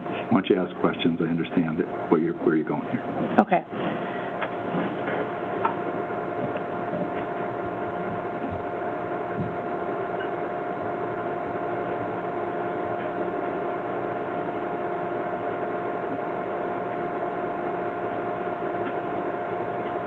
You talked with Ms.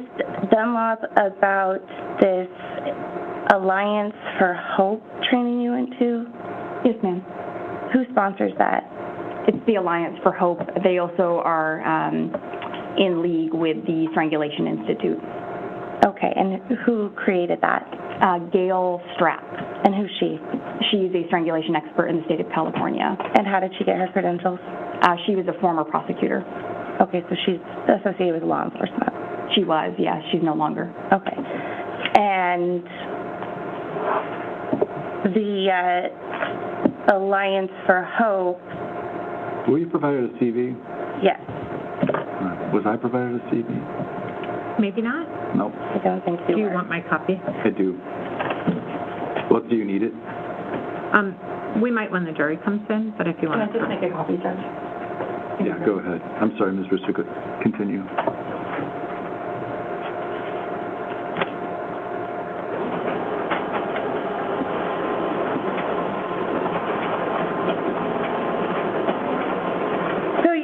Your bachelor's degree is not in science, correct? Correct. It's in art. It's in liberal arts, yes. History and Japanese. Okay. And do you understand, did you take courses in chemistry? No, I did not. Okay. And your certifications that you presently hold are basic police training, correct? Correct. And you are on the Alaska Police Standards Committee. What is that? The Alaska Police Standards Council. We have to be certified through them to be law enforcement. Okay, so it's a certificate to be a cop. Correct. And you have a basic police certificate? I do. Okay. And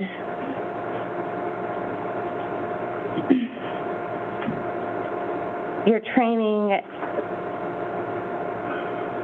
you received training through the Anchorage Police Department? Yes, ma'am. Per their standards? And APSC standards as well, yes. Okay. And APSC, again, is a law enforcement organization? Yes. And you received training, this training you went to in Bevel, Gardner and Associates back in 2021 through the Anchorage Police Department. It was bloodstain pattern analysis 1, correct? Yes, ma'am. And how many bloodstain pattern analysis classes are there? There's multiple put on by different organizations. Bevel and Gardner is a well-known one. Okay, and so The course starts with blood stain pattern analysis 1. Do you know if there's a blood stain pattern analysis 2? I don't know if it's called 2, but I do know there's advanced courses beyond 1, yes. So you haven't done the advanced courses? No. Okay.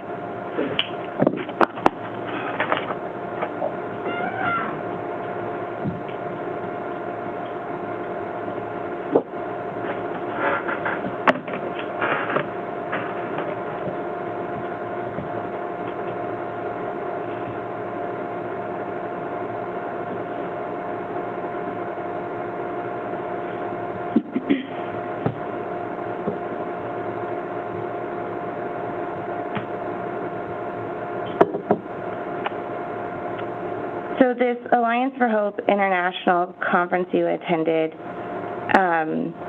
Is that specific to DV? I don't really know what it is. I want to follow up. It was, yes, Judge. Okay, she's not being offered as a DV expert here, so. I understand, but she's being offered as a crime scene and processing reconstruction expert, which I still don't really understand what that exactly encompasses. And so I want to make sure that this isn't going, that... They're not going to offer her as a DV expert. If that's what that training was on, I'm not taking that into consideration. Okay.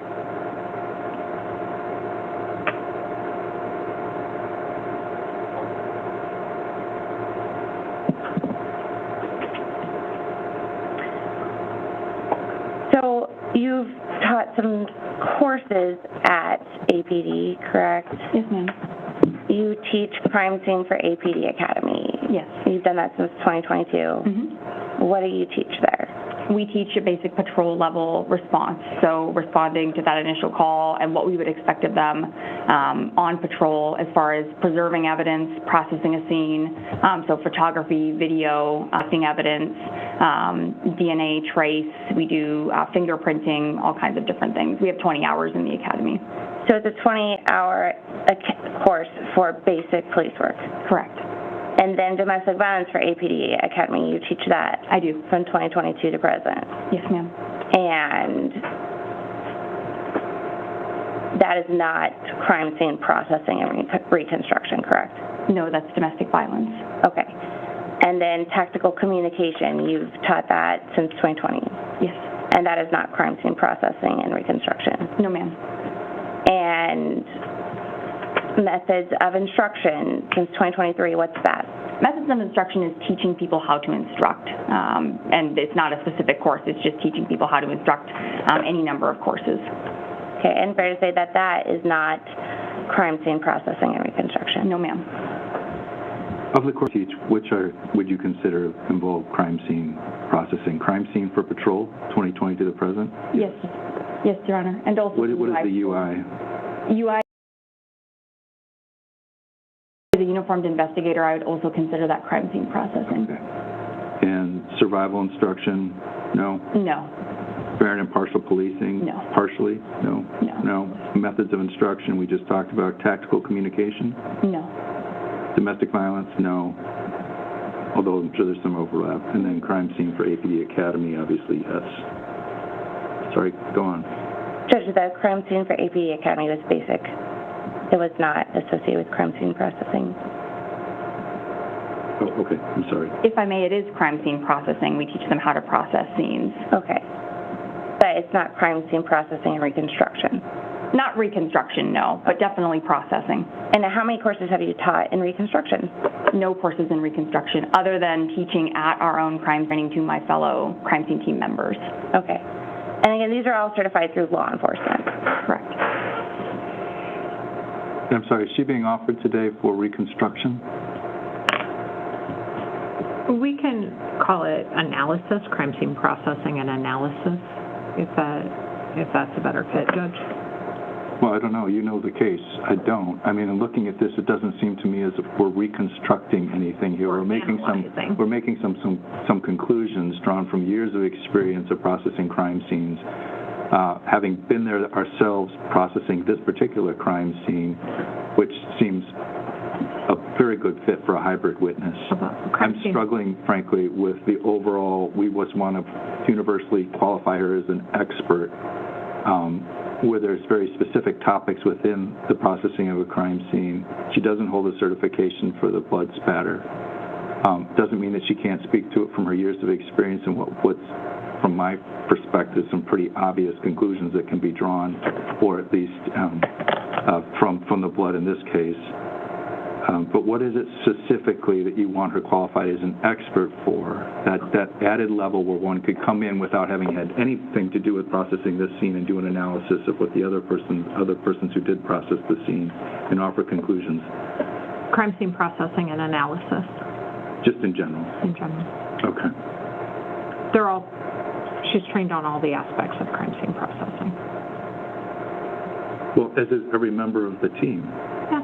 They're all trained on every aspect of the crime scene. I don't have any problem with her testifying to that. It's the idea that she needs to be that she needs to be qualified as an expert, separate and apart from the hybrid witness that I'm struggling with. I think it adds a, frankly, earned layer of credibility, a deserved layer of credibility, and when she does make analysis about... She has no degree.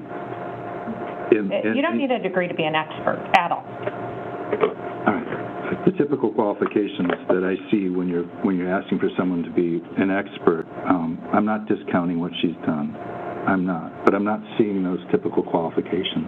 Okay. Sorry, we've had other courts approve qualify, for instance, Sean Keating in crime scene processing with a similar background. I don't think a degree is a requirement of 701 or 702. Okay. She has to have experience and training beyond the ken of a regular juror. And what we are going to be asking her to do is draw some conclusions from her observations. And I don't have a problem with that. Well, as a hybrid witness. That's expert testimony. You know, hybrid is a unique Alaskan thing. Some judges, if you go up to Fairbanks, they might say, we don't do that here. You need to be an expert or not. The state's asking for her to be an expert. We believe she's qualified. We're not asking her to do more than we would do normally under a hybrid witness in this. We're just asking that she be qualified as an expert judge. Okay. I'm sorry, Ms. Brewster, you have more questions? I don't think so, Judge. I mean... Argument? We're clearly opposed. That's not the extent of your argument. Okay. That's true. That's not the extent of our argument. I asked for argument. I want to make a decision on this. Do you have anything you want to add to your argument? Yes, Your Honor. This is not even... So, taking a step back, what this witness has been trained in is law enforcement procedure. She hasn't received independent training from a organization that doesn't have the bias of law enforcement associated with it, which is concerning. She doesn't hold a certification in blood stain analysis. She's not certified by the IAA. She's just attended trainings, Judge. Every person who goes to a training is not an expert. And I think that's what the court might be hung up on right now, is that the mere fact that you've gone to a training does not make you an expert in something. And so our position is that this field itself is not a legitimate field, but beyond that, even if it were a legitimate field, this witness is not qualified as an expert in it. Well, I'm not making a finding as to whether it's a legitimate field. That's not before me. But State. So, Alaska Rule of Evidence 702 governs the admissibility of expert testimony. And it reads, if scientific, technical, or specialized knowledge will assist the trier of fact, a qualified witness may testify in the form of an opinion. So the opinion being, this is a drip pattern, this is consistent with movement, this is inconsistent with suicide. And it has no limitations on like the type of qualification. What it has to be is qualification beyond the average juror, which frankly. Which she gets from years, not only her training, right. as I kind of am hung up on what Ms. Brewster has pointed out, she's gone to a lot of trainings. We all go to a lot of trainings. If I go to a training on voir dire, it doesn't make me an expert in voir dire. If I would, But I have no intention of limiting what it is you want her to testify to, as I understand it. then why isn't she Because of her years of experience, she has knowledge that she has gained. So I don't know why we're hung up on whether this is a full-blown expert or not. I don't know why I'm not hung up, Judge. So 702 says that she has the expertise. It does not require a degree. I've been doing this a long time. I haven't done 400 hours of voir dire training. I think somebody that has done 400 hours plus numerous other 40-hour courses in bloodstain pattern analysis, low light photography, fingerprints, trace evidence, all of those things. What is the difference between whether I qualify her as an expert or she just appears as a hybrid witness in which I allow her to offer her opinion based on her many years of experience? This is the first time where I've had a crime scene expert being asked to be qualified. It's why I filed the notice months ago, Judge. I know. And it's probably had this conversation. And it's why, and other courts have been recognizing them. It does not require a degree. It just doesn't.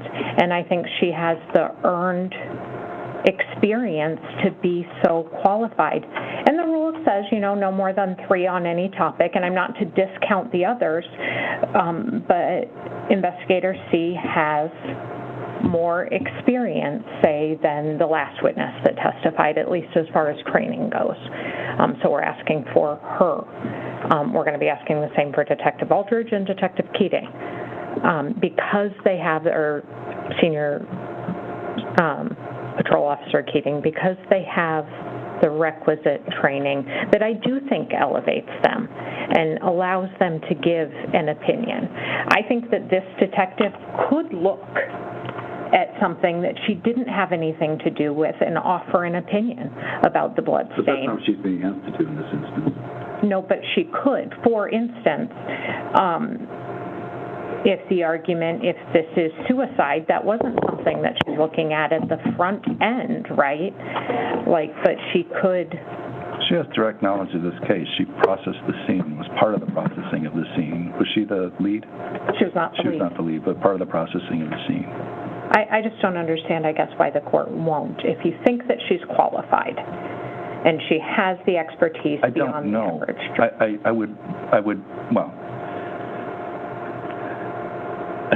I don't know why you need her to be qualified as an expert over just a hybrid witness, which was just allowed to offer these opinions. Because I have the burden of proof, and I think she's earned it. Okay. And I think the law allows it. Is she certified? Does she have any certification in blood spatter? At the National Forensic Academy, did you get a certification? I have 2 40-hour certifications in blood stain pattern analysis. You do? Yes, Your Honor. Okay, so it's not from Bevel and I'm not taking issue with you. I think you've testified before. I think you do a very thorough job, and this is not about you as a person at all. She does have those certifications, Judge. She doesn't have an IAI certification, but she has a certification in blood stain pattern analysis. 2 of them. She has courses. She has certifications. She took courses. Yeah, you do the work and they give you a certificate. Right. That's any certification, right? All right. I'm going to step off and take a moment to think about this. All right? Off record.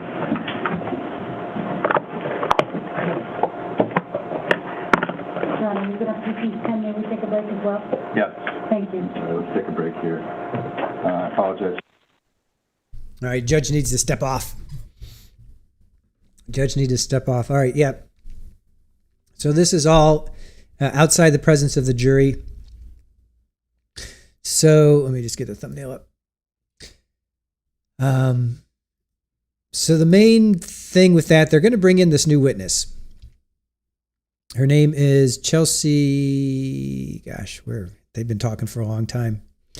Chelsea C. SEE. She's a crime scene. She's a domestic violence, I guess, expert. Although I don't want to say expert because that's what they've been arguing for the last half hour. She's a crime scene team member.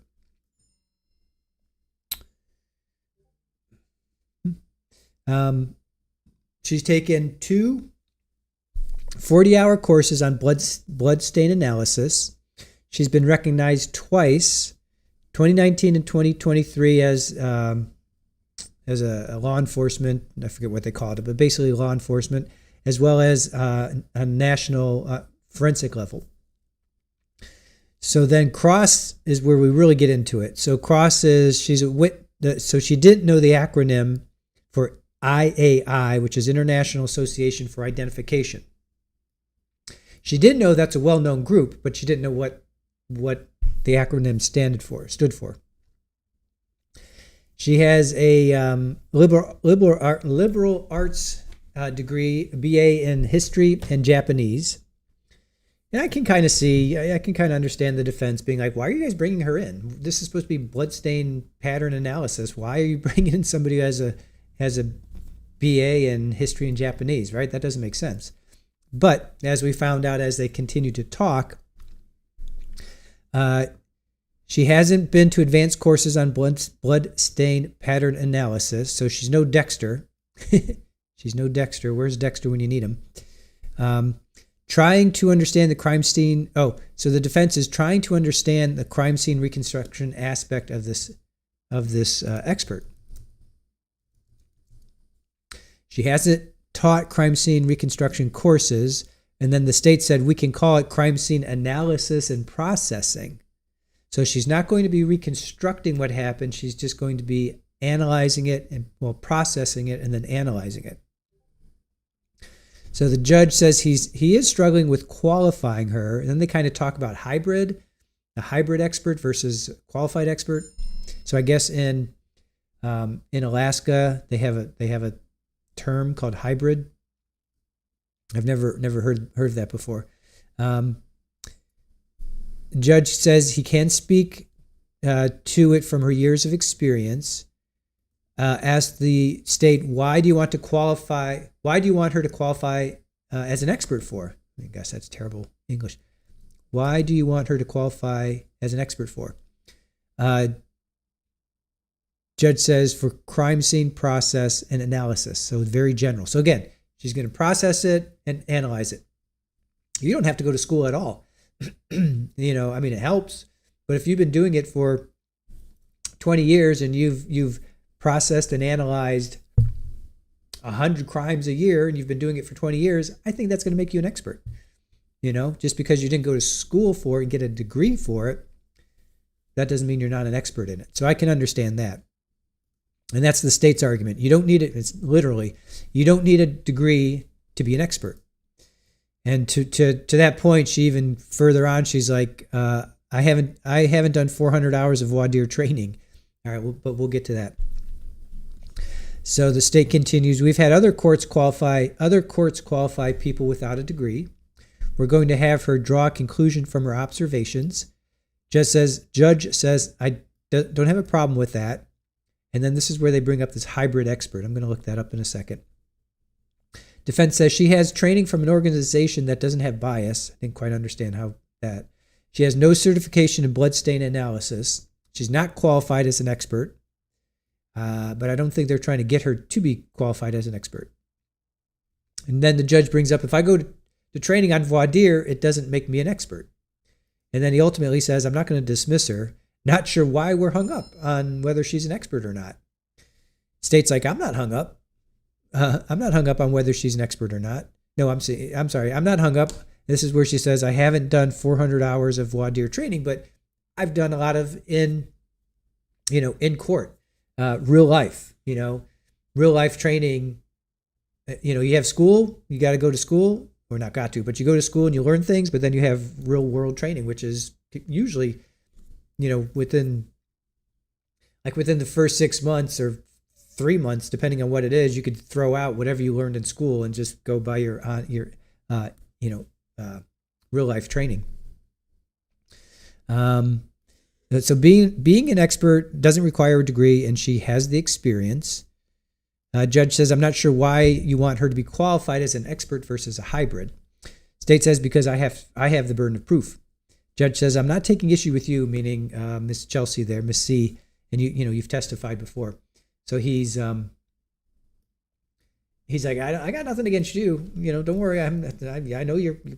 Well, I was gonna say I know you're qualified, but that's not it. All right, what does hybrid mean? hybrid hybrid versus expert in Alaska law. Let's see what comes up with that. All right, under Alaska law, the distinction between hybrid, which is fact expert witness, and a retained expert dictates disclosure requirements, compensation limits, and the scope of testimony allowed in court. All right, hold on. Sorry, I gotta blow my nose.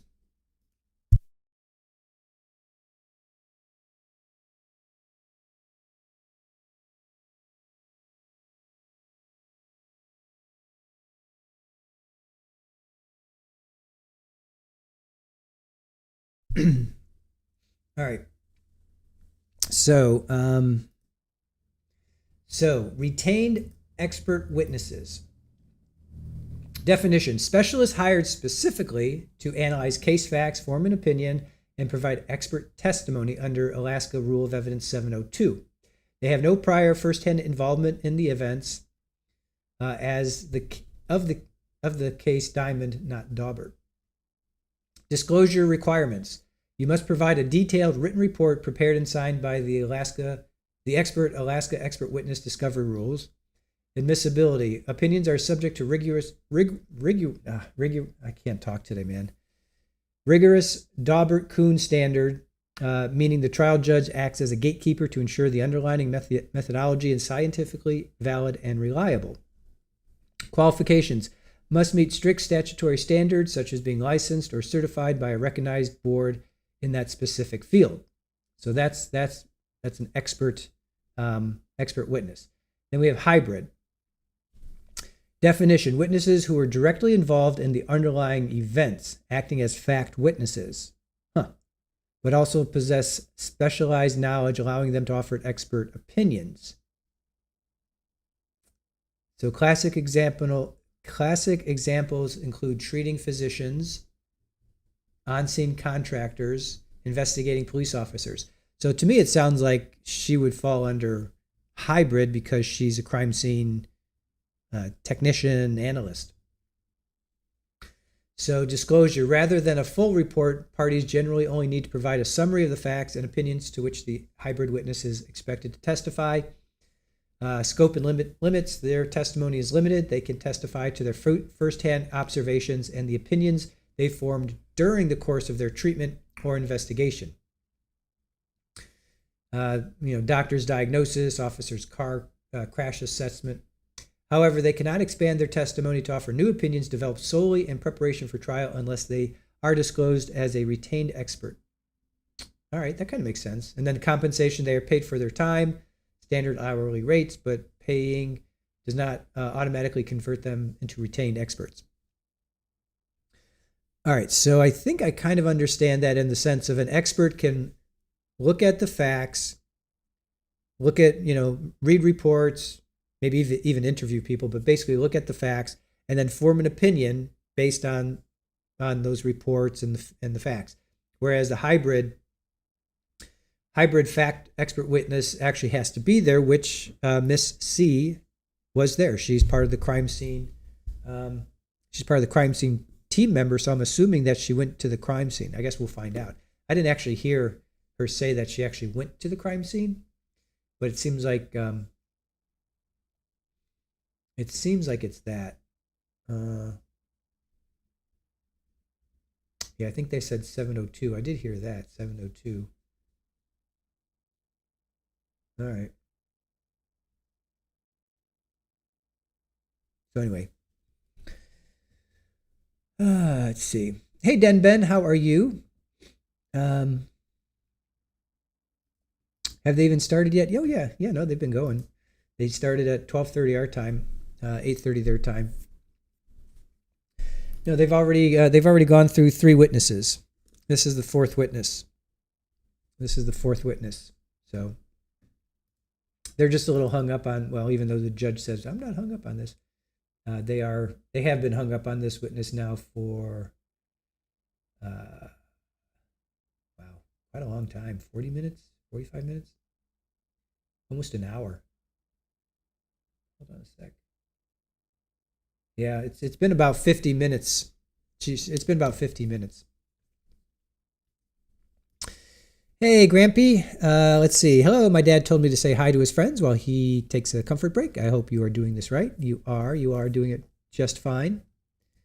Hello, I guess Junior? Can we call you Junior? Can we call you Grampy Junior? I hope that I'm doing that right. Debbie, if I was the jury, I would be upset.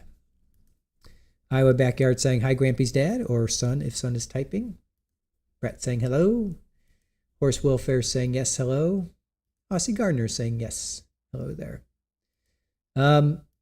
Especially, it's funny, Debbie. There's no lunch break either. They don't have a lunch break. So if I was them, I would be bringing snacks. I would definitely be bringing snacks. Missy Russell saying, hey, Junior. Camilla saying, hi, Grampy Junior. Forgive me, guys. I'm just all congested today.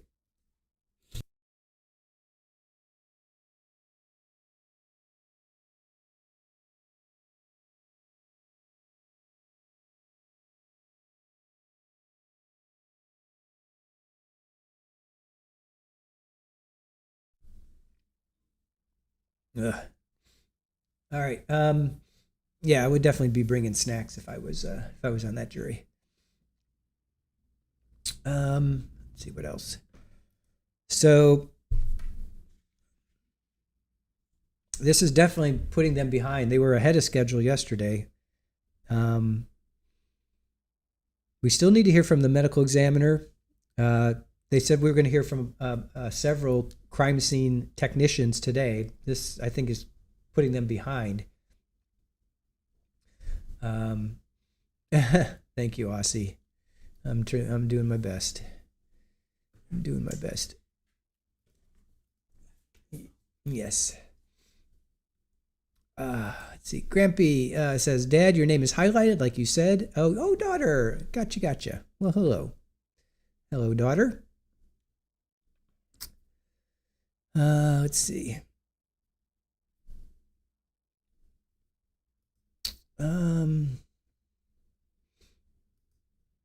Iowa Backyard Cam says, I'm about a half hour behind. They're talking about the certification group IAI, witness not knowing it. Must be defense questioning because she keeps emphasizing how witness doesn't know and isn't. Yes, that is exactly right.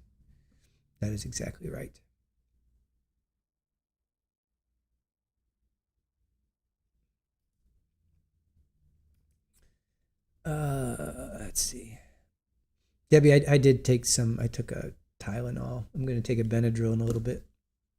Or a day, I don't know. I'm going to go pass out after. We only have an hour and a half left, so I can make it through. Horse Welfare is saying hello, Grampy's daughter. See, Debbie saying hello. Iowa Backyard as well. Joanne saying welcome in, Grampy or Dwayne's daughter.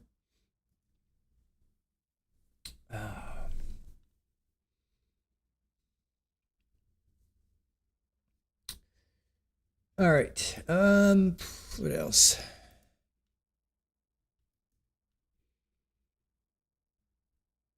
I guess we could talk about the previous.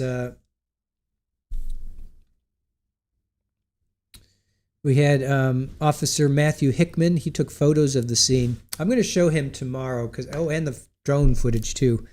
I want to show those. We'll show those, a little bit before the stream so we can actually see what they're talking about. But Officer Hickman talks about, he kind of goes over all the bloodstains that he found. And of course, Cross asks at the end of Cross, did you see who pulled the trigger? And he, of course, said no. Let's see. Now, do I have Menaluca? I don't think I have that. I think I have some honey. I finished a couple glasses of ginger and lemon and honey, but I'm gonna try and get some more.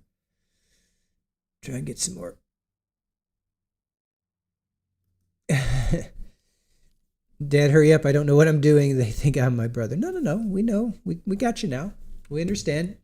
You explained yourself. You explained that you are the daughter. We've heard a lot about you. We have heard your dad has told us a lot about you. So, what time tomorrow? Noon. We'll do noon again. Noon Eastern. Hey, rock and roll, finally home, watching on TV. Good afternoon to you. Welcome in.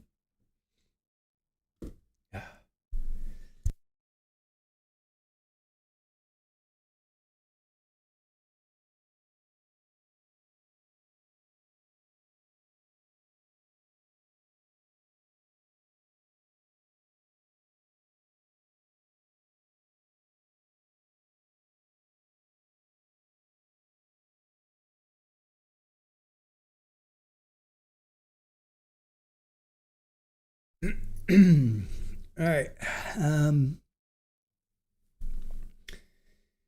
Let's see. Yes, we know you. Yes, we know now you are the daughter.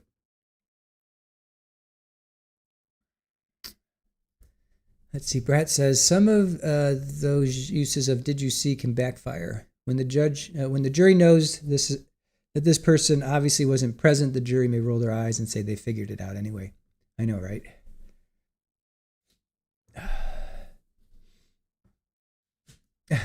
Camilla, your mother-in-law makes a tea for the cold flu that is nasty. It's so gross, I'm afraid of recommending it. Your husband is the only one here who's courageous enough to take it. I usually do pretty good with ginger. Ginger helps cut the mucus, although I ran out of ginger, so I'm not going to get any before Saturday. I do have one more lemon left. I have apple cider vinegar. And I did a flush this morning in the shower. I'll just do that again when we get out of here. Clove oil will make you gag, dry heave, but dang, it works. I don't know if we have cloves.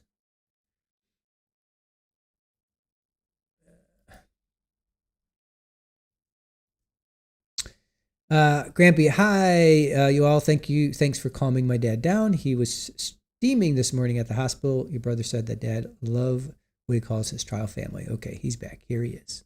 Oh, very nice. Garlic and vinegar, regular vinegar. Yeah. Oh, I gotta do some garlic. That's one thing I haven't done yet today.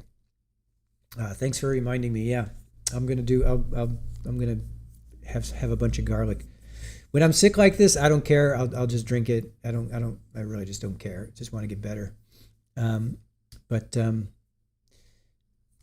Yeah. When they come back on, I'm gonna go grab some vinegar and some water. But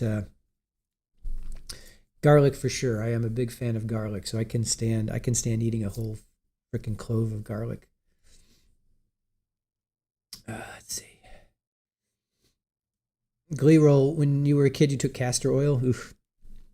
Was that because you were bad, or was that because it was for health benefits?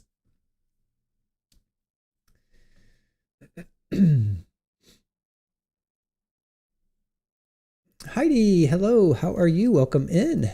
Yeah, you haven't been with us. Brat saying, Grampy's daughter, thanks for stopping by. Welcome back, Grampy. And Debbie says, we love your dad. See, I eat raw garlic nearly every day. Your mother-in-law is a doctor. Very cool. Yeah, I don't have any Vicks. I don't have anything like that. God, I hated Vicks Vapor Rub when I was a kid. Ugh, just hated it. My dad would put on my chest. I'm like, ah. God, I absolutely hated that stuff. But it did help, I suppose. I think we have like some peppermint or spearmint or something. Peppermint maybe to. I'm gonna do a flush when we get off. When I get off stream here, I'm gonna do a flush. And saltwater flush. And I swear to God, one time I was really sick, right? And I went swimming in the ocean. And I was so sick. I was just like head cold, just like I am right now. I'm just like, ah. And I went swimming in the ocean and just blasted. All that salt water just blasted my sinuses. And I got out. I'm like, I actually felt better. Not immediately, but like later that day or whatever, that night. So I'm like, ooh, salt water. And this is when I was probably, I don't know, 22 or 3. So I didn't put 2 and 2 together, but now I get it. Salt water for me, salt water in your sinuses, blast everything out of there. So child trauma for sure. Richard in the kitchen, Dr. Pepper lemon. Yeah, sorry, dude. I'm never gonna drink Dr. Pepper. Sorry, I'm not a soda drinker. Never have been, never will be. Debbie, you hate to flush. Well, it's kind of like one of those necessary evils, right? Yes, rest is the best. Rest is the best. I will probably be sleeping by 7 o'clock tonight. Do a steam bath. Camilla, lemon, garlic, salt, vinegar. I'm not even going to boil that. I'm just going to eat that straight up. I'll just do that straight up. I don't care. I love garlic. I'll just do that straight up. Yeah, thank you, Heidi. I'm terrible right now. I feel like crap. But thank you. Good thing you don't have a dog. You can lay down and let them. Let's see. You can't lay down. Oh, yeah. Well, actually, with our Jack Russells, they would, when I would get sick, because we had them for like 17 years. So I did get sick when we had them, and they would just lay with me. I have pictures of I think one picture of me when I was sick, and they were laying on me. So I like it. I actually like it. Joanne, your mom would rub Vicks on your chest, back, and up your nose. Yeah, definitely childhood trauma for sure. Yeah. I mean, it works because of the Vicks, the menthol, eucalyptus, whatever, blasts your nose, and it does work. It definitely works. It just, it was just the goo on your chest, on your body. You're just like, ugh. And then I think you put a shirt on afterwards and you're trying to sleep. It's just, ugh. Just terrible. See, when I used Vicks on your boys, I would put it on a hanky and then put it under their jammies. Nice. We don't right now, Debbie. We had 2 Jack Russells. They passed away in 2019. Unfortunately, they passed away within a couple months of each other. Really sad. All right, let's see. Yeah, the judge is taking time. Judge is off the bench and he's trying to review. I guess he's going to make a ruling ultimately. But it sounded like he wasn't too, like he said, he wasn't too hung up on this. He said he was going to allow her in. I don't think they're allowing her in as an expert. They just want her to come in and talk about what she witnessed,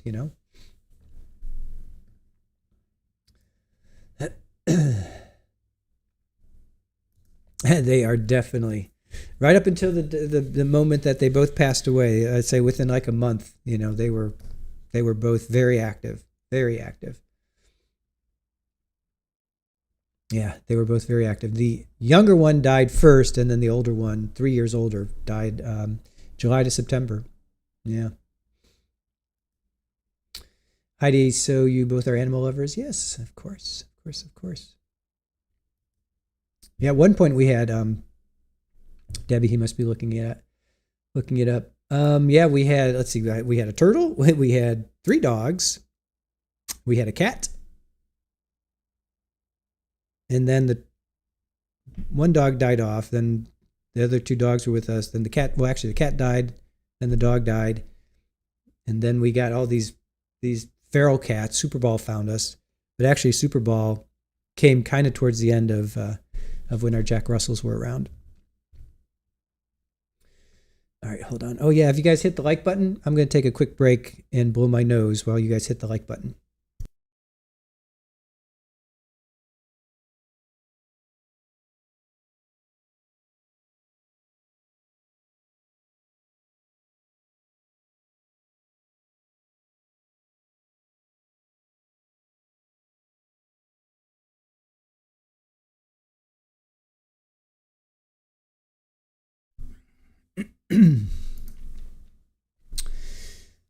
let's see.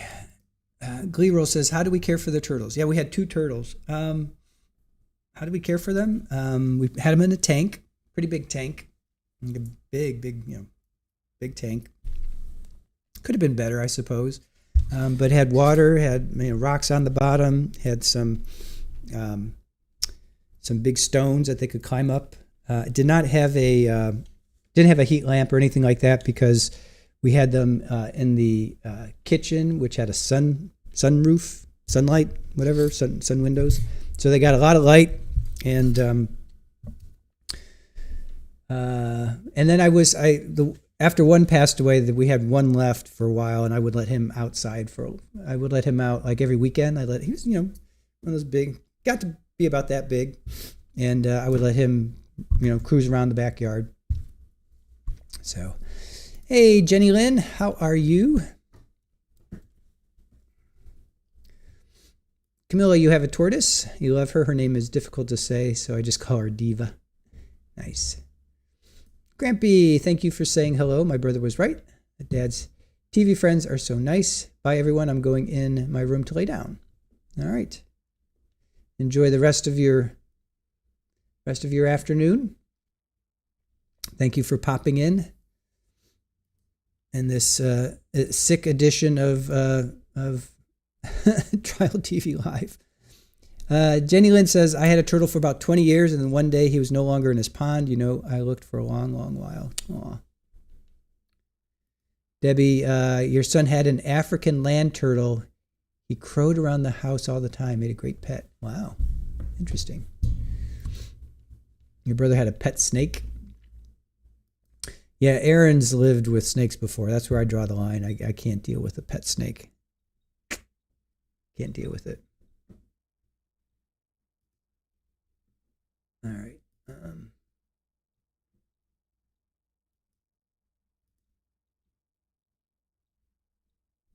Mention lights for the turtle. Oh, we had lights? I guess we had a heat lamp. I don't remember right now. All right. Glad you're doing okay, Jenny Lynn. All right, Brett, let's see. I'm now imagining the judge calling all his judge friends and saying, hey, silly question. Do you qualify CSI types with no science degree or as experts based on experience and training? Well, according to what we just read, if it's a hybrid expert, then yeah. Honey Badger, I love peppermint tea with a little honey and a splash of brandy, also a saline spray. I have major allergies, and saline is great. Ocean in a bottle. I do have peppermint tea. That sounds good. I'm going to make some peppermint tea. I am going to eat a bunch of garlic and have some honey, some peppermint tea, and some lemon. I have one more lemon left. And I may take a Benadryl, and I do have NyQuil, and I may just go to bed at like 7 or something like that tonight and just sleep. Because I want this other contractor to come over. He was supposed to come over today, and I canceled it. So I'm trying to get him. I want to get that one more bid. We have 3 bids, so I want to get one more bid before we make a decision.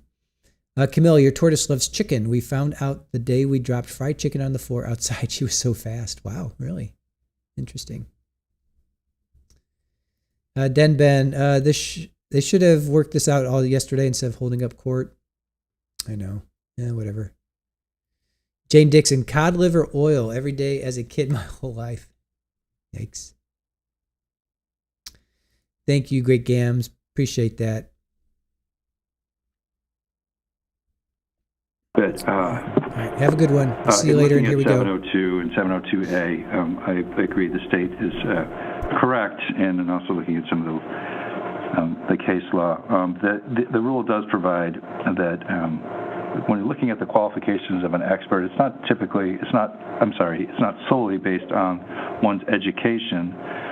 And as I understand it, for purposes of the hybrid witness, I've always understood that part of that assessment is the years of experience that they have, and that should not be discounted in that, frankly, I believe that many years of experience on the job, real life experience, is probably worth a lot more than classroom knowledge.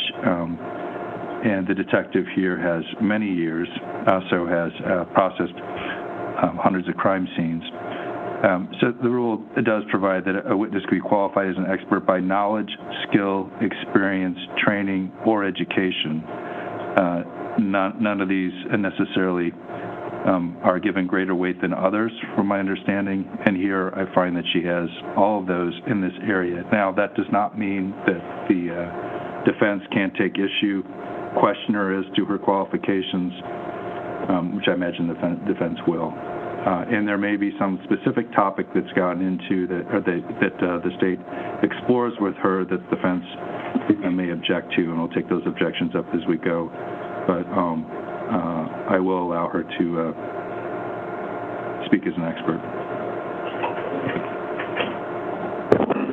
And I just have two things, Judge. First, the court qualifying her as an expert in crime scene processing. Okay, and so our position is that that is not the same as an expert in blood spatter. I understand, and I'm going to allow her to speak. Now, it depends on how far she goes with that, so we'll see. And then I just want to remind the court of Stacy v. State, that is 500 P. 3rd 1023. In that case, the Court of Appeals instructed that the danger that a police investigator's expert conclusion may be given undue weight by a jury is particularly acute in a criminal case. As we have previously recognized, the danger is that jurors may surmise that the police are privy to more facts than have been presented in court, or they may be improperly swayed by the opinion of a witness who is presented as an experienced criminal investigator. And so I want to ask for a protective order under Stacy that this witness is not going to testify as to an opinion as if this crime scene is consistent with homicide. At this point, we're not asking that. We may ask her if it's inconsistent with suicide. She's not going to testify as to the ultimate decision for the jury, and I don't think that that's what the state's offering her for. If she has an opinion as to whether or not the evidence is consistent with suicide from her years of experience and training, I would allow that. And again, we haven't been provided notice of that. Okay. Noted. Are we ready to go?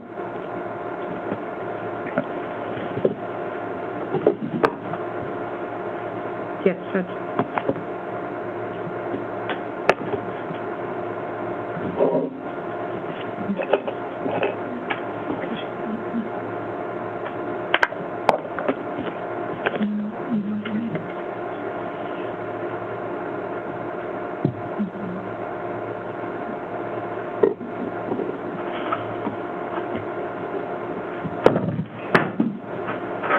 Thank you.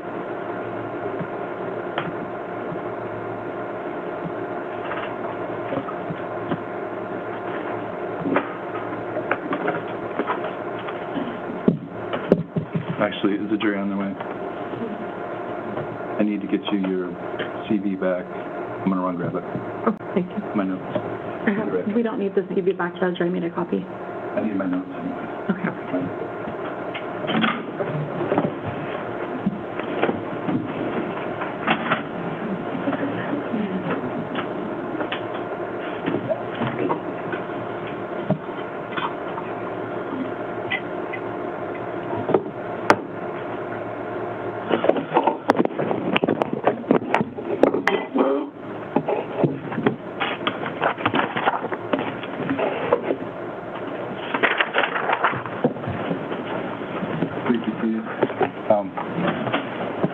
Do you want this back? No, Your Honor. Thank you.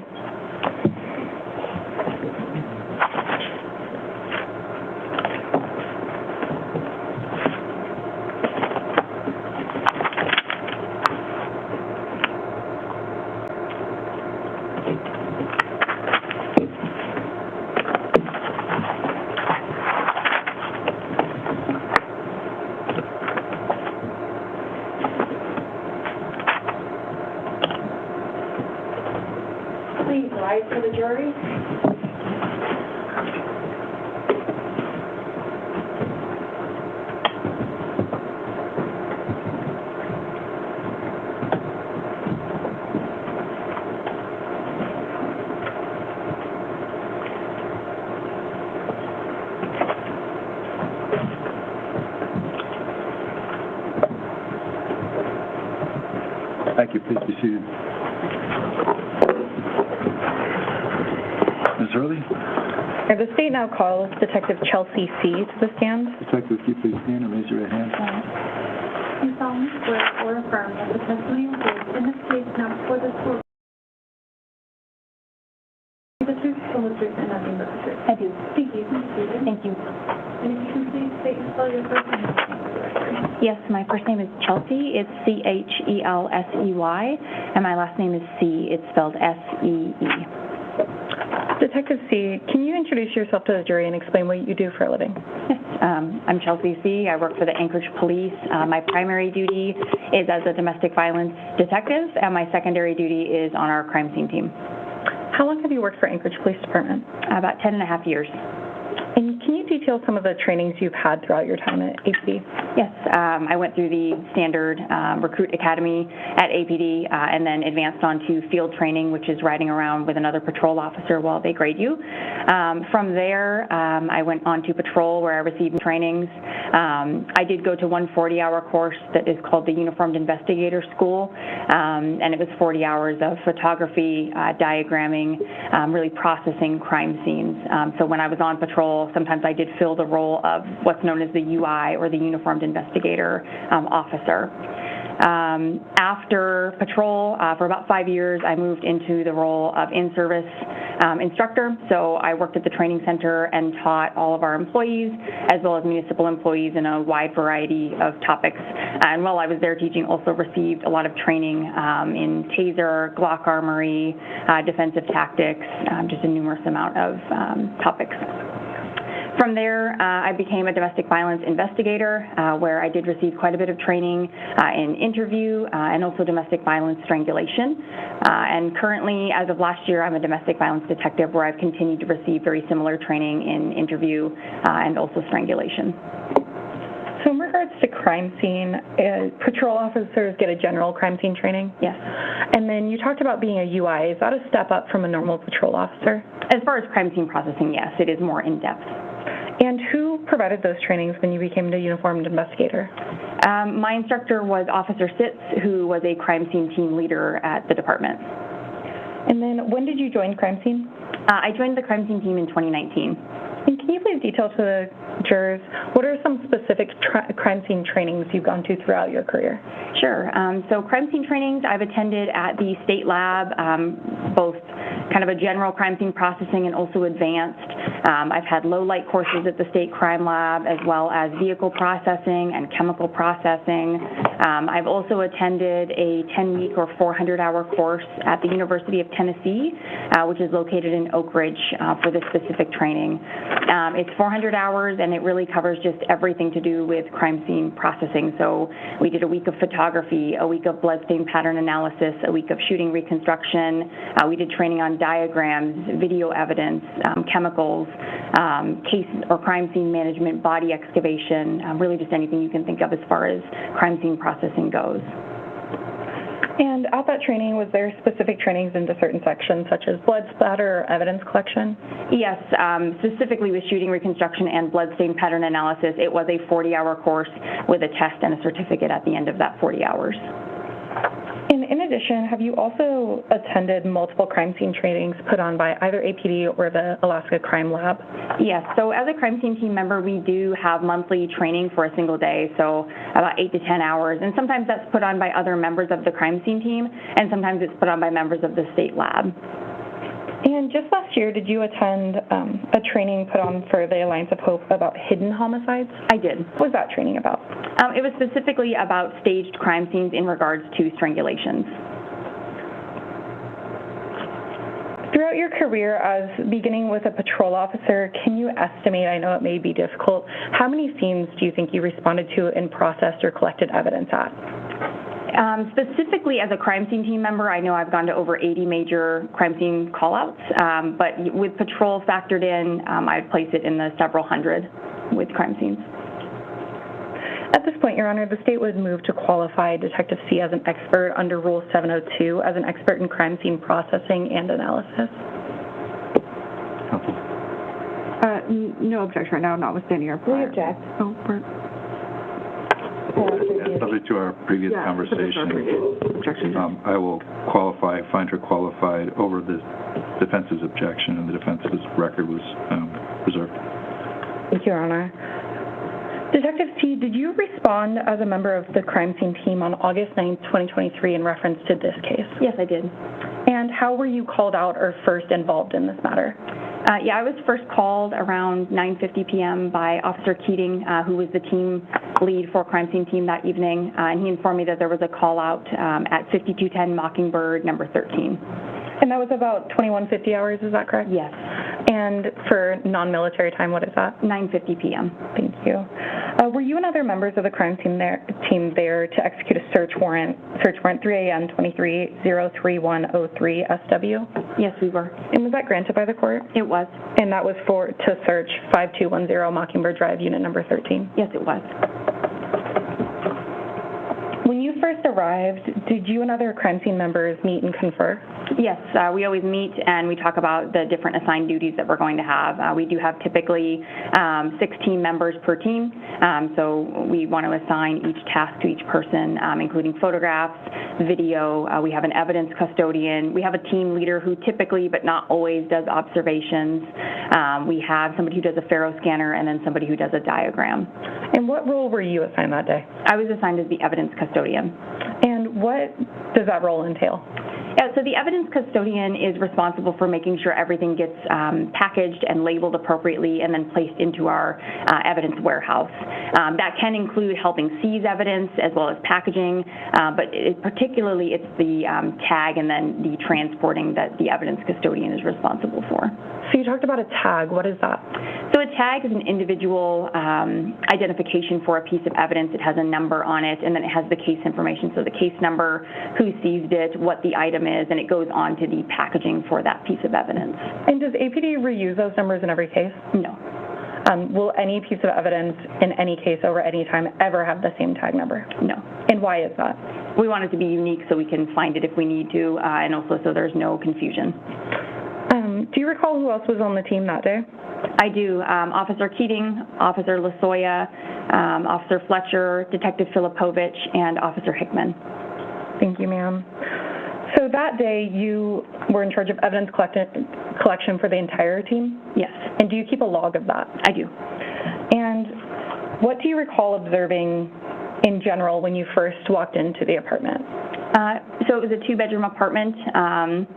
There was a living area, kitchen area, and then a bathroom and 2 bedrooms.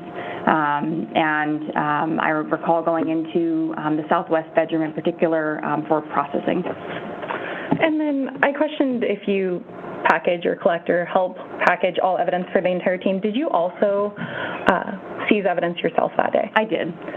And at this time, if I may approach with States Exhibits 55, 109, 138, 139, 182, 167, 176, 200, 132, 133, 134, 209, and 210. They've all been previously admitted. Okay.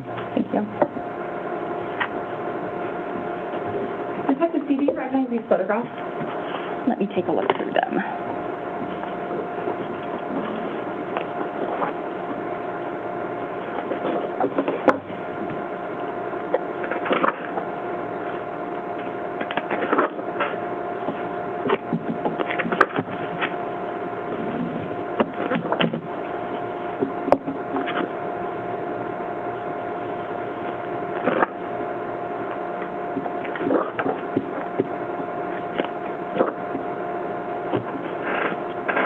Yes, I do. And if we could begin, up on the screen is exhibit number 55. To give the jury context, what is this again? This is the main hallway, or one of the main hallways in the apartment complex at Mockingbird. Does this hallway lead to unit number 13? It does. And up on the screen I have 109. Is this that same hallway but with the placards put up? Yes, it is. In reference to seizing evidence, what did you do that day?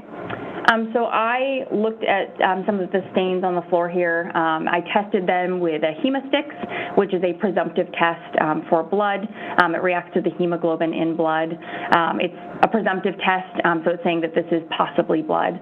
And then after that, I swabbed each stain with a sterile cotton Q-tip that was moistened with sterile water and packaged it for evidence. And Could you detail a little more, what does a hemocyc test? And you said it's a presumptive test. What does that mean?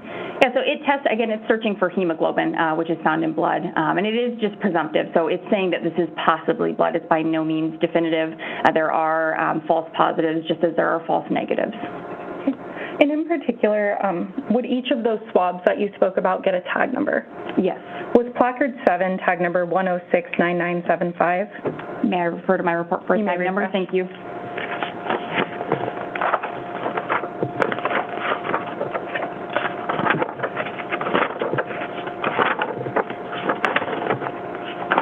And I'm sorry, you said placard 7. And can you repeat the tag number for me? 1069975. Yes, it was. Thank you, ma'am. And did you swab and hemostick each of the 7 placards we're seeing in exhibit number 109? Yes, I did. Thank you.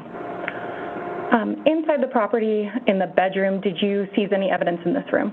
I did. I seized what you can see as placard 9, which indicated any bedding to include the gray blanket that you see there, the pillows, as well as the mattress liner and topper. And in exhibit number 138, we can see multiple placards. Your focus and assignment that day was specifically to placard 9, is that correct? Yes. And is this in 139 a closer photo of what you specifically did? Yes, it is. And did you also, later in this case, get called by the evidence or property facility? I did. And was that in reference to exhibit 182, which is the placard number 30? Yes, it was. And what were you called about in that? Yep, so sometimes our evidence section sends us what's known as a RFA, or a request for action, and that's basically telling us that, hey, something is not correct, whether it's, the way it was packaged or something on the tag. Can you approach, please?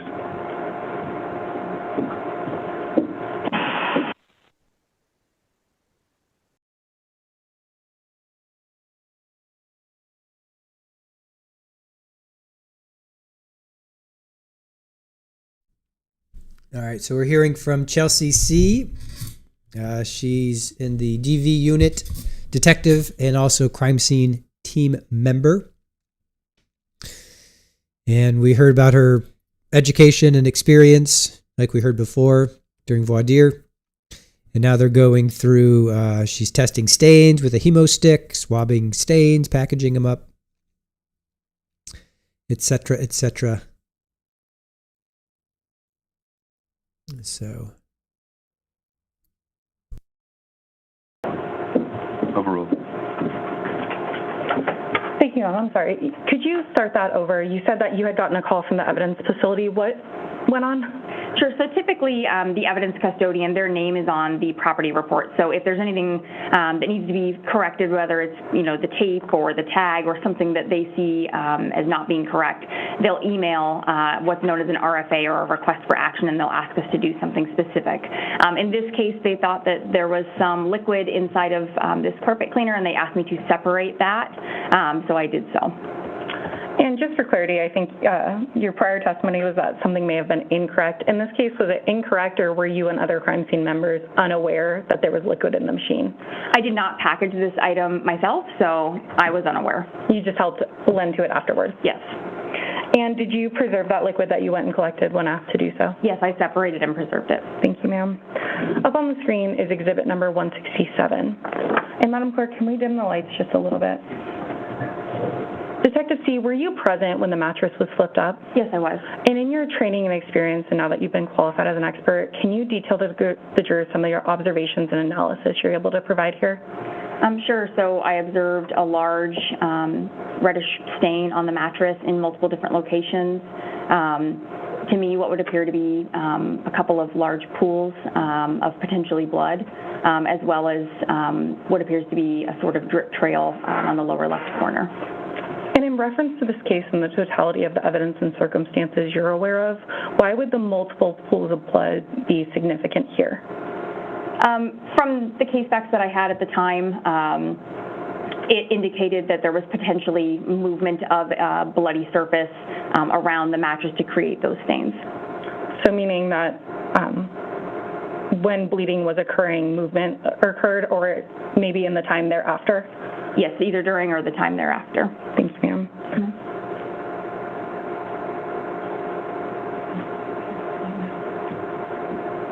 up on the screen, I have Exhibit 176. Does the mattress being flipped over in the position it likely was in, are you able to provide any details to that effect? So again, a couple of saturated, again, this is an absorbent material, so there is saturation there, but what I would describe as a large pool of what appears to be blood, as well as some smaller staining, and again, kind of looking like a drip trail, which would indicate movement of a bloody surface that's depositing that blood as it goes. And when you talk about a drip trail, what does that mean? So you can see the smaller, if you're looking at kind of the lower left-hand corner there. Obviously, those look a little bit different than some of the larger pool staining on the mattress, and that just means that something with blood was being deposited onto the mattress, and we know that it was moving because the stains are across that mattress. In the saturation, is this a significant amount of blood, a limited amount of blood, or are you able to give some details in your training and experience in multiple crime scenes that you've attended to that effect? In my experience, this is a significant amount of blood.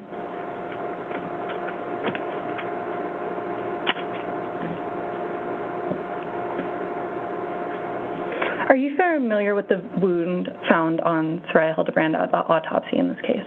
Via photographs, yes. And are you aware that it was only one injury, one gunshot? Yes, I am. To that effect, does that lend to any of your observations or analysis for this scene? Objection, Judge. May approach, please.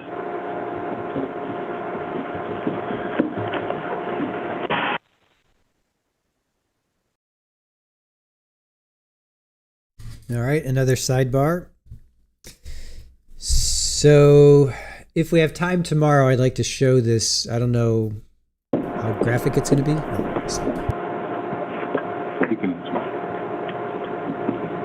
What I can tell you is there are multiple distinct stains, again, with 3 different pools. There was a large bloodletting event, and there was movement to create those stains. Thank you. Up on the screen now, I have exhibit number 200, and it looks like placard number 26. Are you familiar with this piece of evidence? I am. And what was that? It's a handgun, a 6 Sauer.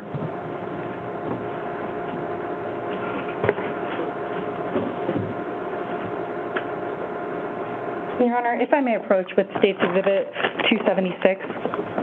Yes.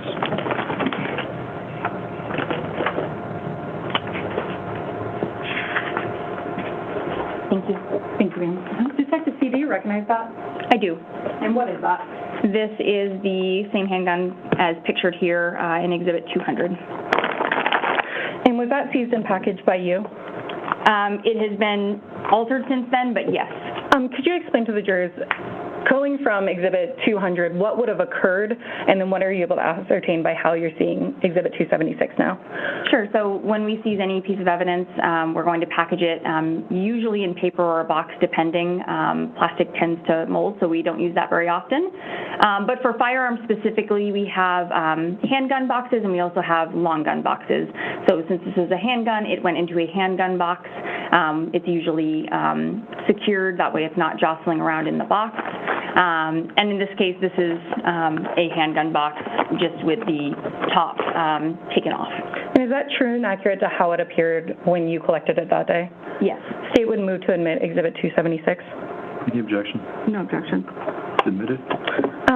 So in that package, are you able to see possibly red tape? I am. And what does that mean? That means usually that it's been sent to the state lab for some kind of testing, or even that a detective has opened it to look at it, something like that. And in your training and experience, has it been repackaged for trial? Yes, it has. And what would the difference be to that packaging versus when you had packaged it for a crime scene? Sure. So when we package it for crime scene, there's a cardboard top that has a diagram of a handgun to show us which way to point it. It has different information. So you would not be able to see the gun in the packaging that we do out in crime scene. So this has been altered so it can be visible here. And I can see that it's been resealed. I don't recognize the employee number, but I can see that it's been resealed by an APD employee. Thank you, ma'am.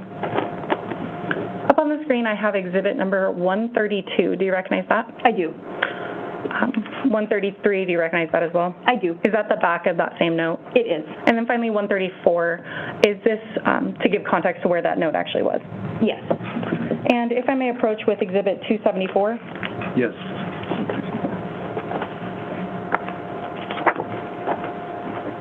Detective, do you recognize this?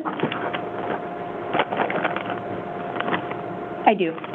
And what is that?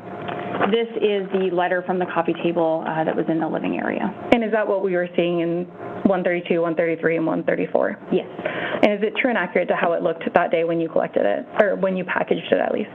Yes, I can see the original packaging, and it's been repackaged, so it's visible. And state would move to admit exhibit 274, Your Honor. No objection. Admitted. And up on the screen is exhibit 209, and then 210 being a closure inversion of 209, and we can see placard 31. Do you recall this exhibit? I do. This was, again, in the living room. Under the couch, there was a compartment for storage. Was the compartment obvious, or was it more hidden? It wasn't obvious, I would say, but it was something that we checked for. And if I may approach with exhibit 275? Yes.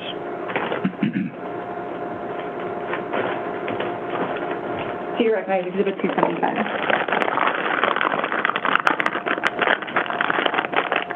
Yes, I do. And is that that same magazine that we're seeing in exhibits 209 and 210? Yes, it is. And again, it's been repackaged for viewing purposes. And is that red tape that you detailed? Yes, I can see red tape. So red tape would mean crime lab, and then the plastic packaging, so it's visible, that would have been done by another APD employee? Yes, blue tape is typically APD, and again, we sign it with our initials, our employee number, and then the date that we sealed it. Thank you, ma'am. So at this point, did you remain as evidence custodian from the late hours of August 9th into the early morning hours of August 10th? I did. I was called again at about 2 p.m. Did you have anything else? Were you called out again in this case? I was, sorry. And when was that? 2 p.m. on the 10th. And where were you called to? I was called to APDs. We call it indoor secure storage.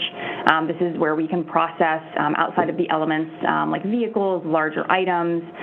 So Sergeant, then Detective Aldridge, called me and informed me that he had evidence that needed processing in this case. And who was your normal team lead at that time for crime scene? It was Detective, now Sergeant Aldridge. And my previous questions at the apartment, you said that Officer Keating was the lead at that point? Yes, so he is a team lead from another team. Sometimes if there's leave issues or somebody gets sick or something like that, we are able to swap people around and make sure that there is a team leader there. In this case, it was Officer Keating for the scene and then Detective Aldridge, or now Sergeant Aldridge, for the remainder of the case. Thank you, ma'am. And as the Sergeant Aldridge, she called you out. Was that around 1400 hours? It was. And you went to indoor secure storage. What is that? Yep, so that's an APD facility where, again, we process larger pieces of evidence like vehicles, small boats, things like that. That way we have it outside of the elements and we can process it in a more stable environment. And why were you called out that day? I was called because I was told that there was evidence that had been found, particularly a large trash bin. And were you the only member of crime scene, or who was out with you? So it was Sergeant Aldridge and then also Officer Lasoya and myself that responded for this particular part. And what role were you assigned that day? I was assigned to photographs. And at this time, if I may approach with States Exhibits 249 through 259, Your Honor. Yes. Thank you.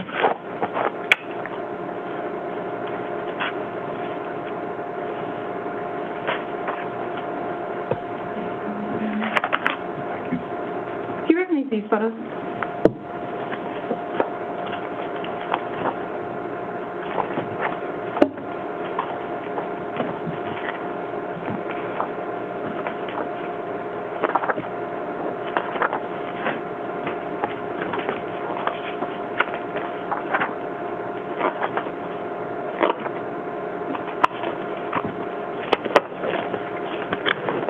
I do.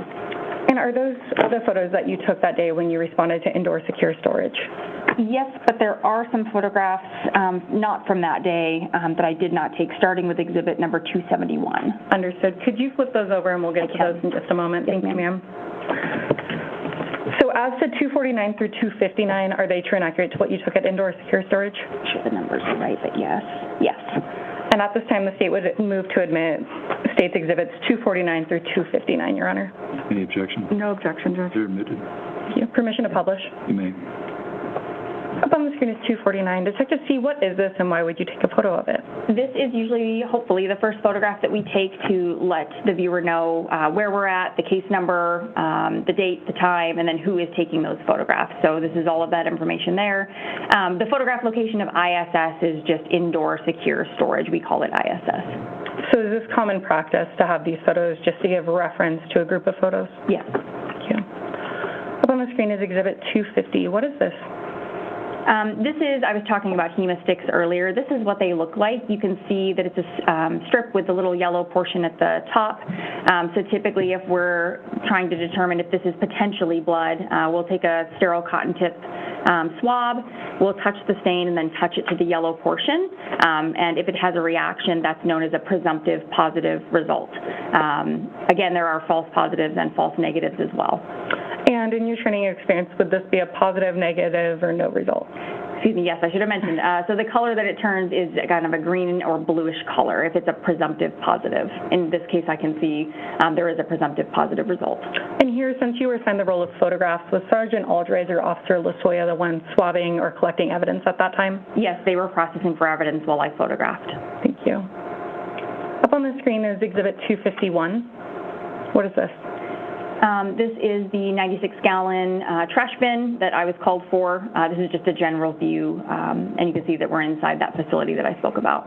And before you begin processing, do you take outward photos or photos before you touch anything? Yes. We want to make sure that we're documenting how a scene or an item is prior to any kind of manipulation. So we typically work from kind of general to specific. So I would take general photographs of a scene or an item in this case, and take 360 photographs of that item. So working out to in? Yes. Thank you, ma'am. Exhibit 252, is this the side of that same trash can? Yes, it is. 253. What is this a photo of? So this is a little more specific to show some of the information on the sticker there. Again, 96-gallon toter and some of the other barcode, things like that. Yeah. 254. So this is the interior of the trash can. So after we've documented how it is, we flip the lid and, again, just take photographs before doing anything on the interior. And when you flipped the lid, what observations did you make as soon as that trash can was opened? Near the bottom, I could see some reddish-brown staining that appeared to be blood, as well as some material that I wasn't sure until we removed it what it was, but it did have a reddish tint to it. You can see on the top, very near the lip top left corner, and then a little further below that into the can. And if I were to bring you a laser pointer, could you just point that out? I'm so sorry. Got a laser pointer here if you want. Whatever. It's just this red button right up. Got it. Thank you. Thank you. So here and then here as well was of interest. It was stuck to the side of the can and had a reddish tint to it. And did you, as well as Sergeant Aldridge and Officer Lasoya, later actually collect those two pieces of material? We did. Up on the screen is Exhibit 255. Is this another angle of the interior? It is. So you can see the material here, and then also some of the staining that I talked about kind of in the crease there. On the screen is 256. Is this another angle? Just another angle of the same. You can see the two and then some of the staining that we observed in the bottom of the can. And at this angle, are you able to see more of that staining kind of highlighted by the light? Yes, particularly in this area, but also here as well. Thank you. 257, what is this? This is just showing the dimensions. Would that be the space between the wheels on this trash can? Yes. And 258? This is the material after it was removed from the trash can. And is that the larger piece between the two? Yes, it is. And 259? The smaller piece of the two. Thank you. So you were called out at that time about 1400. Is that correct, or was it 1,600? I believe it was 1,400, if I could refer to my report. You may refresh. Thank you. I apologize for confusing it. He did call me at about 1,400, and I responded. And when you processed the scene, did you head home after that? I did. And how long were you able to stay home? I was in my driveway for about 20 seconds. And what happened? I got another phone call, again from Sergeant Aldridge, informing me that we had another scene to go to in regards to this case. Was it about 18:30 hours or 6:30 p.m.? It was. And what scene was that? It was to the northwest of 5210 Mockingbird Drive. Is that on a frontage type road? It was. Or an access road? It was.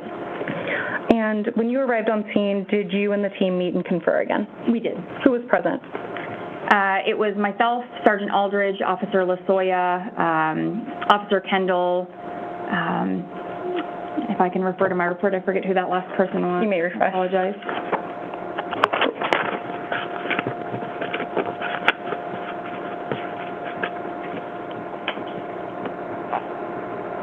Officer Fletcher.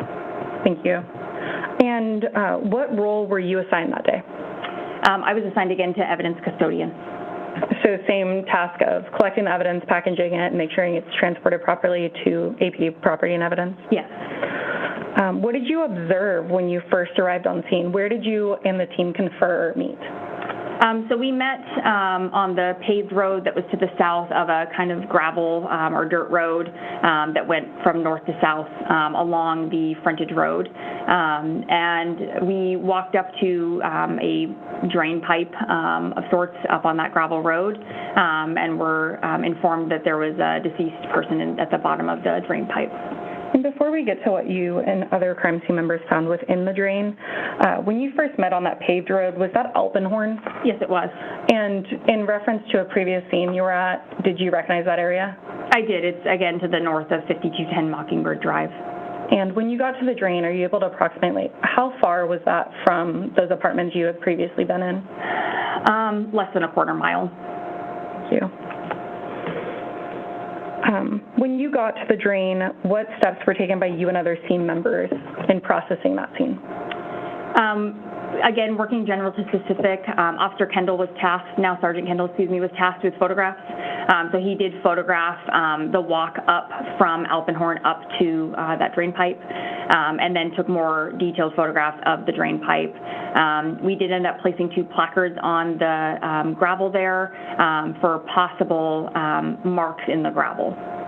And did Anchorage Fire Department have to be called out? Yes, they did. Why was that? For recovery purposes.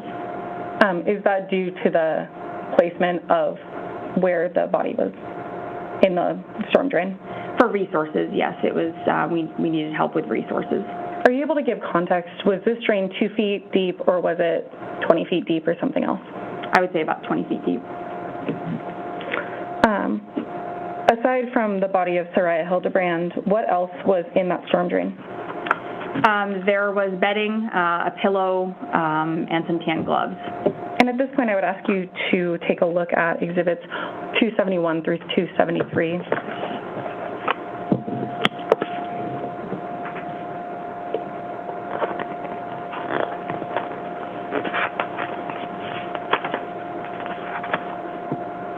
And I believe there might be duplicates. There are duplicates. I just realized that. Do you recognize Exhibits 271 through 273? Yes, I do. And what are those photographs of? Those are items that were pulled out of the storm drain after Saria was recovered. Are they true and accurate to what you observed and what you collected that day? Yes. State would move to omit Exhibits 271 through 273, Your Honor. Any objection? No objection. Permitted. My apologies. Permission to publish. If admitted, you may publish. Thank you. On the screen is 271. Detective C, what is this a photo of? Saturated bedding. And was this the sheet and bedding, or sheet and blanket that were on top of Ms. Hildabrand? Yes. In Exhibit 272, what is this? Saturated pillow with a pillowcase, and I can also see the pair of tan gloves. And those tan gloves, are they more easily viewable in Exhibit 273? Yes, they are. And were they a tan military color glove? It's a little hard to see on the screen. Yeah, in my experience, yes. And you collected those pieces of evidence? I did. You packaged them? I had assistance packaging them, but I did seize them, yes. Thank you, ma'am. And did that conclude your involvement in this case? Yes, it does.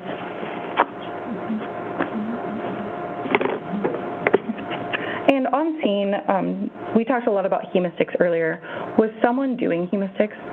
I did hemosticks specifically on the staining placards 1 through 7 in the main hallway. I don't know if there was a hemosticks done in other portions of the residence, although I believe there was. Just one moment.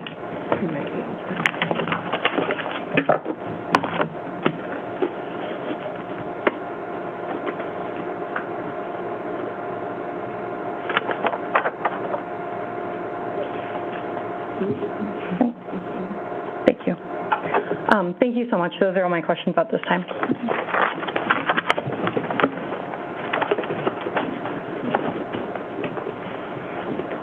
Good afternoon, Detective. Good afternoon. I want to start off by discussing, I know you went over your background with the state briefly.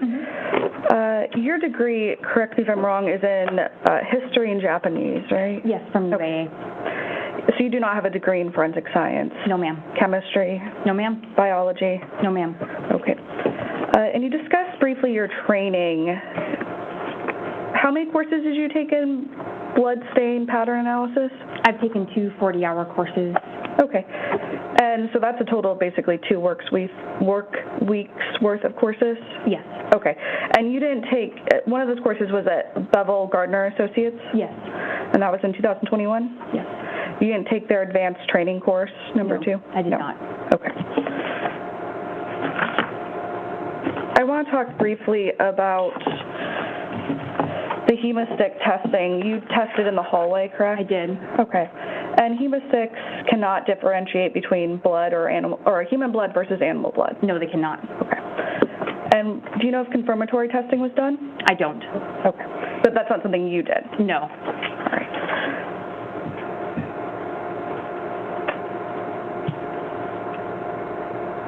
One moment.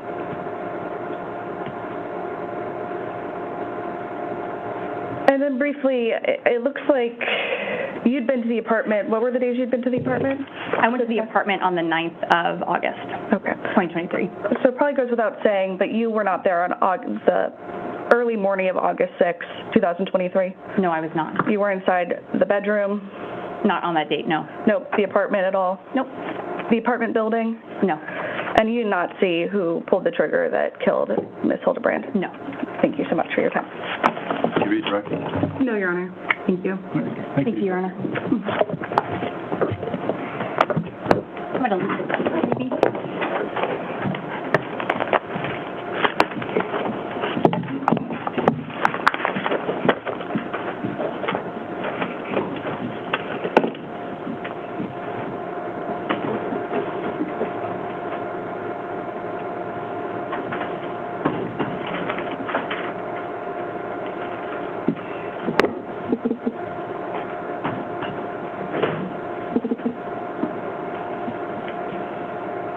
Your Honor, this is Officer Matlock Kendall.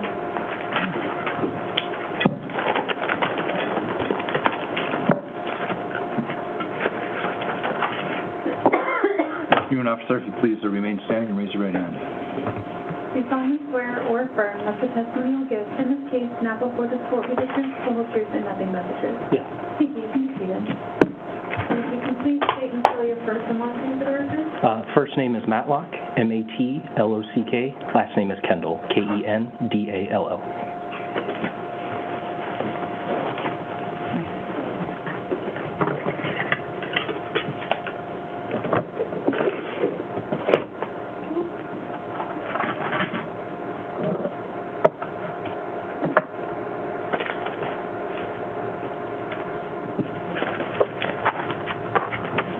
Good afternoon. Hello. Can I have you start by introducing yourself and tell the jury what you do for a living? I'm an Anchorage Police officer. I've been a police officer about 9.5 years now. I've served in capacities as regular patrol officer. I've been an FTO, a field training officer. I also serve as a member of the crime scene team, so I do the forensic processing of major crime scenes. And I'm obviously now a sergeant, a supervisor at the patrol division. I work day shift, which is from 07 to, 1700. Before that, I was mostly swing shift, which was at the time 3 p.m. till about 1 in the morning. Now it's 4 p.m. till 2 in the morning. And Sergeant, how long have you been with the police department? About 9.5 years. You already said that, didn't you? I did, yes. Okay. And how long have you been with the crime scene team? Since about 5 years now. Okay. And the jury's heard from a few other crime scene team members, but that's an additional duty? Yes. And do you have additional training to do that work? Yes. We do training at the APD level. Once a month we do a 10-hour training course, various topics relevant to crime scene. I'm also a recent graduate of the National Forensic Academy. Back in January I attended. It's a 10-week course, very in-depth training in crime scene. 400 hours? 400, yes. And in the course of that training, what are the topics covered? Anything from scene management, photography, use of chemicals for processing various pieces of evidence. We do blood pattern analysis. We do shooting trajectory or shooting reconstruction. We do an anthropology week where we actually recover human remains. And were you on the crime scene team in August of 2023? I was on the crime scene team, yes. And did you have occasion to respond as a member of that team to a storm drain near Alpenhorn Drive and Brayton Drive? Yes. Okay. And tell the jury how you got there, or what the call was, essentially. I was told I was working patrol at the time. I received the call that they were going to be processing a body recovery at a drainage culvert off of Alpenhorn. It was related to earlier call out that had happened on the apartments just south of that location in the Mockingbird apartment complex. And so I responded to process the scene at the culvert there. Okay. So you didn't process the apartment at all? I did not. Drain in the culvert? I never went inside that apartment. Okay. Do you know approximately how far away from the apartment was that culvert or the storm drain? It was from the apartment or from the road that was there? Yeah, from the apartment. It was approximately 500 yards. I didn't have a tape measure or anything to actually measure it out, but where you were standing from it, you could look over and you could see the apartment complex. It's easily within walking distance. If you lived there, you could take your dog for a walk to where we were. Okay, and what was your role there that day? I was assigned the role of photographer. Okay, and I'm going to, if I may approach, Judge, I've provided these to counsel. Give you one that market identification of exhibits 212 through 245. Go ahead and take a look at those.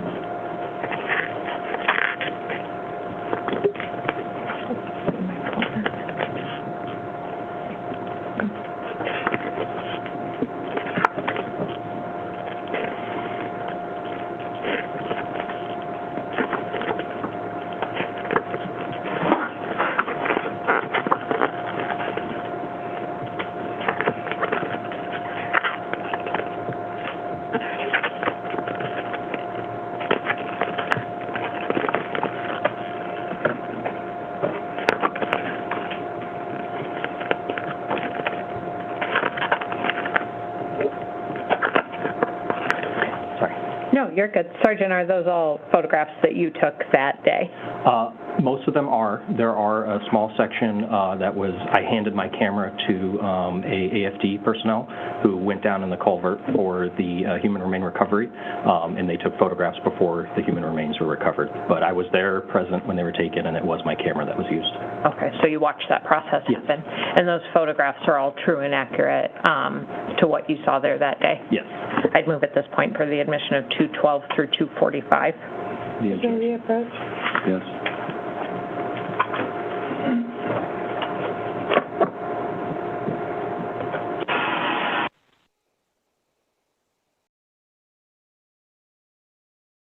All right, so we currently have another photographer from the crime scene team, Officer Matlock Kendall, actually Sergeant. He also attended that class that Miss C attended, the 10-week course, 400-hour crime scene course. So, let's see. We got about another half hour left. So he was a photographer, so we'll see what comes in. What did he take photos of?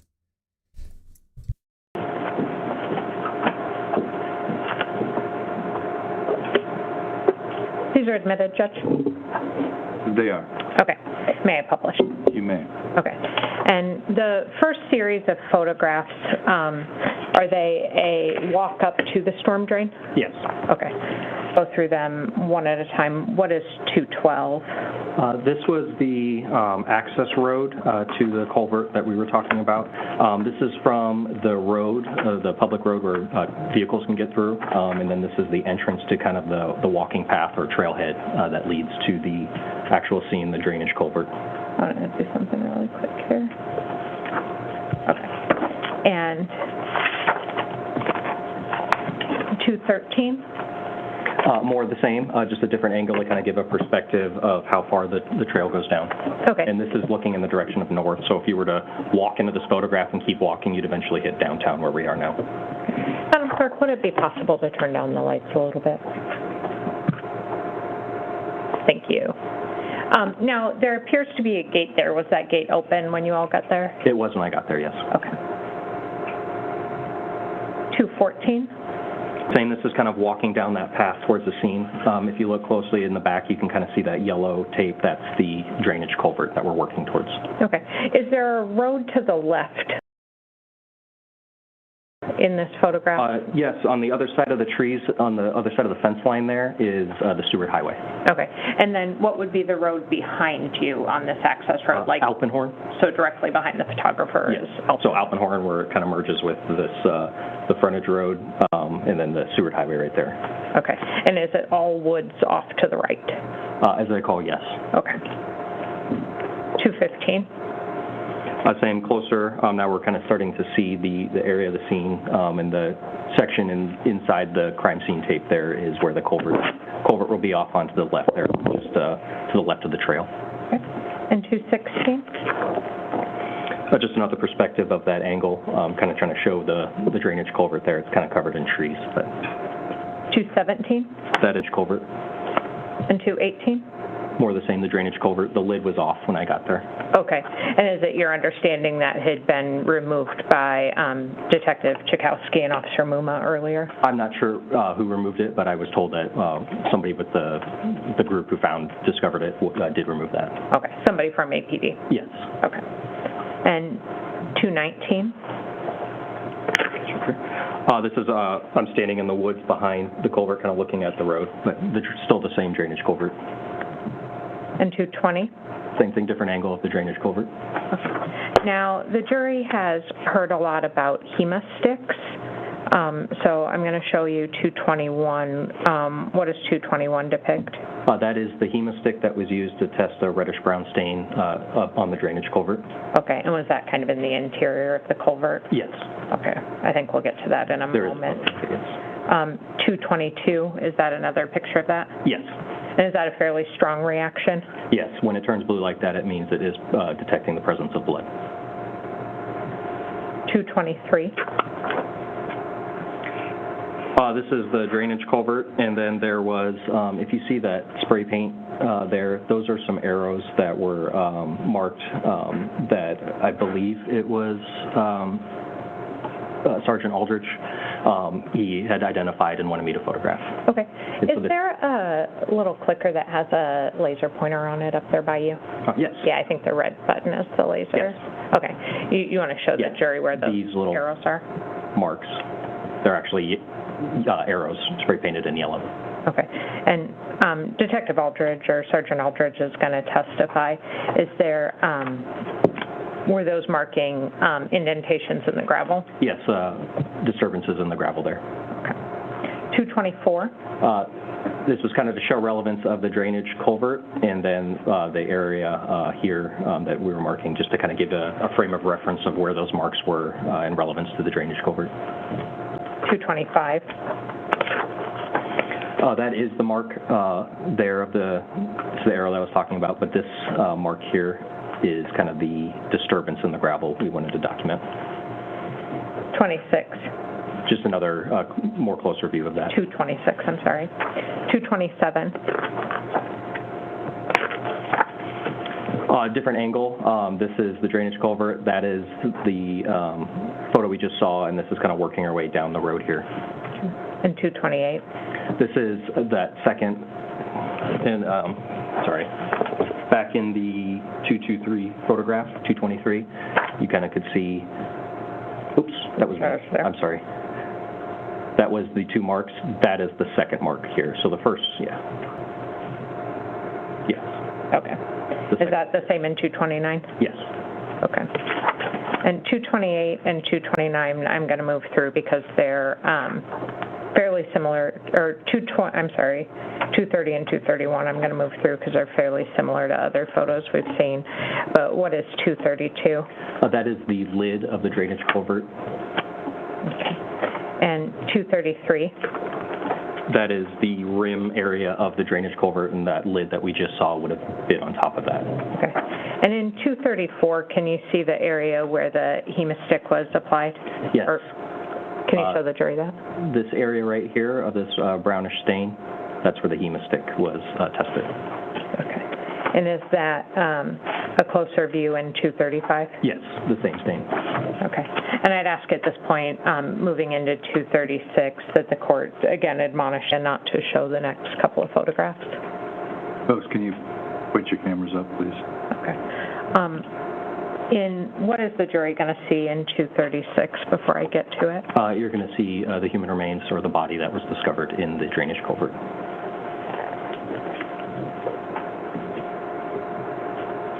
And can you describe what's going on in 236? Yes, this is the view from looking down into the drainage culvert, down into the water there. This right here is a sensor that the AFD or the fire department put in to test for toxic gases in there. We want to make sure that it was safe to go down there. This is bedding, and then underneath that you can see the body of Miss Hildabrand. And was the bedding removed first? It was, yes. Okay. And then what is the jury going to see in 237? We're slowly removing the bedding and working our way to the bottom of the culvert. Okay. And is that obvious in 237? Yes. Okay. And 238? This was, we had decided to placard those areas of disturbance in the gravel, and that was just to capture that we documented it as placard 1, 2, and then 3 is the drainage culvert. Okay. Now, I think the jury has heard from others, but approximately what time did you go out to this scene? Do you mind if I just check my report? Yeah, if it'll refresh your recollection. It was in the afternoon, late afternoon. It was about 6:58 in the evening, excuse me. And did it take a long time and some coordination to extract Miss Hildabrand's body from the storm drain? Can you describe some of that some of those coordination efforts? The equipment required to remove her from the drainage culvert, we don't have as a crime scene team, so we asked AFD to respond, and they have recovery. So they had to go down first with straps, and they actually had quite a setup with one of their ladders where they had a pulley system that they could get those straps and stuff down, be able to recover her after they put her in a specialized evidence bag and brought her up from there. Okay. Is that evidence bag made of almost a mesh-like material? Yes, it's called a water recovery bag. It's specifically designed to recover evidence in underwater or things like that, so it allows water to drain, but everything that's in the water doesn't come out. It's kind of like like she said, a mesh. Or like a sieve? Yes. Okay. And approximately how far down was Ms. Hildabrand's body in that drain? Approximately 15 feet. Okay. And about how much water was she in? About 2 feet. Okay. And so AFD, not APD, actually went down in the drain to recover her? Yes, and got her out of the drain, and then they put her down for more photographs. Okay. And was she in part identified by some unique tattoos on her body? Yes. The detectives who were investigating knew that she had some tattoos, and they asked us to look for those when we recovered, just to make sure we positively identified her. Okay. I want you to look at 239, and before the jury sees it, what does 239 depict? This was showing some of the tattoos on her body after they recovered her from the drainage culvert. Okay, so 239 is after she's been lifted from that storm drain? Okay, and do you see the tattoos both on her back and on her arms and wrists? Yes. Okay. Did you notice anything that looks like skin sloughing? Yes, kind of on her arms and her legs.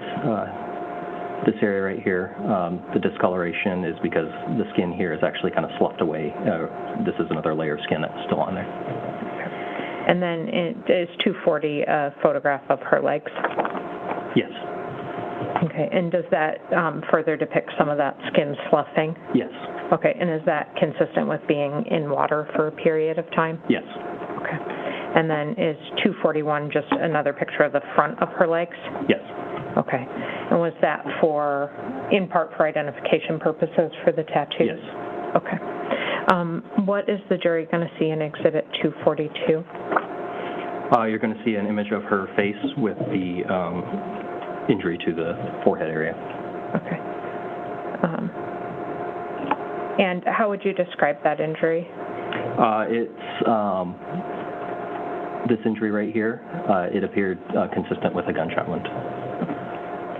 And what is 243? It's that same injury with a closer view. Now, in 244, after Ms. Hildabrand's body was recovered from the storm drain, what did you do? Yes, I went down into the culvert itself when she was removed to look for any additional evidence that might have still been underwater, also to see kind of what was down there, because at the time we only had a top-down view. This image is actually me standing in the bottom of the culvert where she was recovered. Okay. And it's an access point to the drainage culvert. The drainage culvert is actually a long pipe that continues down that gravel road we were talking about. This is looking down that gravel pipe from that perspective. Okay. And where does that flow to? You said down that access road. Sorry. It flows to the north, and so it comes out into the river that passes underneath the Seward overpass just north of the Mockingbird apartments. Okay. Is that Campbell Creek? Yes. Okay. And was that water moving? I don't recall. Okay. I think it slowly was moving because it empties out into the river, but I can't recall exactly. Okay. Did you find anything else of evidentiary value after you went down into that storm drain? I did not, no. Okay. Do you have to wear some special, at least something to protect yourself when you went down? Yes, I had gloves on. I also had waders to protect the water, myself from the water. I had a headlamp on, but... Okay. And you said that's about 15 feet down there? Yes. And the water is about 2.5 feet deep? That's correct. Okay. And what is State's Exhibit 245? This is, we had, once we were done processing the scene, we put the lid back on to the drainage culvert, and this is how we left it, and this is how it was discovered when this all started. I think that that's all the questions I had for you. I imagine the defense might have some.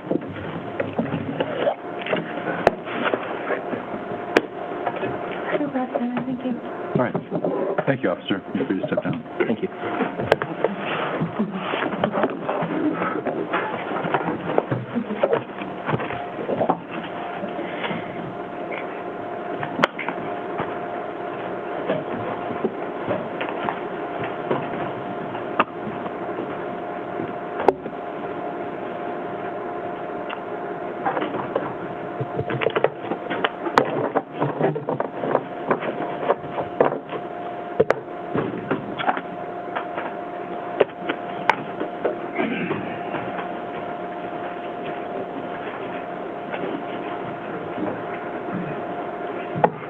Good afternoon, officer. Before you have a seat, I'm well. How are you? Well, thank you. Do you solemnly swear or affirm that the testimony you will give in this case now before this court will be the truth, the whole truth, and nothing but the truth? Yes, ma'am, I do. Thank you. Please be seated. Please spell your first and last name, please. My first name is David. Pardon me. David, spelled D-A-V-I-D. My last name is Aldridge, spelled A-L-D-R-I-D-G-E. And Sergeant Aldridge, go ahead and introduce yourself to the jury. Tell them what you do for a living. So my name is Dave Aldridge. I'm a patrol sergeant for the midnight shift here in Anchorage. My primary duty as a patrol sergeant is just to make sure that the patrol officers that are responding to calls for services have what they need to respond to critical incidents, to help them manage critical incidents, and that's my primary duty. I also have a couple of other tertiary or secondary duties at the Anchorage Police Department, one of those being a leader or team lead on our crime scene team, our major crime scene team, the teams that respond to major incidents, homicide, sexual assaults that require kind of specific crime scene processing above and beyond what the normal patrol officer could do. I've been with the Anchorage Police Department since 2004, and so in 22 years, sorry, I worked last night, 22 years as a patrol sergeant, or as a patrol officer, ranking up to patrol sergeant. I did 3 years as a background investigator, hiring cops and non-sworn people. I spent 10 years as an undercover narcotics detective, and I've been on the APD crime scene team since 2009, and I've been recently promoted to team lead after I attended a specific training at the National Forensics Academy in the University of Tennessee. I did that in 2000, right after COVID, 2002. And the jury's heard a little bit about the National Forensic Academy, but that's a 400-hour course? Yeah, approximately 400 hours, and this is taught by the industry kind of subject matter experts from all over the U.S. It's about 10 weeks in Nashville, Tennessee, where we learn everything from how to use chemicals, how to take photographs, how to do diagramming, how to do a grave excavation, lots of different things, but it's about 400 hours specifically dedicated to nothing but forensic training. Okay. And prior to even joining law enforcement or the Anchorage Police Department, did you have other military or law enforcement history? Yeah, I was actually a security policeman in the United States Air Force. I joined in 1992, and I worked as a military police investigator with the U.S. Air Force from 92 until I joined APD in 2004. And part of the training that I went through in the military is I went to the military police investigators course in Fort Leonard Wood, Missouri, which is where you get a special experience identifier to be a investigator on the military side. And a lot of that training, about, I want to say, I think 60 hours of and that was even longer than the National Forensic Academy. It was about 460 hours, maybe 500 hours.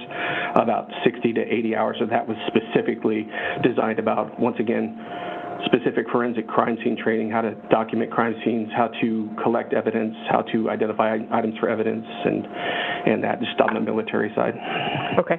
And just as a member of the crime scene team or a crime scene team lead in either of those capacities at the Anchorage Police Department, approximately how many crime scenes do you believe you've processed?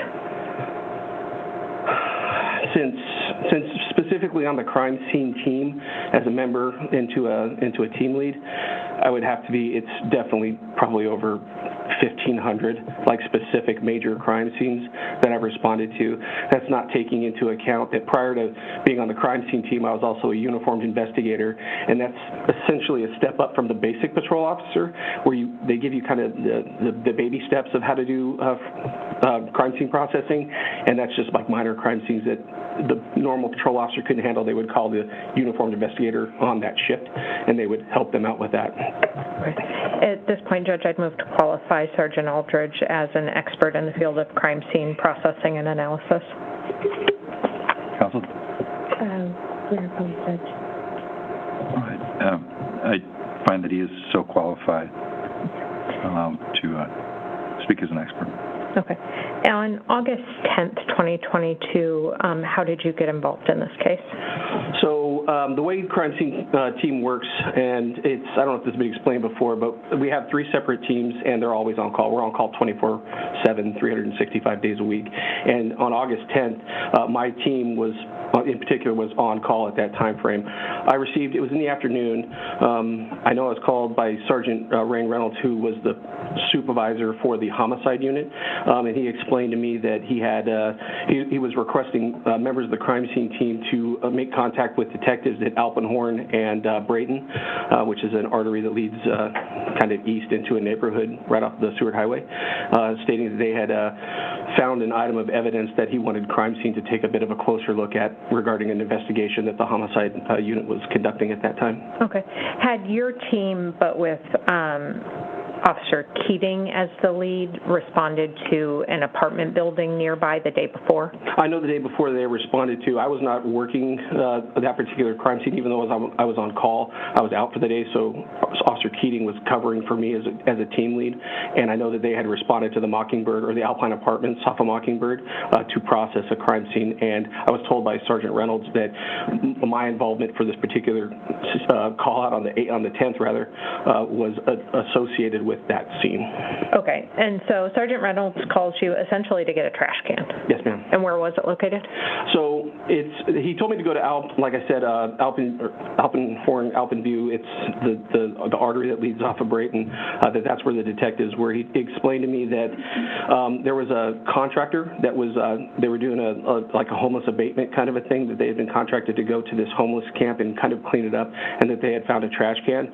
And when I responded there, they were on that drive, and I talked to the detectives that happened to be there at the time and kind of got an explanation from them regarding the facts and circumstances of their investigation. And there was a large flip-top trash can, kind of like the ones that I'm going to put out tomorrow for my trash, that was on top of a flatbed truck that they said, and I think it was A1 Landscaping was the contract that they had collected, and that's what they wanted me to take a look at. Okay. And where did you take that? So we wanted to, upon looking at it, I did a visual inspection in seeing it, just based on my experience in training, what I believed, it was my opinion that it was probably blood that was inside of it, and I didn't want to process it right there on the scene, so I took custody of the trash can, and I moved it over to an indoor secure evidence storage facility at the Anchorage Police Department, and I decided that in that controlled environment, that's where I was going to conduct the processing for that trash can. Okay, and did you have 2 members of the crime scene team assist you with that? Yeah, Officer, at the time, Detective now, Chelsea C. helped me with that, and Officer Alex Lasoya, who was also on call with me. Those are both on my crime scene team. They assisted me with that. Okay. Once you get it to indoor secure storage, can you tell the jury the observations you made of the trash can? Sure. Like I said, it was a large, I can't remember the size of it. I know it's the size of the trash can that I have in my house that Waste Management comes and gets every week. Swing top, plastic, it's got wheels on it that you can wheel out, and that it, upon inspection of it, and I'm using this as just a visual observation of what it is, I'm using a flashlight to kind of augment what we're seeing, and like I said, prior to at the scene, I had saw what I suspected to be blood, and during the initial briefing, Sergeant Reynolds said it looked like there may be things inside it that appeared to him to be like either paper towels or like Clorox cleaning wipes inside of it, and he wanted me to take a closer look at that. And I did observe those things that he had described, but based on my experience and training, I knew those were not paper towels, and I knew those were not Clorox cleaning wipes. To me, it appeared to be something that was 100% definitely organic. So that piqued my interest as well. So we investigated that a bit further. I also observed what I suspected to be human hair in it. It was, I can tell you right now, it was dark in color, brownish hair. It wasn't like blonde or red. It was like a brownish color. And other than that, just the areas of blood that were on the interior of it, and like I said, those organic things in the hair. Okay. Just to refresh your recollection on a couple of different things, I'm going to show you what the jury has already seen as State's Exhibit 253. Does that refresh your recollection as to the size of the trash can? Yes, ma'am. And how big is it? It's a 96-gallon trash can.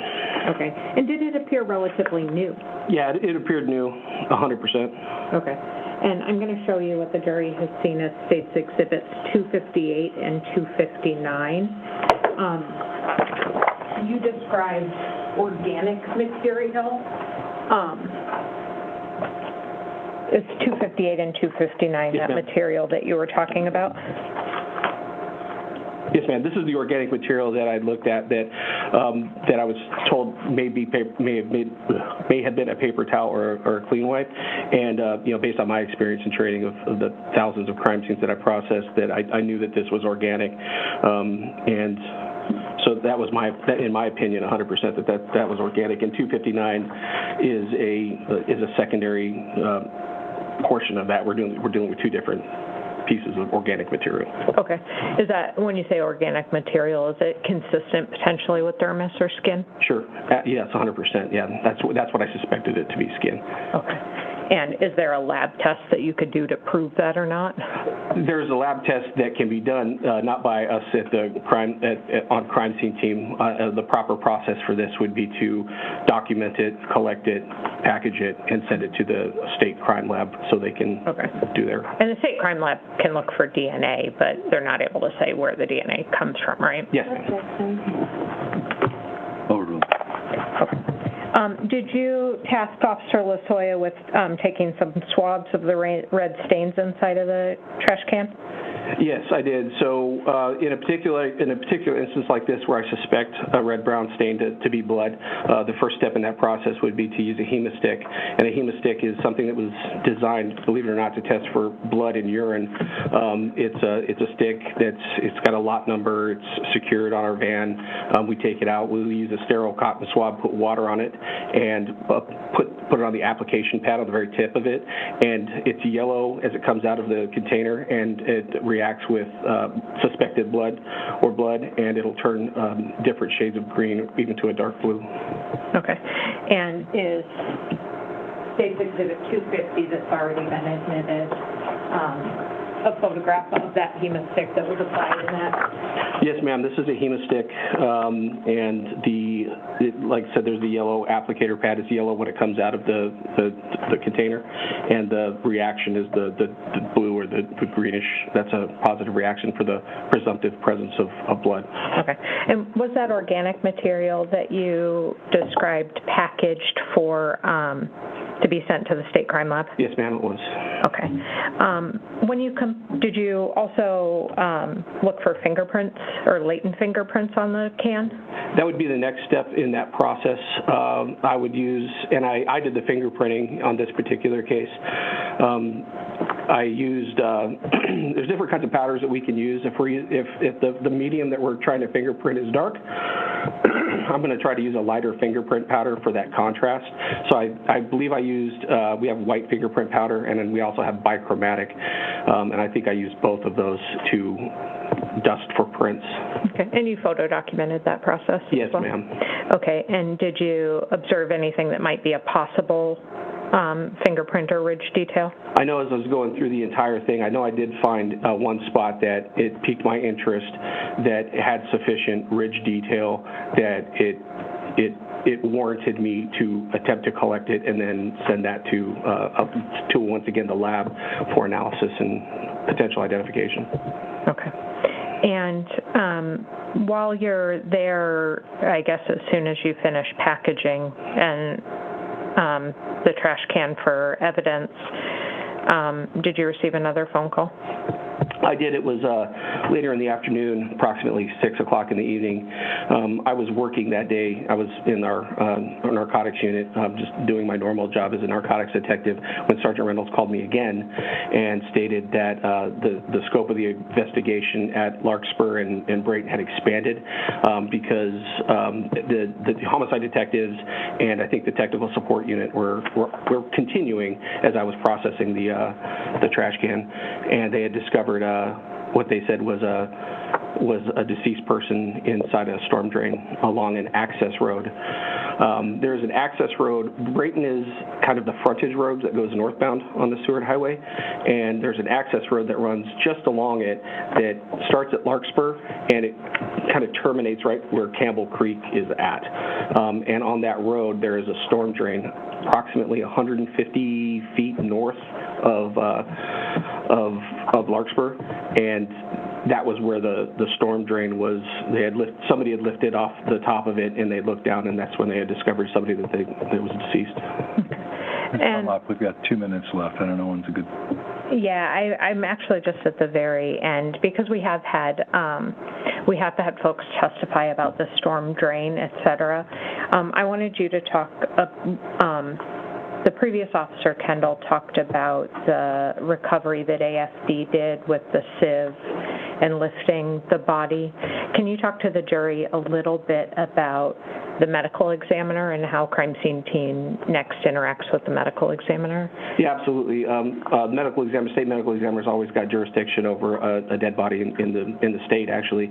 So once the body was recovered from the storm drain, the medical examiner at that point starts their initial investigation of what the medical examiner's office is going to need to do. We follow behind them and kind of document as they're documenting, and then the medical examiner will make a determination whether they're going to take custody of the remains for an autopsy or a medical exam, and that's what they had done. So okay, and so did Ms. Hildabrand's body then leave that scene with the state medical examiner's office? Correct. The chain of custody was released from the Anchorage Police Department to the state medical examiner's office, and they transported the deceased to the medical examiner's office. Okay.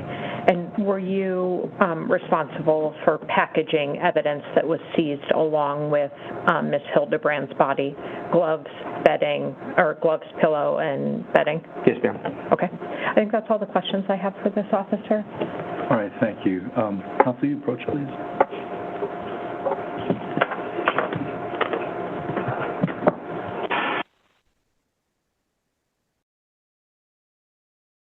Probably going to ask the defense if they can get their cross in, because this is usually when they end, which is 1:30 their time, 5:30 here on the East Coast. But Judge has other commitments, other trials, other cases that he's dealing with. So that's why they always end at 1:30 his time. So we'll see if they let...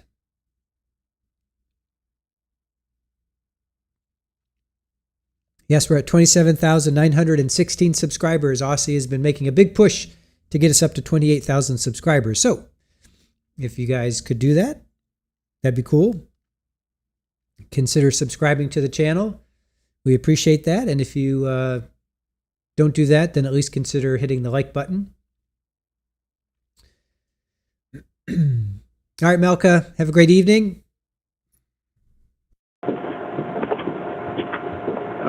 We are stopping for the day. It's now 1:30, and so I'll let you folks head out. Please don't do any research or discuss the case.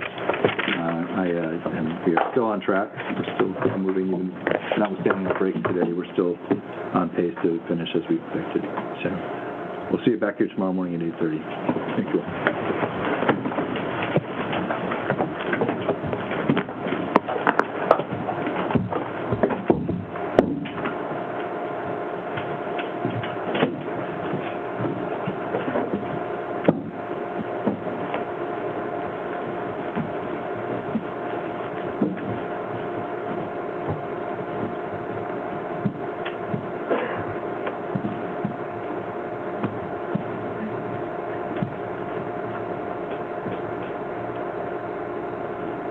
Sergeant, you can step down. Thank you, sir. Thank you.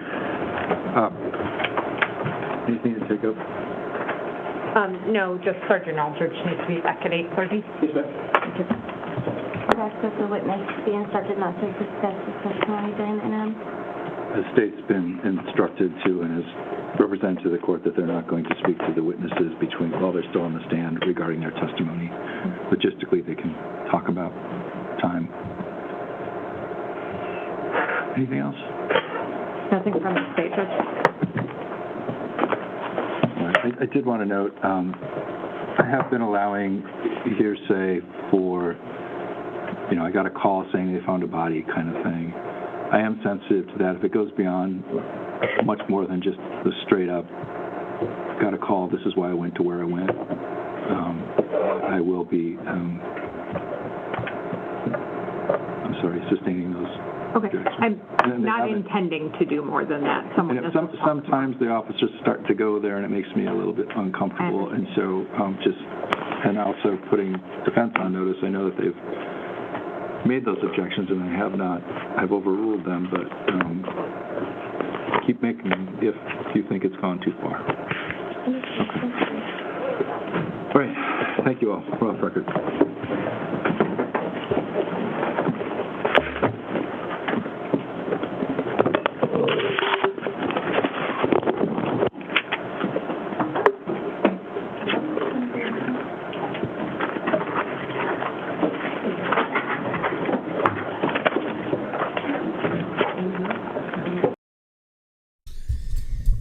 All right. I gotta show you Super Ball here. Oh, Super Ball. All right. Yeah. That's a good girl. Yes. I know. Come here. Look over here for Grampy. Hey, look over here. Hey. Yeah. What's over here? What's over here? Super Ball. What's over here? Whoop, whoop, whoop. Yeah, it's a good girl. Yeah. All right, you guys. Ugh, I am a mess right now. All right. I'm not going to spend too much time. I won't spend too much more time. I'm going to go take some medicine, eat something, and then go crawl in bed. So we're just finishing up with Sergeant David Aldridge. He retrieved the trash can, and he saw some organic matter, which he thought was human hair and or skin. Oof. He dusted for footprints. He did find one area. And then before that, Sergeant Matlock Kendall, he found, he took pictures, I should say. His role was a photographer, and they found Saria about 15 feet down in about 2 feet of water. So we will go on tomorrow. I'll go on tomorrow. I want to go on. I really want to show some of this testimony. I think a half an hour isn't enough time. So maybe 45 minutes. Maybe we'll go on at 10:45. I have one more contractor coming tomorrow at 10. I didn't have him come in today because I wasn't feeling well. So I'm going to try and feel well enough to get him over here today, because we want to get one more bid in before we make the call. So anyway, all right, you guys, I'm going to go. Thank you so much for joining us today. Thank you to our mods. Thank you guys. Thank you to Aaron. Thank you for my eyes are bloodshot. My eyes are all bloodshot. I'm a mess. Thank you guys for all your well wishes, and appreciate it. I am going to do my best to get better tonight.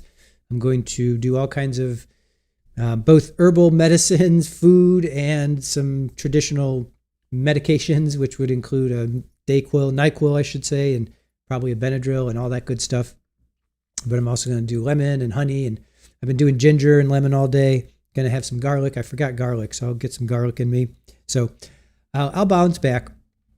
I will bounce back soon enough. So I definitely am running a fever. I can feel it. Yeah, I can feel it. I'm definitely running a fever. So, all right, you guys. Again, thank you. Thank you for, I see you guys making me, wishing me feel better. So thank you. Really appreciate that. So with all of that, we will see you tomorrow, maybe 11:45, so we can squeeze in some of this testimony. So, and poor Aaron's not feeling well, of course, same house. she's going to get sick. So my honey's not feeling well either. So she was taking care of me, and then now all of a sudden she's not feeling well. So we are going to be a sick house. All right, guys, take care. We'll see you tomorrow. Bye.